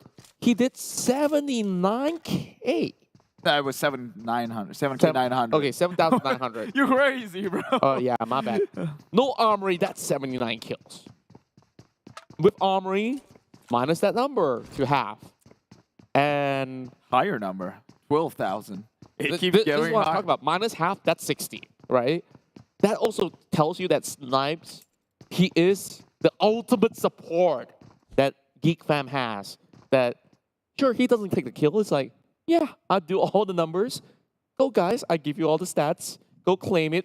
Like, maybe you get more dollars for the MVP title by the end of the league. Who knows? But look at that. Total eliminations. Micah and Yuhai, they're just going head and head. And now it's a GEEK fam domination. It has always been a GEEK fam domination. There was Kid yesterday. Since week number 1. That's why they're on top. And now they're again establishing that domination. It's insane. I don't even know what GEEK fam cannot do. Speaking of insane, remember Sane that also plays for GEEK fam? Oh yeah, whatever happened? He's also a great player overall, but like with the presence of Yuhai, look at his form, man. Do you think it's easy to overtake? And I don't think that they need to make any switcheroos. Unless if anyone feels fatigued, I think that we're either going to see Miracle or Sane, or honestly, I haven't had the full update of the sort of roster to know if there's any changes, if anybody gets dropped out. But that's for us to find out later on. Meanwhile, we do have 7-9 versus Crit VIP. Now, this looks a little familiar to me. Yeah, it's happened before. Luckily, though, I think Sam9's actually really far away based on the map, so which is a good thing because remember, I voted for Crit VIP. I don't want it to like just end here because of prediction. Yeah, I've got some sort of ego to protect here. I know. That's why you rate my Marama map. It was a foresight, the Oracle foresight. Yeah, things aren't looking as nasty for MUGEN. They have significant improvements, but still more work to be done right here. To chase Farang Guerilla, they will possibly need 7 pointers in. That's also to assume that Farang does not receive the points by the end of the round. But so long as they get a double digit, they will be in a really safe territory because you take a look at the middle of the pack, you have Yoodo Alliance, 4 rivals, RSG, which is honestly within grasp. You saw what Team Hawk did. They basically won one game. Sure, they're not playing right now, but if we were to place their positioning, it's going to be Team Hawk directly smack in the middle with possibly close to 50 points. Which is a good thing. I love this meta. Like, if you notice, it's so much faster than the previous one. Everyone's just jumping dead center because they're taking I guess, the most real estate, which means the likelihood of you ending up within a circle is there. And so a lot of them echo that sentiment, right? You have Genexus, Team Hawk, who are the more aggressors, the aggressive teams. Actually, 7-9 still plays edges a lot. I would say GEEK does that as well. Yeah. Overall, I guess like teams just really have to challenge the throne. Like you have to copy what has been successful from other teams sometimes to understand like why this works. And then if you tried it and it doesn't work out, then it's like you must have missed one of the instructions through the cookbook of the chicken dinners. So yeah. We're going into culinary reference. I think Yeah. I have many. Well, you had your own chicken dinner early on That I without did. that much carbs. I had only popcorn chicken. So less chicken dinner than you. Hey, I gotta fill in the context to the viewers. They're gonna think I'm such a bad guy, but like, you were given a choice and you chose wrongly. It's like, speaking of that cookbook reference, right? Like, you can get chicken dinners in a variety of ways, how you want to cook it up. And I guess, like, sometimes you want to boil it, and make it a chicken soup. Boiled chicken? Get out of here. Some people do that.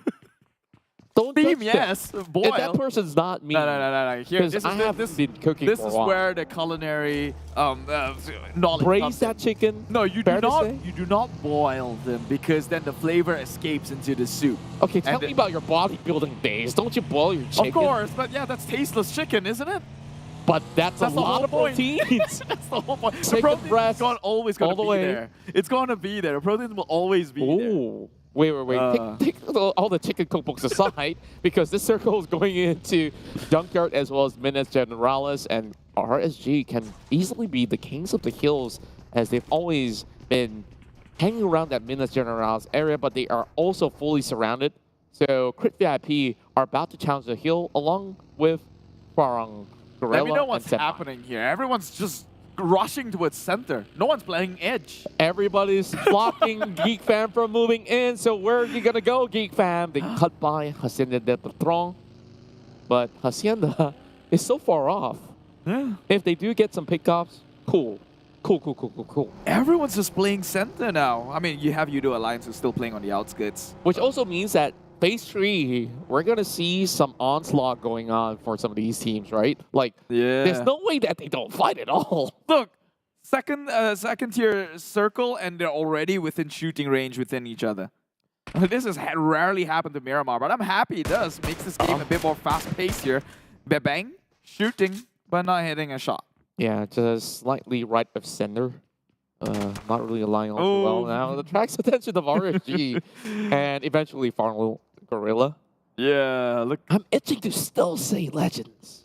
I know, because they made a legendary remark of themselves as a community team, but MUGEN, Genexus. Boy. Oh my god, you have to say Xiao Boy, but it was secured. That's one man down. One man down. I think he has to eat his own words. Like the other time, I think like, who was it again? I think it was Boy that he say like they got wiped out by MUGEN one time, and then like he was saying, we give them chance, you know, like. Oh. And then I was like, yeah, eat dirt, boy. He eats a lot. Yeah, I mean, I fed him a lot of food back then. I would like to That ask was his him. buff. I would like to ask him what the origin of the name was. Do you think like he was just like this cute, adorable kid back then? He Everyone used to named play him in Small another. Boy? And He then, used to be. He's not that small. I know, but maybe before this, he was. You know, okay, if you played enough games, especially the MMORPG era, and I don't know, like it was a trend where you just put like Chinese characters on your name, right? Like, he was really young when he started playing games. He naturally calls himself Boy, and then you know you make it cute. Like Xiao means small. Yeah, okay. So it's actually small boy, right? You want to make your name cute, you can call yourself Xiao Keeve. Okay, that's a bit of a cringe. Well, welcome to TikTok, everyone. I'm thankful that this era is over. We're past MySpace. We're past. Hey, let's not talk dinosaur language. Nobody's gonna get us. Nobody's gonna get us here. They've never lived Friendster. In case you guys didn't know, that was Facebook back then. But we digress and we will Not move on. really. Different companies, though. But that was the concept of the social media. Yeah, right? Got it right. You were on it, so Yeah. you know. I was not, actually. Didn't hop on it till Facebook.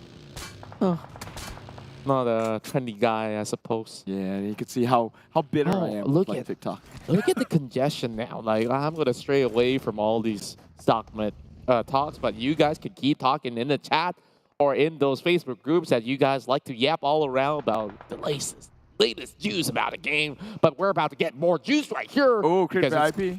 One member got knocked down. They're about to drop in nades though. Riv all alone, but he will be accompanied by Dell. Hope it's not going to be a blue screen of death awaiting him.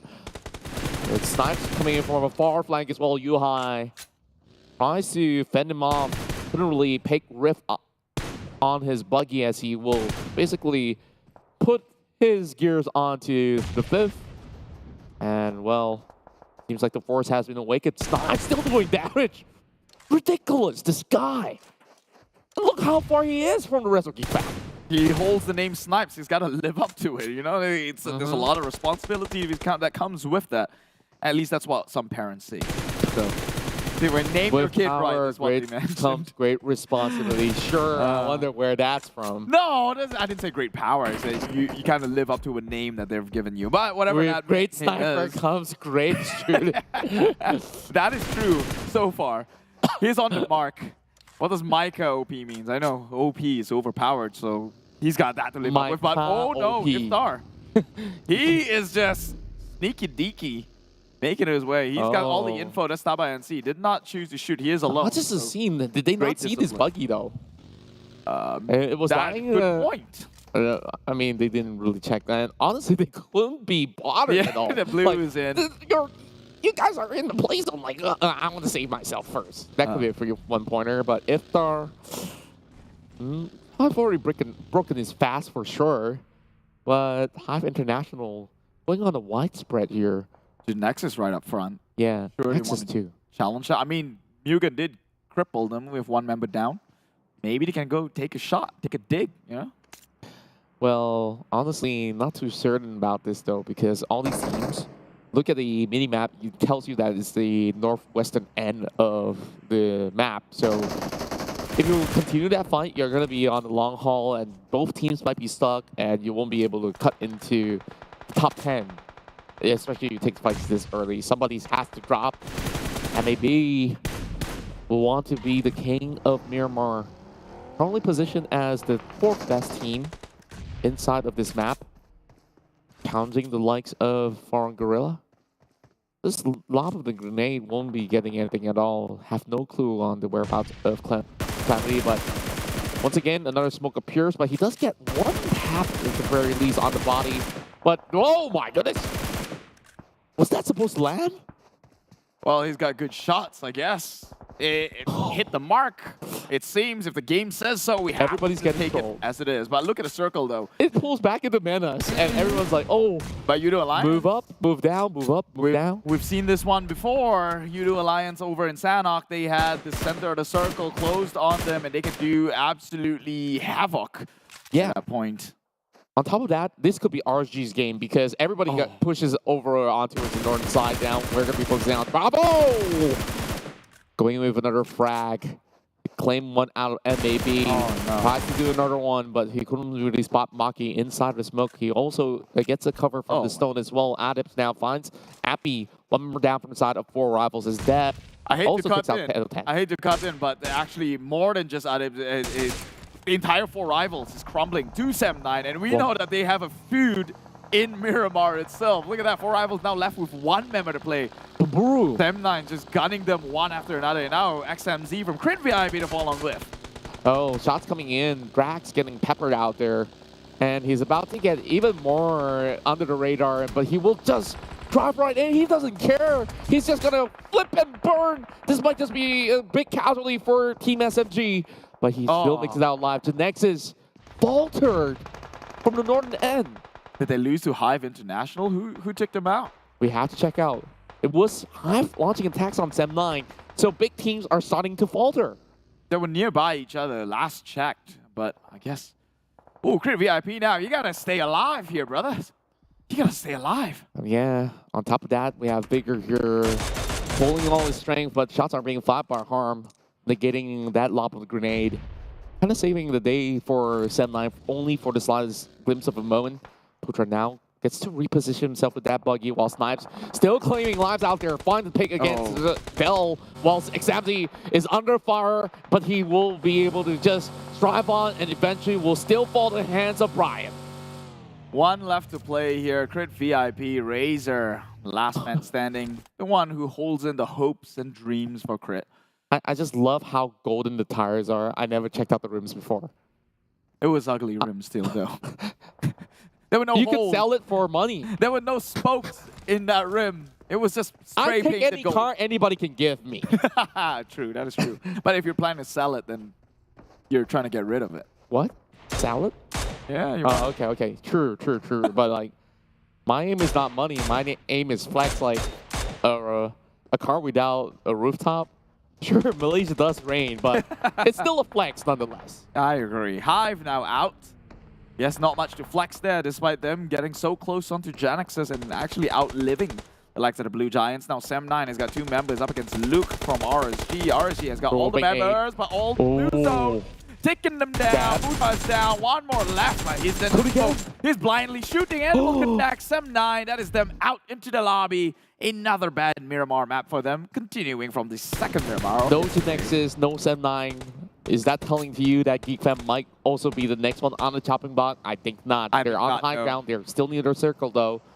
And I still think that they still have amplified power. He just watches as stealth falls outside of the play zone. It's like, okay, so long, dude. Nice knowing you. Well, Echo won't be making much noises, though. But the roaring engine does give him away. And shots are being fired directly onto the rest of the members of DBD. Yoodo Alliance, up close and personal against GEEK Fam. Yeah, and Yoodo Alliance now cannot be so comfortable. The circle shifted away from them. They're just grazing it by a bit. But MUGEN nasty goes down to Micah OP. GEEK Fam again. Like I mentioned, GEEK Fam never plays compound. They always occupy high ground. Again, they're doing it. They know what's more valuable in this match. They know how to play things out through and through. Now spraying down against MUGEN, raining bullets from this one, ammunitions for days as they try to pick them off one by one. You can see from the hit counter, another one fall on whiff. GEEK Fam cruising through. Yeah, he's just gonna be trying his best to secure his first blood. He hasn't gotten one yet. Meanwhile, it's already 6 in the numbers of the rest of his teammates. But they're about to push right through. Damage just sprays right in. Immediately gets one, though. The rest of MUGEN just sitting right under the smokes. Couldn't really move out from it. That vehicle couldn't be used anymore, but Frankie just crashes into the ditch and he gets one. Yeah, they made their way into the circle, but DBD, they're in Yoodo Alliance's territory. The nade is perfect, catches again, but now push on forward by the corner, playing it a little bit. Well, Lyo, he juked it enough for his friends to come in with the second swing. That should secure the job against the members of DBD. I believe that could be them out. Overall, GEEK Fam still trying to pry open this can. I wouldn't say of worms, but overall, if you're going to be crawling right under... Back shot. They got shot from behind. Who's that? Who hit him? It was Yoodo Alliance. Overall, great shots coming out of this array of battles that we're getting here. Nasty gets to walk out alive, but maybe not for long. He does get proning. These shots are not connecting coming from Micah, but he does get 2 eliminations, and one of them will be Farang Stone, who comes in with a grenade of his own. Speaking of grenades, one more being lobbed right into the side of Farang. Micah battling out against Ma'il, who's also fighting the blue zone himself. Micah now gets claimed by the blue zone instead. GEEK Fam can still hold on, though. They can slowly crawl right in. The circle is in the middle of nowhere, and teams just want to finish what they started. Dingo's still very well in the game here. 3 members now going up against Yoodo Alliance. They will try and spray one down. It's Kiddo takes 1 kill. That's stolen. Boom. But the retaliation nade is there by Minz. Will take 1 member down. He will secure that one into the grave, send him to hell or the lobby, if you will. And now it's going to be quite of a stalemate. They have to make this 50-50 count. He spots him out. He spots him out. Yeah, he jumps on through, but he misses that one. Takes a little bit of heavy damage. He just has to push, but now he's out the window as well. Great maneuvers coming from Minz. Ate trying to trade right back. He's going for a revive. Quickly goes in for a revive. He knows that this would be the biggest advantage. To have Ricky closing it out. Sprayed right in front of their faces, and they did pray that they survive, but Dingo's back on track. It seems 5 kills already. 2 members left though to play this map, but no worries. Yoodo Alliance still alive though. Yes, very healthy for Yoodo Alliance. All 4 members still remain intact, but not for long. Brian so sharp from all the way down under. Well, not down under, but downtown. But here we go. Slides again. Goes in for a sneaky pickoff. And as we said, they were healthy and alive. They will not no longer be. Only 1 more inside smoke. Snipe doesn't know. He might have actually spotted him out. That will be the demise of Yoodo Alliance. Crushed over GEEK Fam with another 40-pointer. Dude, GEEK Fam's just getting away with cold-blooded murder. I'm saying it right here. How is this team even legally joining this competition? It seems that they're leaps and bounds above. You might as well just send them all over to the world stage here. Snipes again with his 6th sense. Spraying down smokes, just seemingly hitting the mark. And now let's take a look at a fight from the high grounds. It's RSG shooting down against some of the other these teams. Tabah NSEA getting pincered down with the likes of Yuhai.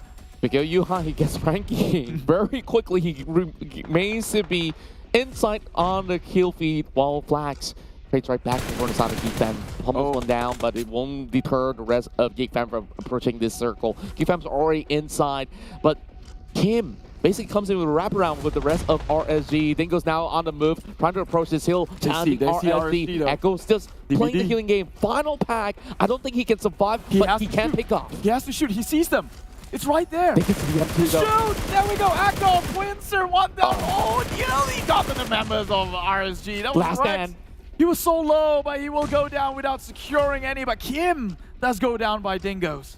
And now down to our top 4. Every other team only has 2 players remaining here. It could be anyone's game, but it's just gonna be Brian coming in with an MK14. Close shots coming in fired, and here comes his M4. Didn't really connect towards the rest of Tabah NSEA. Tabah pushing upwards. This could be that chicken dinner as well, as I predicted it to be, but it might not be much longer. There's still Yuhai that they have to take down, but everyone's fighting for the hills. Here comes another nade being lobbed right in. Yuhai wants to take those points. 15 already for GEEK Fam. Regardless, this is already a chicken dinner. But then again, with Yuhai even peeking out, he's just being so aggressive, but nobody's seeking him out. It's a stalemate. It's a Mexican standoff. Don't make the first move. They say Yuhai now goes in with the shot. Unfortunately, didn't trade that one out very well. GEEK Fam, 1 member left. Sprays down Tabah NSEA. That will secure this one. And now RSG left to reign this map. They're looking. Kim's trying to get as much info as he can possible. But if they might spot up the head, this would be detrimental unless Snipe can pull off another 1v3. He's playing behind a rock. He's trying to use his teammate's body as a means of shield, but they're going to get 2 members going to swing it through, but RSG, the blue will beat up against the reds. And it is RSG denying GEEK Fam, but my god, the number of kills coming up from GEEK Fam, it doesn't even matter. They're still going to come out as the ultimate victor, but still, credit is given where it's due. RSG, winner, chicken dinner. Absolute domination over onto Menace General. It is the hometown of RSG. The boys clad in white and blue finally gets their first chicken dinner here in week 2. Of course, they have been able to get successes back in week 1 overall. Now, this will definitely send RSG higher up the charts, but it's massive control that was being dictated by RSG that got them this chicken dinner that they've been waiting for as well. So later on, we go into that recap and see how Brian absolutely popped off and basically shut the doors on everyone else. You know, I got a feeling it's also GEEK Fam, they were a bit too overzealous. There was no reason for Yuhai to be there. They were in circle, by the way, but he chose to go up there and try and push the issue. Got punished in the process, but still a second place finish with near, I think, more than 50 frags in this match. It's not a good one for them. they're still going to come out at number 1. I swear of it. The total points collected in 3 maps in a row now. No questions asked. Like, this team reminds me of the days when teams like R2 Athena, teams like Dingoz Esports just dominates the league. And who could have blamed them? And you're talking about a player who's loaned from Dingoz Esports themselves, basically imparting that same vibe, that same energy. And you saw the feed. It was Yuhai Showdown. It's insane. It was insane. I wish they played that last moment a bit more patiently. But hey, I'm not complaining with how the outcome is. Look at Snipes. He seemed to always hit the mark when it comes to smokes. He's done that with the clutch itself. Dingoz was great though. He wiped off the entirety of Farang Guerilla in that process. But RSG, they had all the high ground, all the high heels here. The eyes from the skies, but that advantage was stolen away from them when the circle actually closed in on the side of the GEEK fam. If they would have played, look at that, they're not even in circle. If only they played it patiently. Yeah, but overall, I think that GEEK fam has gotten more than enough for most of these games. But you can always get more, right? That's always the sentiment. We're still going to be number 1. They're already unchaseable by now. It's time for a new team to take all the glory away from GEEK fam, and that is RSG. And they have only spent very little time on the blue zone because you saw they were mostly in the circle, and that's 29 points. And it edges off against RSG, who may have celebrated with a chicken dinner, but that's just 21 points. Couldn't beat the numbers. That 70 eliminations secured by GEEK fam. My God, this team is insane.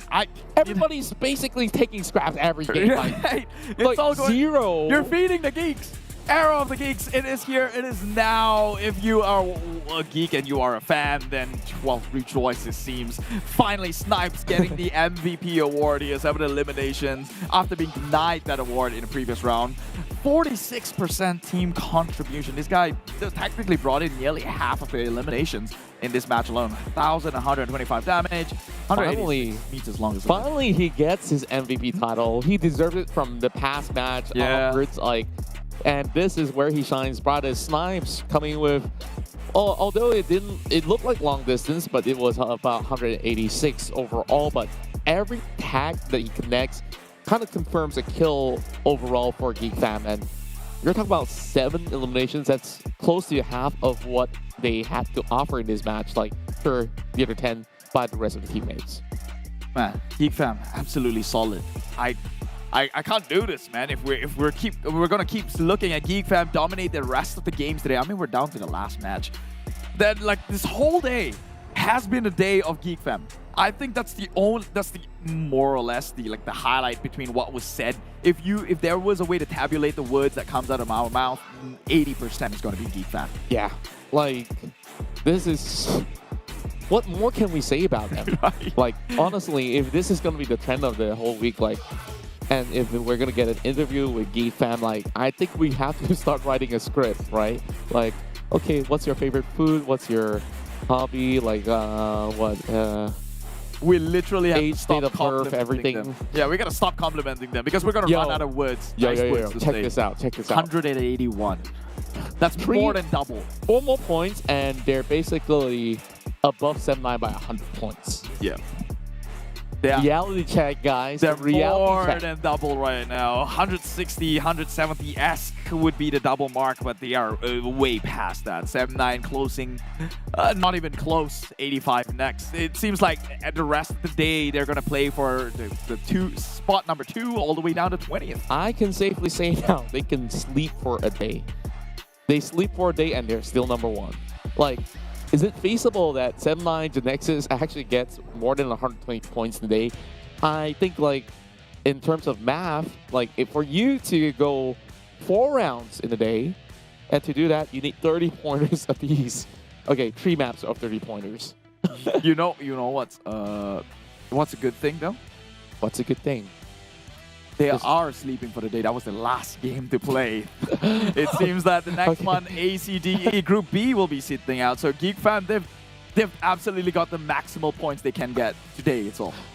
Man, things can't get any more ridiculous than that. But of course, we have to pull it all the way back because RSG are the one on the spotlight here. So they drop in Graveyard, moves up onto Minas Generalis, and this was what I was focusing on from the get-go because from the first appearance of the circle, I would say Minas Generalis, directly in the center, and RSG typically will climb up those hills. You see them just conquering this tower where they could just see majority of the players out there. Sure, the circle may have shifted a little bit over onto the left-hand side later on, but that also caused commotions for teams on the outskirts, teams on the northern side, and we saw there was HYVE, Genexus, Axis.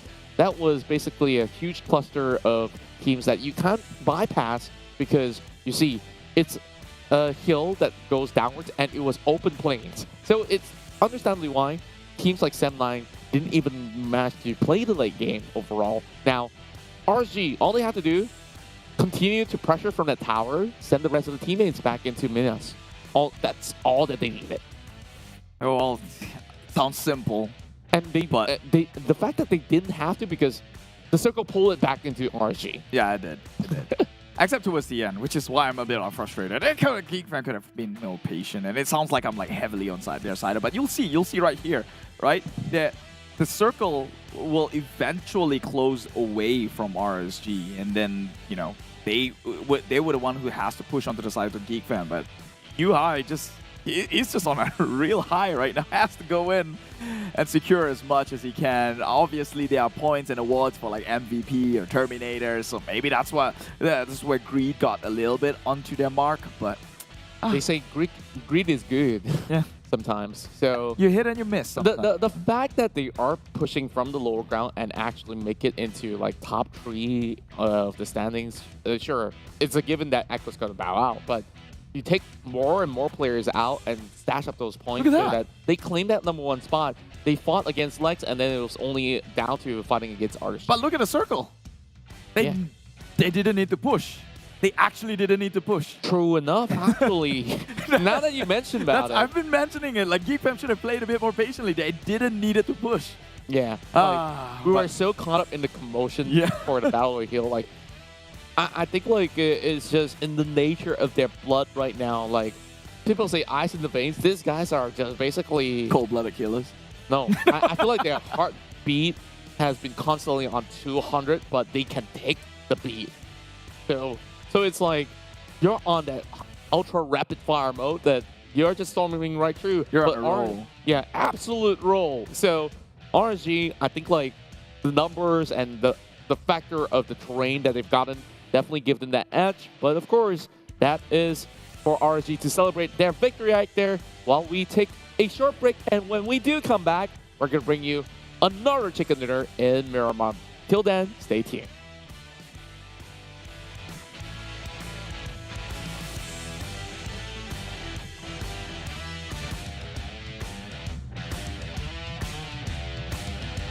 Natin, pero Yoodo Alliance, they start to speed great, pero nga lang meron sa likod. Always check yung mga nasa likod mo, pero I think they want to see muna where Farang is heading at because they have a lot of pop shots. So na nag-push na. Yuhai. Ramdam niya na sarili niya dito. Tignan mo naman, Yuhai, dakilang taga-spray down. Isa sa loob, isa sa labas. At Yuhai, hindi niya kailangan ang players ng GEEK. Malapit, GEEK fam. Baka yung secret pala kanina. Pero right now, Yuhai goes for a spray down. And men, yun sinasabi ko. Mako! This is tatlong teams. Great VIP, Dingoz and GEEK fam. UI managed to pin down Insomnus. Insomnus is now out of the quest to work this out. It's Kido managed to cripple down 1. Nasa na yung kalaban? It's Kido.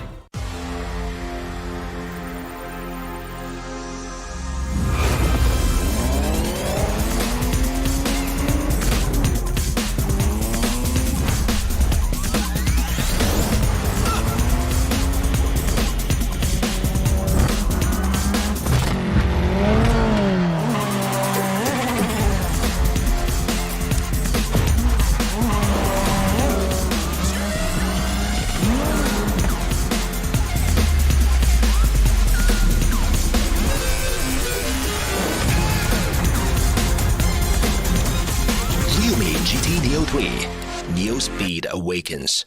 Real me, dare to leap.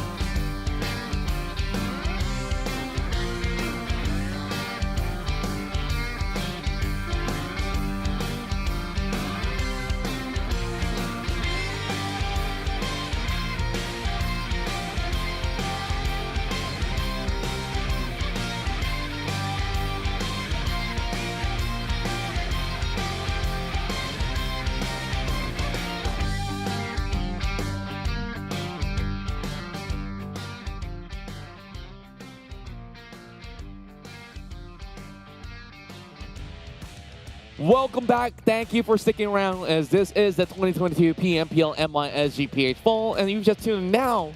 It's time for you guys to find out who's on top. Do we even have to repeat the words actually? Well, you figure out for yourself what this is Contra as well as GEEK. We've been casting for the entirety of week 2 overall, and we will continue to do so until Sunday. So, well, don't get sick of our faces.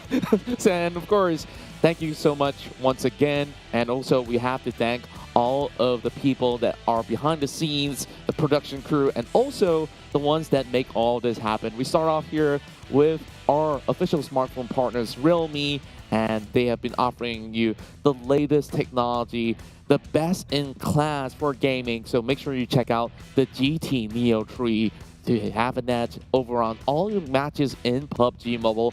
On top of that, official smartphone partners, and that is Yoodo, powered by Cellcom. And on top of it all, make sure you follow us on TikTok.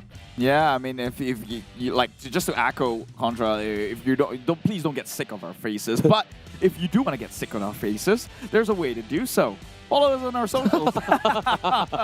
Then you'll see a lot of our faces there because it's our own personal social accounts. But yes, do follow their TikTok on PUBG Mobile. There it is, PUBG Mobile MY official for the Malaysian teams. PUBG Mobile Esports.sg. MYSG. No, I mean, I'm on TikTok. SG. And then you can replace that if you are from the Philippines. PH. Yeah, that's the one. Except without the dot. Only Singapore gets the dot. Self-plug. Okay, keep illegal. Contra.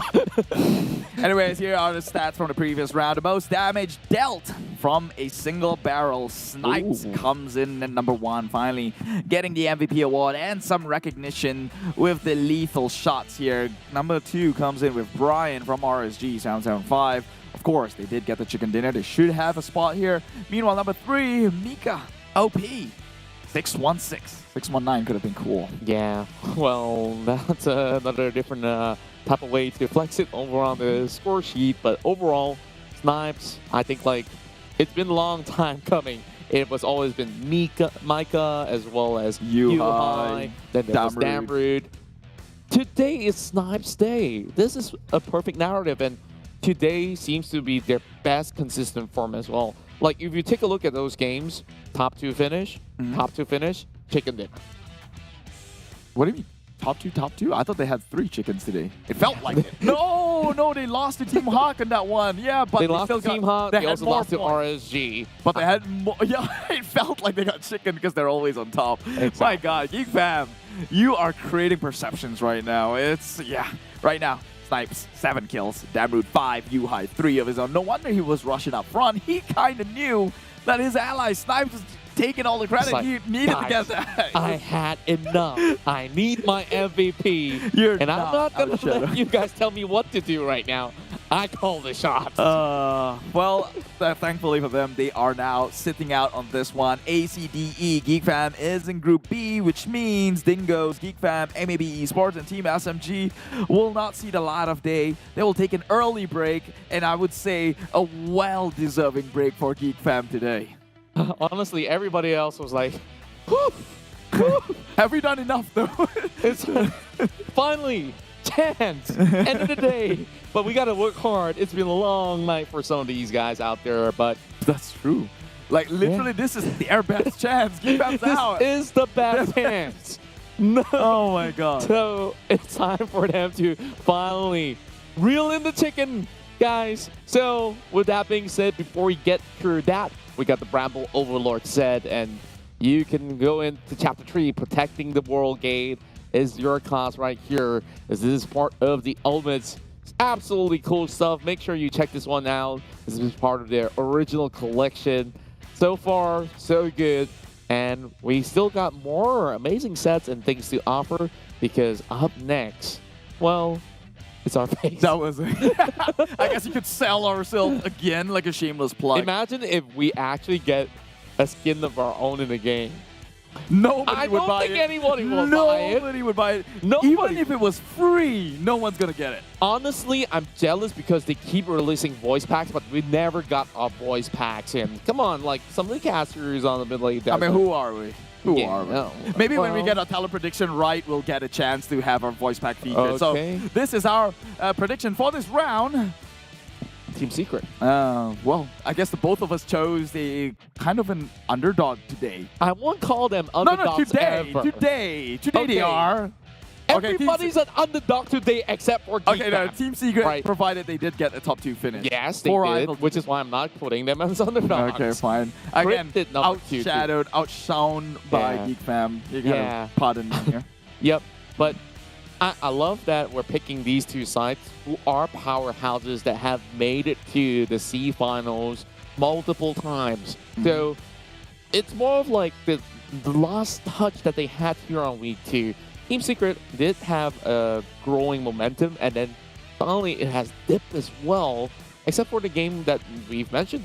They finished second, but was it a high-ranking game? Maybe not the best, but honestly not the worst. Still better than 4 rivals, I guess. Their run here, they haven't had a shot yet. I know Geek Fam Miramar to stop them now. Yeah, I know. But there's still Sam 9. It wasn't Geek Fam who stopped them. It was Sam 9 in the process, right? So 4 rivals. Like, I know Miramar is their map, but they have this thing against Sam 9 in Miramar. We've seen that yesterday, and now it's happening again. It was Sam 9 who eliminated 4 rivals. Okay, I want to ask you this. Do you believe in feng shui? No. Not at all. Okay, I don't really believe in it either, but like, you notice they changed their logo color from red to green. Yeah. Maybe it's a little bit more of a paying of homage to their previous name, Yoodo Alliance 4 rivals, which was definitely a mouthful. So now, I don't know. It feels like this new season, the winds have changed. It has drifted away. Like maybe like they placed their phones sideways, and then the feng shui changes. I don't know. Oh my God, the headcanon is just a bit too strong here. I don't know, but it just felt like they're not comfortable anymore. That I agree, but I think that's more of like too much chefs in the soup, right? Like you mentioned, everyone, at least 3 out of 4 players that were playing are all in-game leaders. Whose call do they listen to? That's a fair point. I think this is something that we haven't talked much about. If they're all in-game leaders, so let's assume they all have knowledge, right? Like, which they do. Yeah. I'm not assuming. But who is going to be the most right out of the bunch? I tell you what, if everybody's an in-game leader, 4 men drop onto different spots. Lead your own game, man. We've seen that one before, but that was a sign of protest, it seems. Not really. I mean, was it Dr. TA that they had this sort of 2-2 split? 2 over the north. No, there was a 1-1-1. Yeah, you're right. I think that was in Does Sanoff. that meta ever work, especially in Miramar? No. Not at all, right? Too fast. What are you doing, one person out there? Who's going to guard you in the back? You got to trust your allies.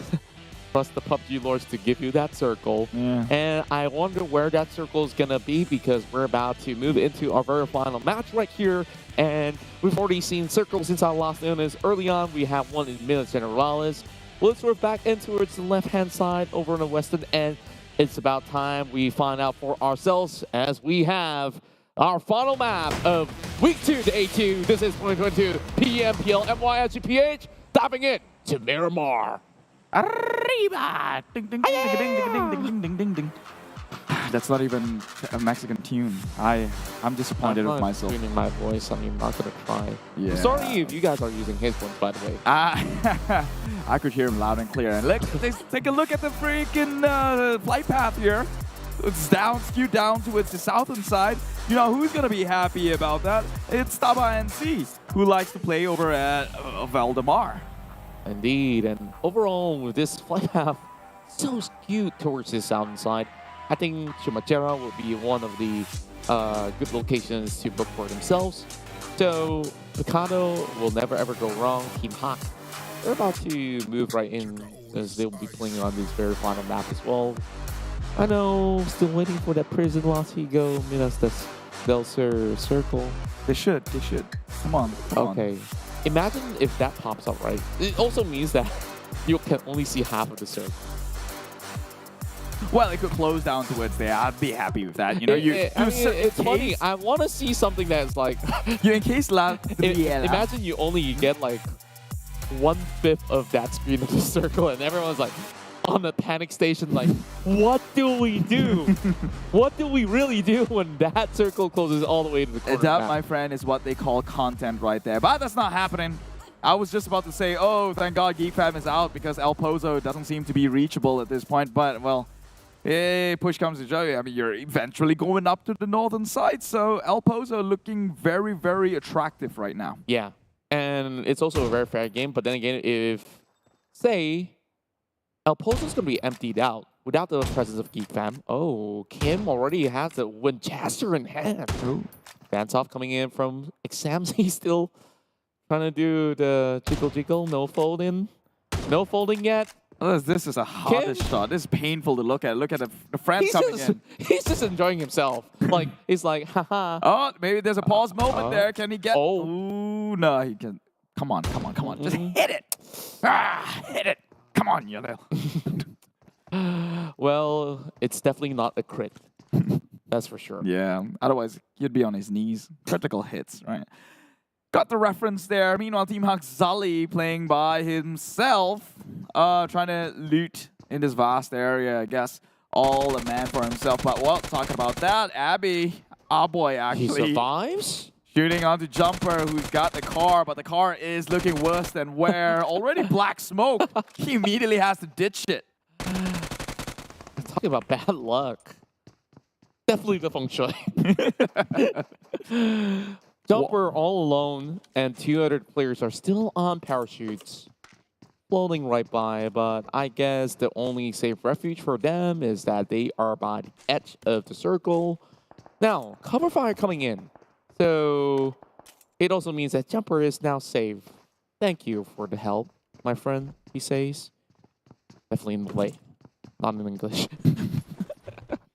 I like the green from 4 Rivals, I gotta be honest. That has always been my favorite color.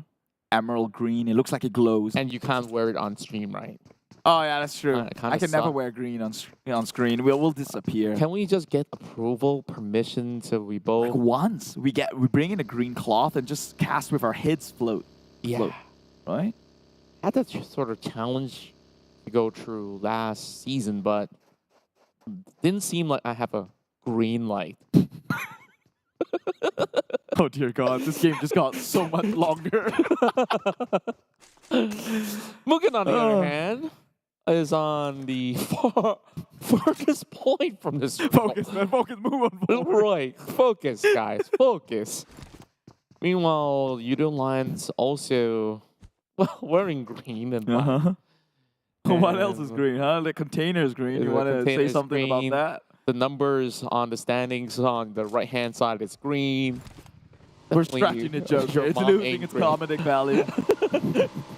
I'm sorry I brought moms upon the screen, but it's just a matter of joke. don't get offended. I'm not offended. I'm just cringing to death. Someone please help me. Say it in the chat here. Please save Keith. Oh my God. Hey, pull me out of here. Look at these guns. Is that green? No. You know the worst thing that could ever happen right now? You know what the worst thing that could ever happen right now? If they were to go into a remake and I have to sit through this whole thing again. Don't you dare. Don't you dare say that word. I'm going to just flip this whole table and walk out here. You're going to do it all alone. Okay? Is that clear? Okay, enough of the green. Enough of the green. Oh, look, grass. What else is there on that early phase of Miramar? You ask me. And I can't tell you more, honestly. It's always going to be as still as it gets. You saw even on the previous round, the average time to get to secure the first blood is at least 10 to 13 minutes. So we got 7 minutes to burn. You're right. Yeah. Right. Oh, no, it was 14 minutes, actually. I remember. Okay, it got longer. plus one. It got longer. Tell me more. Tell me more. No, that's half an hour, right? Yeah. Oh. Oh, boy. Oh, boy. Good thing we stopped talking about green already, so. Oh, look at Let's talk about blue. The Genexus didn't fare off too well in the previous Miramar match, so whatever but happened. yesterday, though. Yeah, they were on fire. And this is what we talk about when it comes down to team performances, right? Like, you can have good days, you can have bad days. Today, honestly, not too bad for Genexus. First game of the day, we saw them inching close to that chicken dinner, shut off by GEEK fam. And that was still a high fragging round. The second round overall also looked pretty strong. And Genexus started off the day here with the Sandhawk chicken dinner. It still shows you that there's still a lot of things that they have to consider and be wary of, especially when it comes down to a vast map like Miramar. I think that we haven't really seen too much chicken dinners from them for the moment. I mean, if I was Genexus, like, you know, for your strongest suit, by now you should know it's firepower, Lung and Luoyu, right? I think they should actually dissect the gameplay that's brought up from GEEK fam, because play the outside. If you know how to play in the open like the way GEEK fam does, I think that puts you already got the firepower down, nailed down to the teeth. That means you're actually hunting everybody down until you get to the very end. So it's always a double-edged sword approach when it comes down to this. And the only reason why Genexus as well as, or should I just put it like Sem9 as well as GEEK fam, does this best because they cover every sort of range. I would say that Genexus, they're also pretty good at long-range fights, but they're even better in close proximity as well as mid-range. That's where they're unrivaled, uncontested. And speaking of getting contested here, Team Secret getting shot inside of their home base, getting chased out. Yeah, there was, I think, 2 members of Team Secret. It was the rest of them. Move. Yeah. Yeah. So they made the right choice, because I think they saw the rotation in Bosskurr. They weren't being so discreet. They had like 4 cars or something just driving in. So they knew that their entire squad was there. They didn't want to take chances, especially with Fredo being from the outside. But look, they found another one. He saw a member of Sem9. I'm pretty sure I saw that on his screen. Showed himself there. It's always these heals. Do we give a name to these heals? What would that be? I can't even tell them apart. Trader Fields heals. That sounds too much. A mouthful. I got the Field of hot, Dreams, but I let's don't call think that. I should share it. Very phallic. Field of Dreams, let's call it that, right? Well, up above Craters, though, we also have Examzi on the further end. Don't think that it'll be fighting off against Genexus anytime soon. But honestly, this could be anywhere, and look, lo and behold, like, looks like the HYVE mines will have to start moving around. 4th row already is inside of the middle of the crater fields, just by the edge of the circle, which he is trying to reposition. But the further west they go, they get stuck in between Sem9, NC, GNX, as well as Crit. So it's going to be a tough decision to be made here. Isaac now challenges Sem9. And this is going to be that El Clasico that we've been waiting for. But then again, when it comes down to position, take a look at Sem9. When you take the equation of GEEK fam aside. Sem9 now is above Genexus, only with a slight margin. Very slight margin. We know this is the game to actually expand that lead if they wish to do so. Because, yeah, like you said, taking GEEK fam out of the equation, they should be able to roam more freely and not get punished too hard. And the tables don't look so skewed. And it's happening right now. Who's going to be at number one? GEEK fam, I mean, Genexus or Sem9, who's going to get the better start here? I think a member of Genexus got shots pretty low. That's Xiaoboy. Oh, meanwhile. Yep, go ahead, take this one. Oh, here goes. Farang members already being shouted out. It's first blood claimed by Brian on the 10-minute mark, so we didn't have to plus 2-3 minutes. Thank you very much, RSG. Oh, but this is they have already got the chicken dinner early on, but we will focus on this fight, though. This is the highlight. Dropping those nades. And, of course, since you allowed me for that one, take this one away. Well, nothing's happening so far, but Putra does have the cover fire all set up, prop in the back end. He's pretty far, though. A great scope. So they'll never knock him down. That's a good thing. They cannot push against Sem9. However, where Xiaoboy is at, it's covered. I don't think he's got visibility. So. Putra has no visibility to come into the supporting fire. But that side, the entry they're going in, that is actually the worst case scenario for the likes of Genexus. But they made it through. They lost one member already. Things down through the door. It becomes a 1v1 situation, but more is dropping like flies. But here it is, just with the sheer manpower itself. Putra with the cover fire on the far side cannot do much while they are fighting and taking these shots indoors. And so that is Sem9 dropping all three of the members. Genexus to reset. It's looking like the best bet for them to now tie the odds, 85 points. I'm going to break this one down. Genexus with their smart plays. They know Putra is somewhere outdoors from a long range, and immediately what they did was to set those smokes up. So they can just infiltrate the building so easily that Sem9, sure, they have firepower, but then again, they don't have the angles checked right in. So Genexus, they just go swinging. Like, did you trade bodies? It's never, ever going to work out because 4 versus 3 is already going to be much better. So with one last member standing, it was really down to that one final member inside the shack, which couldn't hold for their own. It was a close nail-biting finish, but Genexus now will have an upper hand against Sem9.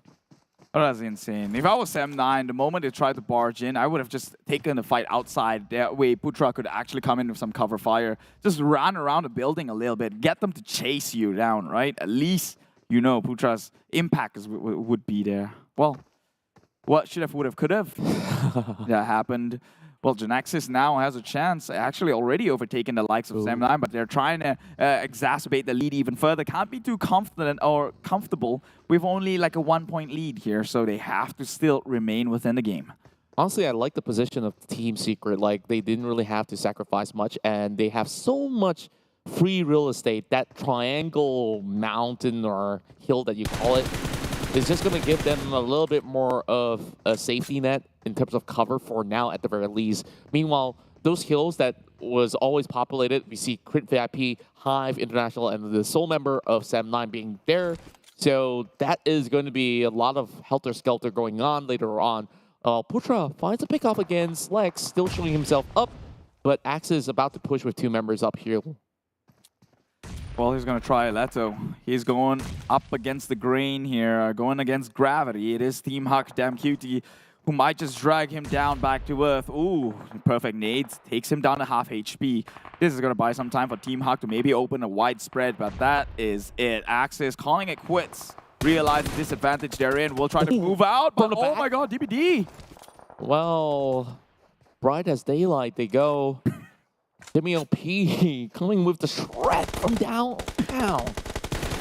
They're this guy chasing is him just down. so strong. Yeah. Chasing them down like a killer. Long skirt. Skirts his way up. Meanwhile, another brother who spots the name OP right next to Micah OP. We'll see how well he would fare. Maybe if he take a shot or take a dig against Genexus, in which they saw rotating over. But they also have got their hands tied around Team Huck. They have to choose, otherwise they'll get spread out too thin here. Oh, Fredo's coming in with another different angle, a different hill as compared to Sem9. Prowling onto members of HomeBois, but the lower end here with iShots covering fire for the Mini 14 hasn't been able to find too many points back to the team. Now, we're going to focus on this updated circle later on. Bosskurr playing by the far eastern side.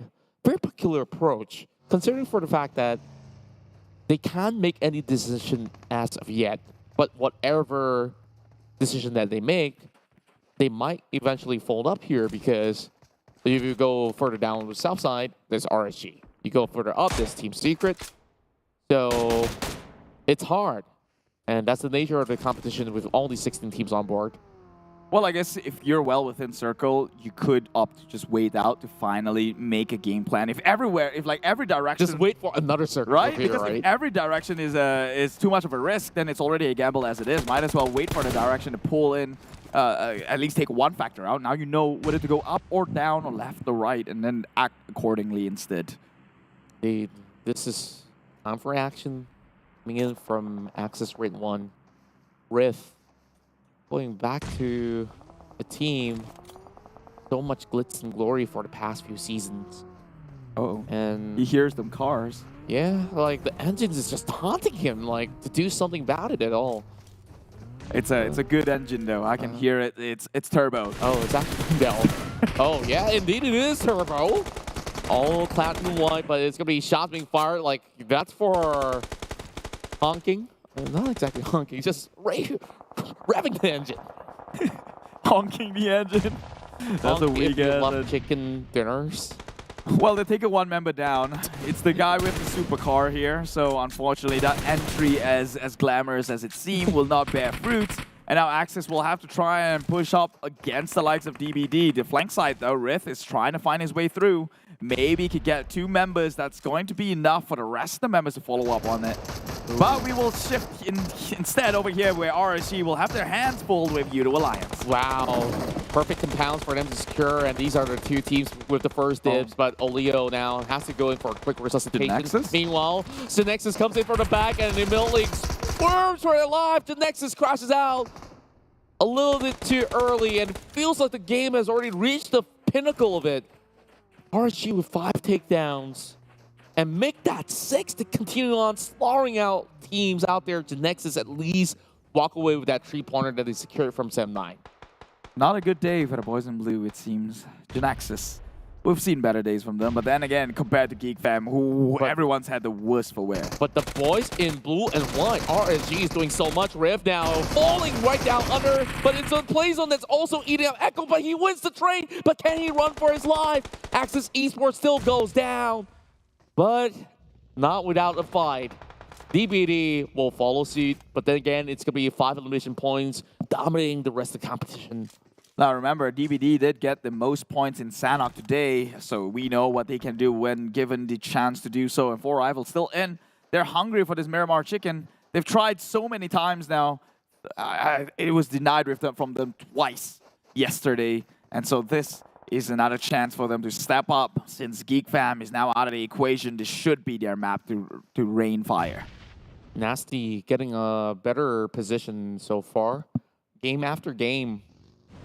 Huge improvements from the Singaporean representatives. Now, this is an interesting angle that they find themselves into, a tunnel, and that could be a perfect shelter for them to bunker in. Izane still. I don't think he intended that. That doesn't look fun. All the way down. Survives. Oh, so that he survived. What happened when he flips the car and it wasn't nearly as high, but yet he broke his legs on that one. I believe it was Kid. It wasn't Izane, but still, come on. That you survive. What? Man. He's got bionic legs. It feels like it, but DBD might not have that same sort of technology built in them, but they are about to crash right down under, and they call it directly to the wall of Yoodo Alliance. Yeah, such a bad idea, that one. They got a bunch of shots already coming in from the opposite end. It was time to get out of there, but, well, as great as they may have been so far in this match, 5 eliminations, they will bow out eventually. Now, RSG to continue the momentum. Yeah, they're just trying to blow each other up with those grenades overall. And eventually, RSG has to also make a move because they're about a very corner of the circle. And oh, it's going to be Bosskurr down, being tagged up. Rush coming from a distance, and it's going to be a little bit of shelter for them inside the shack. And NC doesn't have to move. They have possibly the best position out of all the teams out there, and they can carry on turtling into this corner and not pay any price for it. You will pay some price. Like what? For everything else, it's MasterCard. No, I mean, if you're going to turtle in, you're not going to have the most glorious of victory. But digress, HomeBois now against the Greens here. It is Farang. Such a tough circle. Ooh, Farang Guerilla. I think they're losing members. Only one left. It's Bravo, the veteran of the rest. Can he pull his weight against HomeBois? Currently, the bottom fragger at 16th place, barely breaking the 10-point mark. They just have to keep themselves alive, and they should be able to at least reach top 5 if everybody continues their battle. And we start off here with MUGEN coming in with 11 placement point for themselves. That's going to go to a single digit, though. And Boki finds a good shot against Examzi. Somehow, Quick VIP hasn't really shown too much of their cards, but HYVE, they are onto something. Oh boy, a big frag is on the way. They're about to drop it to the rest of Tabah NSEA, and that's going to be a Mebek down on the ground. But take a look at that. Blanks couldn't approach because the rest of these members of Yoodo Alliance is pinning him down from approaching. You know what's good news? Both 4Rivals and Team Secret seemingly like heavy competitors here in Miramar. Both the predictions could go either way, and they're still very well in the game. Yoodo Alliance as well. This could be looking like a good start. Yeah, a lot of smokes being set up coming in from either from the side of HYVE or even Tabah NSEA. But he knows they're all hiding indoors. But HYVE, they're also getting tagged up. The rest of RG not really making drastic measures, but they are trying to pin some of these players out. Bro forced to retreat all the way downwards. And Blanks, he can't seem to actually get all of them, but he will try to at least tag 2 of them up. He will get one HP left from both ends, and he will find 2 of them. And I guess this was the price to pay. Yep, turtling in. You know what? It seems SMG's been through this before. Don't always turtle in. You know, you become easy targets. 4Rivals coming by too. Exactly, that's my point. 4Rivals is still in the game. Team Secret still in the game. RSG looking strong. Yoodo Alliance as well. They're looking like the tough competitors. HYVE though, 5 kills under our noses. They're finally trying to show themselves what a HYVE mind is capable of in terms of coordinated attack. NC has got a frag of their own, trading right back, swerves all the way to the back, gets the nade onto the king of nades himself, Oki. But it's going to be happy that we'll go in for a trade. Frankie now then picking out, but no trades coming in, but it will be from all the way down. It's the HomeBois here that sends them flying off. Their best run so far for HomeBois, but they'll take whatever points they can get. Right now, they're looking pretty good for the RSG. Now pushing on the Yoodo Alliance.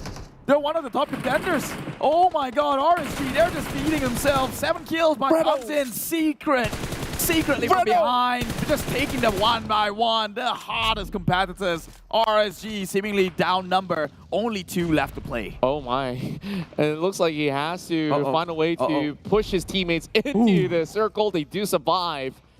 Wow. Quick thinking coming from Fredo as he saves the buggy for himself as well. So they could basically take their sweet time. Everybody in the middle of the Valley of Death.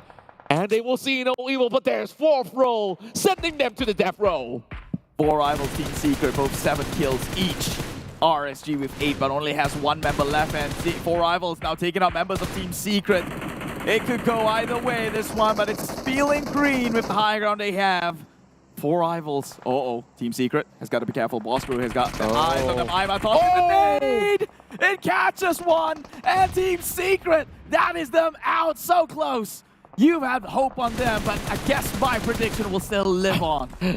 For now, I would say, and of course, that's looking mighty fine. 4 members intact. Everyone else have 2 to 3 members to last out the entirety of the match. But now I'm rooting for HYVE International, and we see Rex crashing right in, has that block hit, and that attracts the attention of the jumper. Is not looking all too good. Rex now has bullets marked over on location, and we see even more coming in from the side of HYVE. as that's going to be 8 elimination points coming out of RSG. They're still fighting to stay alive and to get the chicken dinner, but no longer in play. 4th place finish at the very least. Now PMPL trying to take a total of 50% of that land area play.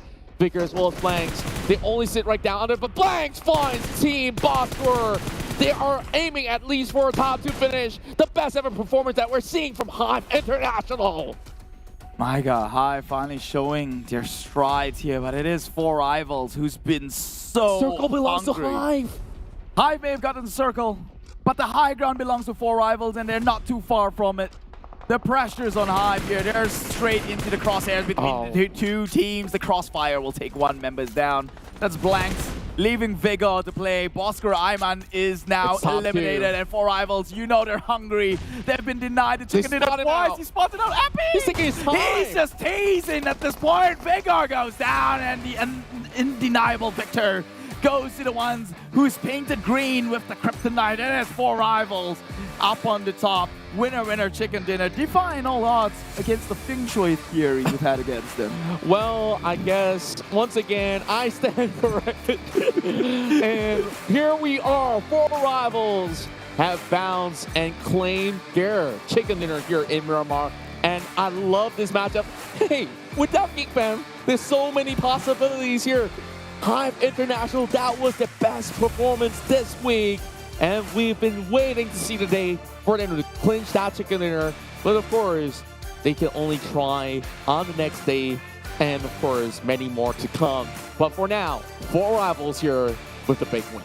I lost sight of the counter of kills they had, but I believe it's more than 11 when there was like 3 teams left remaining. So they've brought in a hefty amount of kills on top of that chicken dinner, and not a single member gone. This is what they were made for, right? Miramar, it's no surprise why I always put my chances on 4 rivals in one of the Miramar matches, and this time around, I'm right on the money. And of course, couldn't be more proud than that, my friend. But take a look at RSG, as well as this early skirmish between the Nexus as well as Sem9. Sure, both of them were basically having a lot of struggles of their own, but the Nexus at least settles the scores with Sem9. So called it a victory, if you will. HYVE International, we saw them basically having that sort of upper hand when it comes down to the Northern Circle, moving towards around the regions of the outskirts of La Cabrera at the very least. So the rotations look pretty comfortable for them, but it's more of how they play this one out. They had to take out Tabah NSEA, and 4 rivals have to basically plow their way through on the far western end with so many teams on board and eventually find the high grounds. Yeah, I mean, high ground is king. This is Miramar, right? We've seen it done before once. With GEEK fam, they pulled it off as well, so it's undeniable truth. That is the absolute best strategy to go against. But this is where Team Secret crippled what could have been huge competitors with 4 rivals in terms of getting the chicken dinner. Their sharp shots themselves, RSG got crippled from the back end, backstab if you will, and leaving Team Secret getting blown up in Bosskurr's eyes with Ayman in a perfectly cooked up nade. And it was all an uphill battle for the rest of the teams here, trying to push against 4 rivals, and they will take this one home. Finally, well deserving. And, well, take a look at the teams that were up on the focus. Well, we got 4 rivals, HYVE International, Team Bosskurr, and of course RSG, who at least make it into the top 4 after securing the previous chicken dinner. But HYVE International, like, they actually did a lot of traveling as compared to the rest of the squad. So yeah, I gotta fact check once again on what I said early on. But overall, I think like if there's gonna be an MVP that's not gonna be under the name of 4 rivals, I'll give it over to Blanks because he did so much in this match. Yeah, I mean the fact that he's able to turn the fate of HYVE themselves, that's 19 points. You're probably going to go up there grazing the first draft, still down in the second, but maybe around the 12, 11, I think 15 spot. Possibly even 10th place if they're coming up with 19 pointers here. This is absolutely huge. But of course, when we factor the rest of the teams who are also getting points, yeah, you're absolutely right. But we'll see, right? My math is not that spectacular, so I may be, calculating wrongly on the fly here. Well, we'll see eventually. But this is the board, the match rankings itself, 29 total points, 14 eliminations. insane. 4Rivals, they did it again. Just when we proved we were losing hope on this team, he stood out. And Voki, the boy, is back. 6 eliminations, 883 damage. Team contribution of 33%. Of course, everyone was pulling their weight. It's 4Rivals. Who are you kidding?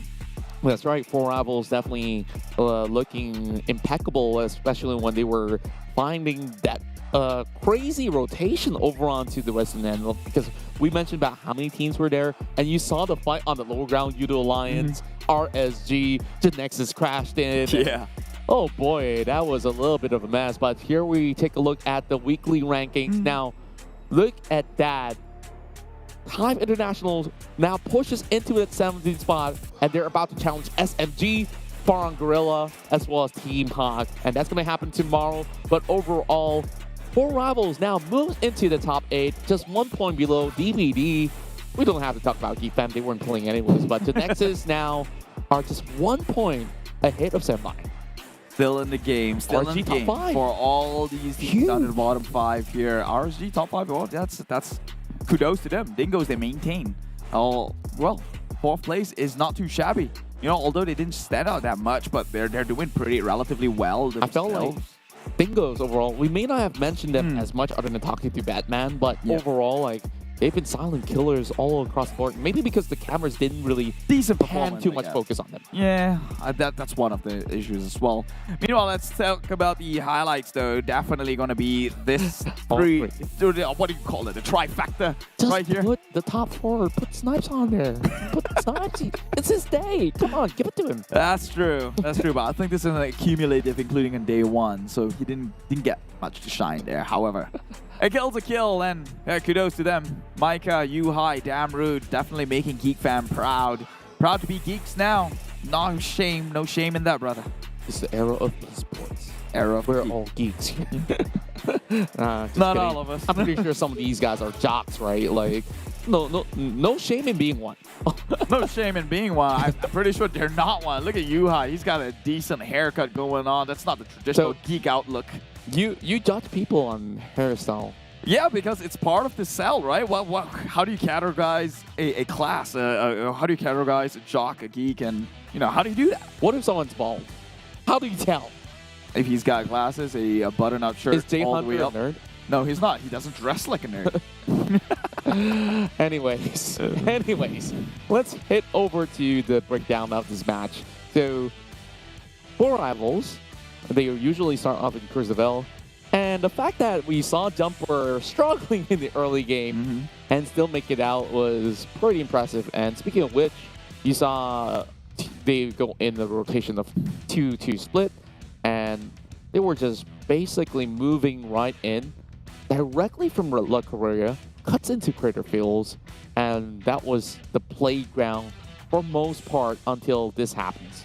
So every other clutter comes in from the southern side, which we have seen and said goodbye to many of them in quite a short span of time. Yeah, I mean, there was not much wiggle room to work around with from the get-go here. I guess, yeah, we can do the wiggle again here, jiggle, whatever it may be. But it's it's absolutely a riot going on down bottom. Look at that, 4Rivals, they booked their tickets there a long time ago. Crit VIP as well, unfortunately, cannot match up against the likes of 4Rivals, who are like demons, right, when it comes to the shooting across in Miramar. That's why I always somehow give one of the Miramar maps onto 4Rivals. So take a look at this fight right here. RSG, strong competitors. Although doubtful towards the end, they could have gotten the chicken because they were playing in low ground and 4Rivals occupied the high ground. But they could have gotten more if it wasn't for Team Secret, Fredo, who's just right behind him to pick them up against that fight against Yoodo Alliance. So that kind of became the thorn in the bush there, putting a stop in their way. Indeed, and overall, it's also impressive that Bravo was actually sitting by the street and being uncontested until much later on. This was the best one for HYVE International as well as HomeBois for week 2 thus far. And we hope to even see even more. Bosskurr today started off strong when kind of MIA in the middle of the game, and they came back to play by the very end, making it to the top 3 of this standings. And I think with the bird's eye view that 4Rivals was taking, take a look at that. Appy covers the low ground, Jumper as well as Bambura over on the left-hand side. Voki basically dictates the entirety of the other end of the hill, so this was literally the Valley of Death. I mean, 4v1, you can do many things with the manpower. You can cover more ground. It was unfortunately the last member of HYVE who's got his head even getting teased by the likes of Epi, who's just scoping in, scoping out.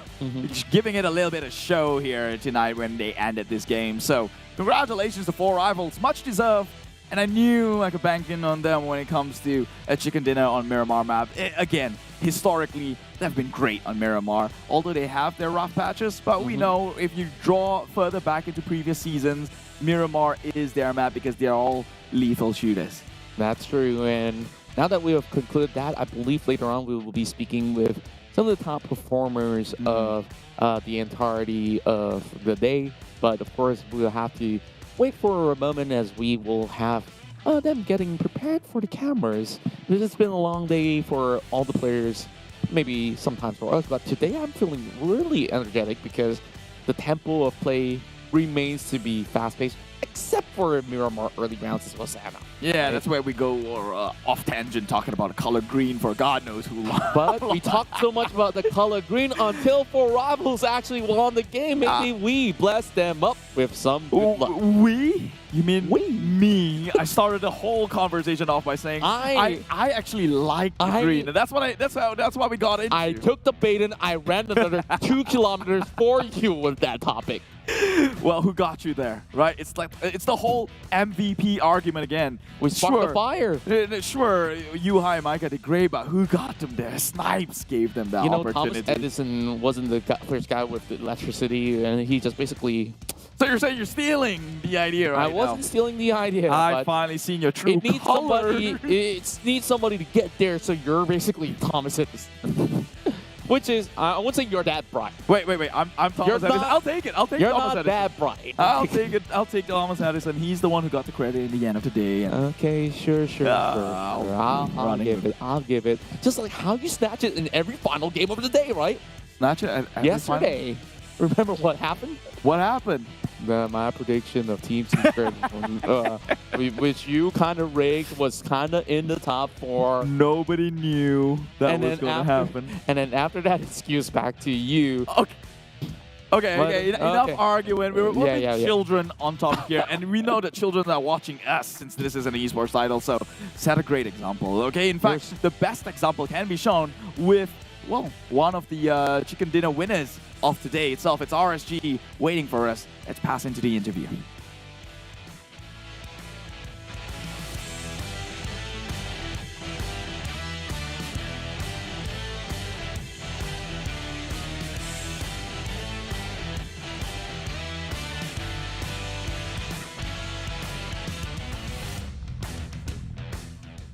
Now let's welcome on board RSG, and we have Rex, who's been performing so well for the entire day. Congratulations, you guys have a chicken dinner, and you guys do so well inside Miramar. How do you feel after a long day of playing PUBG Mobile with some of the best teams out there? Bagi kita orang tak rasa nervous ke apa sebab kita orang keep fokus kita orang dekat for next second week lah, sebab ni week kita orang untuk kita orang lebih fokus. But week 1 kita orang dah banyak buat mistake, so week 2 it's gonna be different to us.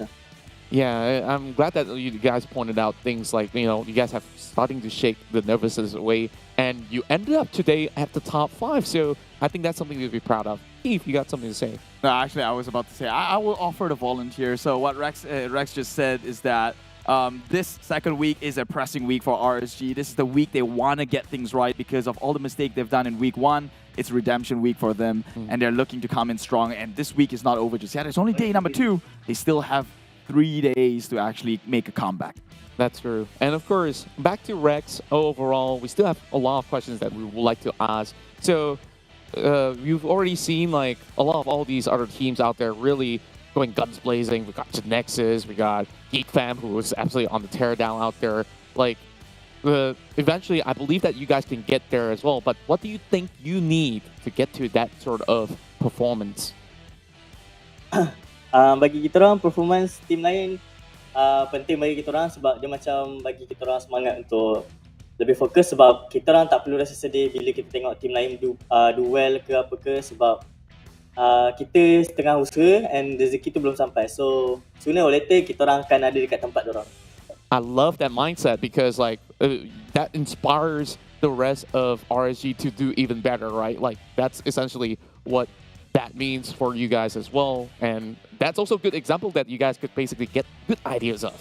Yeah, so what Rex said is that they are not pressure. They perform well under pressure. It's RSG, right? Yeah. Despite this feeling like a Geek Fam day, today with running away with a heaps amount of points, they're not sad or pressured to the fact that Geek Fam's performing well. They're friends. They're friends in real life. They feel like they're doing well. I think I want to step up to the plate. I want to do as well or even better than Geek Fam comes more tournament days to play.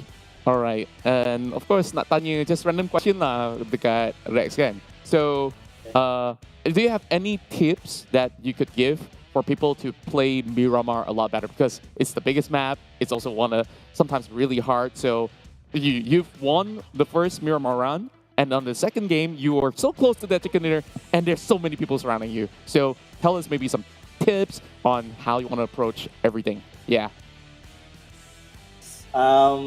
Bagi saya banyakkan main klasik and explore the ground itself lah dekat Miramar sebab Miramar punya terrain kan lain, dia ada slope apa semua, and then kita kena banyakkan main game tu sendiri lah sebab kalau kita tengok je but kita tak experience it, so tak bagi impact banyak pun. So kita kena experience it, kita kena pergi dekat tempat tu, so kita akan tahu certain ground tu boleh main for certain situation. Yep. Alright, that's great. So of course, experience it for yourself, go to your classic games, explore the map, understand the terrain, and then use it to your advantage. Alright, so any more questions from you, Keith? I have a question for Rex. Okay, Rex, what position did you honestly think RSG was going to get before Team Secret actually shot you in the back?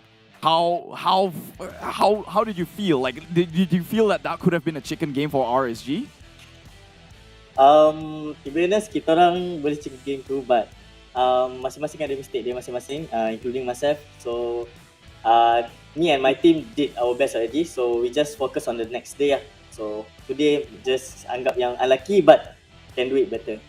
I like that attitude coming out from RSG. That's a champion's mentality right there. Again, just to echo on what we had with another team, that was Dingoz, you have to first recognize a mistake to be able to fix them. And I have no doubt that RSG, they're coming in very, very strong this season. Thank you so much, Rex. I really appreciate you coming on this interview. Good luck on RSG. We hope to see more chicken dinner coming out from the boys in blue and white. All right, GG RSG, let's go. GG RSG. Okay, thank you so much, Rex. We'll catch you guys tomorrow. For now, have a good rest. Words, thoughts. Well, professional. That's the only thing I can say about RSG right now, because it seems that's the common theme between like all these teams, right? Like when you're playing at a certain level or echelon, there's no time to beat around the bushes and go in circles and play the blame game. They understand everyone made the mistake in that equation and they're out here to fix it. They're problem solvers. They're not just complaining about it. Indeed, and overall, you see that Rex, he realized the reality of things. Like, sure, there are teams above us, there are teams below us, but we focus on what we could possibly do on some of the mistakes we made. Like, a lot of analyzing to be done, and always stay calm and composed. All these are saying words from the man himself. And remember this, RSG have been able to reach the pinnacle and claim the championship back in this whole PMPL. So we're hoping to see them rise back to glory, and that's all what we do have for the entirety of the night. Yeah, you know what they say, you did it once, you can do it again. That's it from us. That was the 2022 PMPL MYSGPH Fall. Contra on my side here. Pleasure. It's been pleasure casting with him, and we're going to see more of him again with the next 3 days. My name is Keith, but tonight we're going to wave a goodbye. So bye-bye and see you tomorrow.